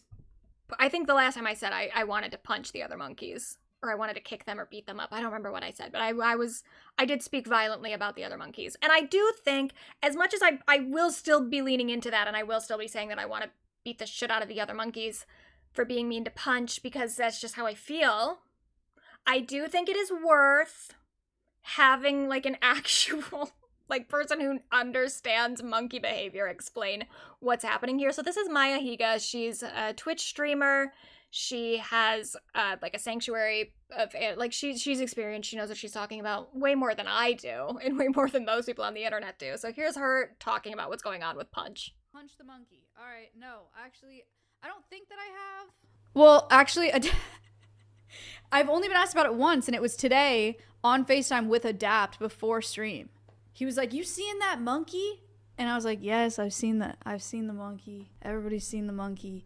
I don't actually have all the context on what's going on with that monkey, but essentially it seems like he was hand reared by people, and then they're integrating him into a group of monkeys, like adult monkeys. And there's a bunch of clips going around of him kind of getting thrown around by adult monkeys. Which here's I don't know if this is gonna make you feel better or if I'm gonna get a hate thread. If those adult monkeys wanted to hurt him, it would be much, much worse. Primates are very physical in good and bad ways. They can be really, really aggressive with each other. They have arms, and so they do throw each other around, and they do fight a lot. And so integrating a primate into a group of primates, and they have very complex social dynamics, right? And so introducing a new one it's not going to be simple. Like there's gonna be fighting, and there's gonna be kind of like figuring out, and he's gonna learn from adults like how things work and what he can do and can't do. And it looks very sad, and it is sad because he's just a little baby and he can't defend himself, but it is just a part of primate behavior. And if those adult monkeys, again, if they wanted to hurt him, they would, you know? And it would be much, much worse. So yes, it is very sad, but I'm pretty optimistic that it'll go well, and you know that they'll figure it out. And then the zoo itself also put out a statement. So they said, this is a statement from the zookeepers at Ichikawa City Zoological Botanical Gardens. We have confirmed that several videos have gone viral on the internet. When Punch approached another baby monkey from the troop in an attempt to communicate, the baby monkey avoided him. Punch then sat down, apparently giving up on communicating with the monkey, after which he was scolded and dragged by an adult monkey.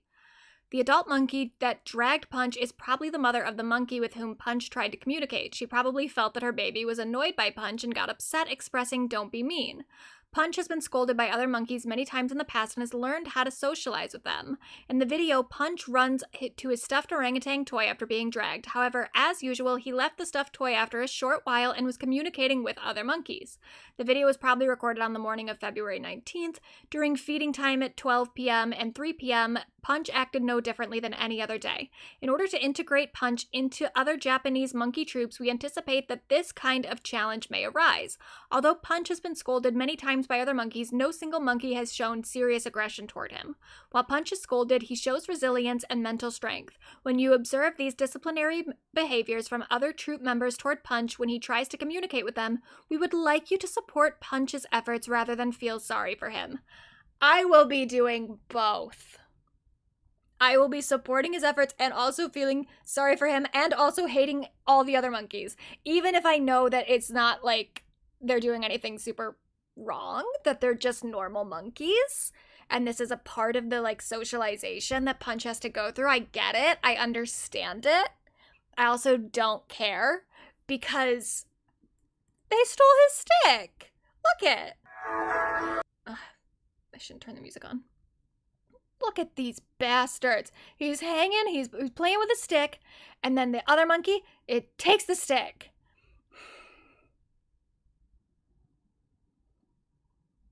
How dare they? Every clip I see of Punch being in any way wronged, I am furious. And I know that that's illogical, and I know that it's fine, and the monkey is fine, everything's fine. But I don't care. I see it and it makes me sad. And that's all I know. I also saw some video, let me find some other.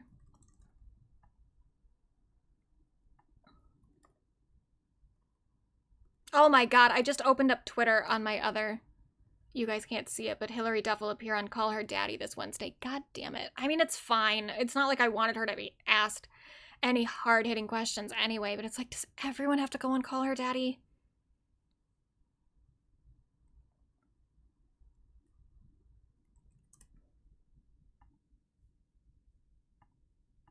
This video made me laugh. Oh, baby Punch, that ain't rain. Oh no. That fucking monkey is peeing. And there's Punch right underneath it. Oh. Ugh, gross.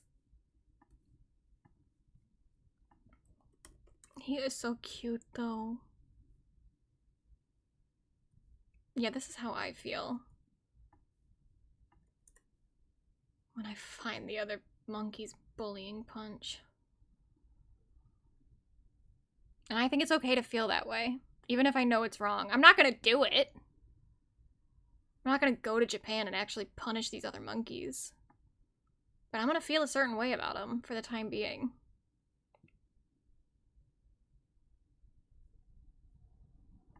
Oh, look at this video. He's sleeping with his stuffed orangutan toy. Oh. Oh. He is so cute.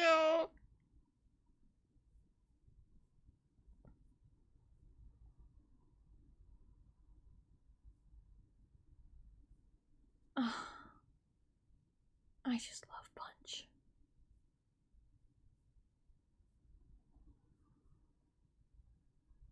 Oh, apparently, I'm just on Twitter looking up stuff about Punch. It says he was on the cover of Spotify's Yearning playlist. Oh. He really is an honorary pop girly. Anyway. Did you see the IKEA ad? I saw some of the IKEA stuff.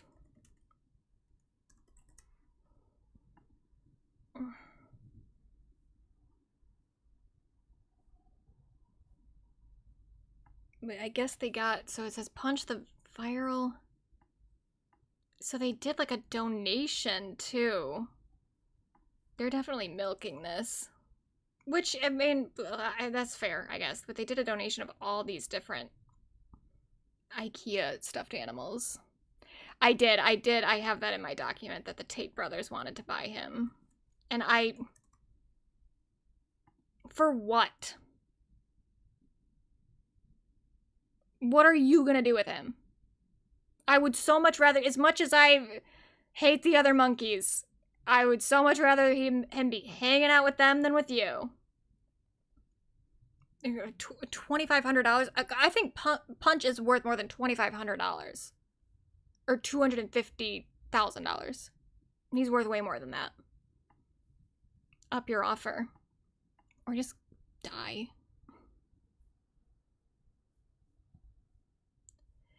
Anyway, we do have our honorary pop girlies. So let's go to them.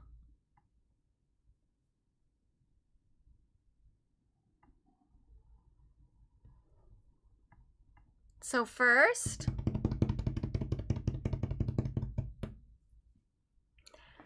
Tina and Milo. These are the mascots at the Olympics. Apparently they have mascots every year. I had no fucking clue. I've never seen a fucking Olympics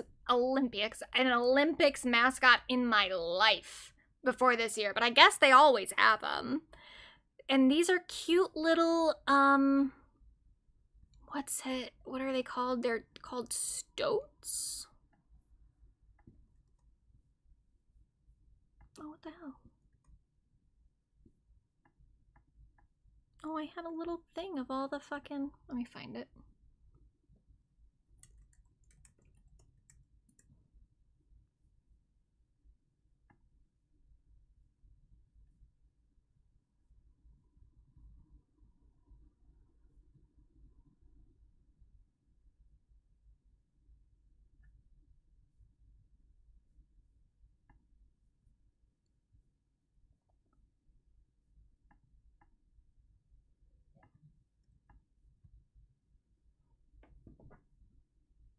Yeah, so there's stoats. They kind of look like ferrets. I don't know if those are related. But the lighter colored stoat Tina represents the Olympic Winter Games Milano Cortina, while her younger brother Milo with his darker fur is the face of the Paralympic Winter Games. Their names are inspired by the host cities, Tina from Cortina and Milo from Milano. I guess they were designed by kids. And I guess, let me find.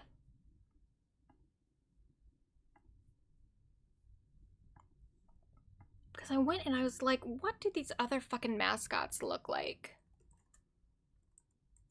Because I've never seen them in my life. But here they are.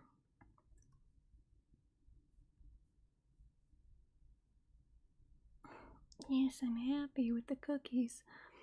So John told me last night that people were saying these look like clits. In what way? I guess maybe the top part, I guess kinda. I suppose. But I get, they're supposed to be hats, I guess. For what, why hats? I don't know. The panda over here from 2022, that's kind of cute.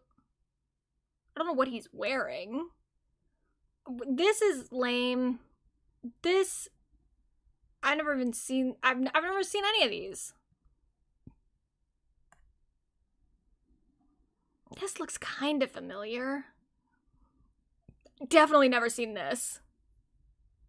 Never seen that. And then there was one year, I think in like 1996, yeah, where it was just a blob.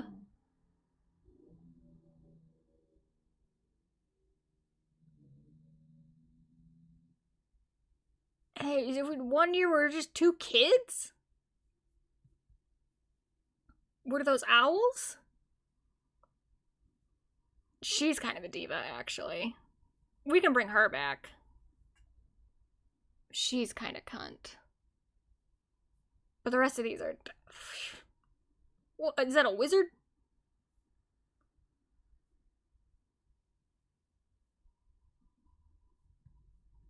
Yeah, I've never seen any of these people in my life.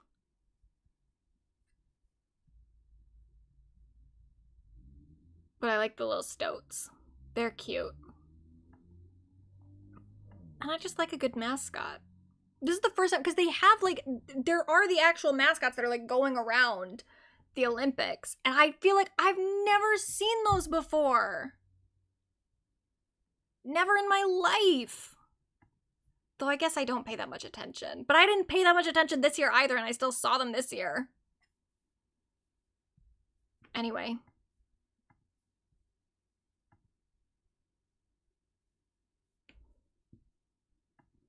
And then our other honorary pop girly, Snooki. She has just announced that she was diagnosed with stage 1. I don't remember. Here, she'll say what happened. So my results came back from my colon biopsy, you guys. Okay, and it came back stage 1 cervical cancer called adenocarcinoma or something, like 1B1. I don't know. There's all these like terminology words that I don't understand yet. And obviously not the news that I was hoping for, but also not the worst news. Just because they caught it so early. Thank freaking God. And that's why I'm literally telling you guys to get your pap smears done. I'm 38 years old. I've been struggling with abnormal pap smears for like 3-4 years now, and now look at me. And instead of just like putting it off because I didn't want to go and it hurt and I was scared, no, I just went and did it, and it was there. Cancer's in there, and it's only stage 1, and it's curable. So, well, if I do all the things right, it can be curable or gone. I don't know. So get your appointments done, bitches. I'm telling you. So my results came back from my colon biopsy. So that sucks, but as she's saying, it's stage 1. They caught it early.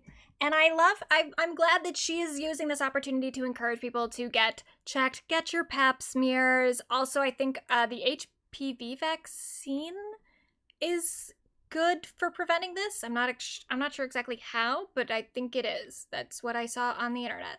So that's probably true, right? But, you know, we love Snooki. She is a cute little meatball. She is pretty unproblematic for the amount that people were shitty to her in the 2000s. I'm sure she has some problematic stuff. I'm sure if we go back far enough, she's said or done something that we can criticize. But, like, she's for the most part done nothing wrong to anybody. She is kind of an unproblematic queen, and people were shitty to her in the 2000s. I remember people being nasty. They made so much fun of her for what reason? She did nothing wrong. And she is an icon, and she's adorable. And I just love Snooki, and I hope that she is doing well forever. And ever and ever. So, anyway. That's it. Listen to the Hilary Duff album if you haven't already. That's it. Bye, everybody. Sorry, I did the dog thing for a second. I'm gonna do it right this time. Goodbye, everybody.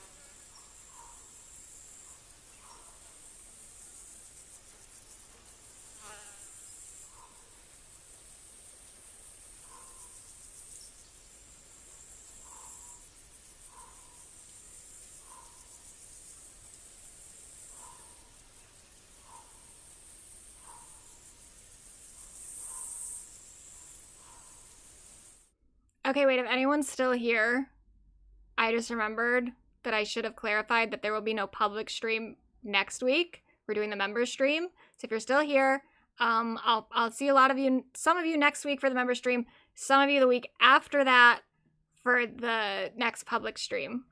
Okay, goodbye now.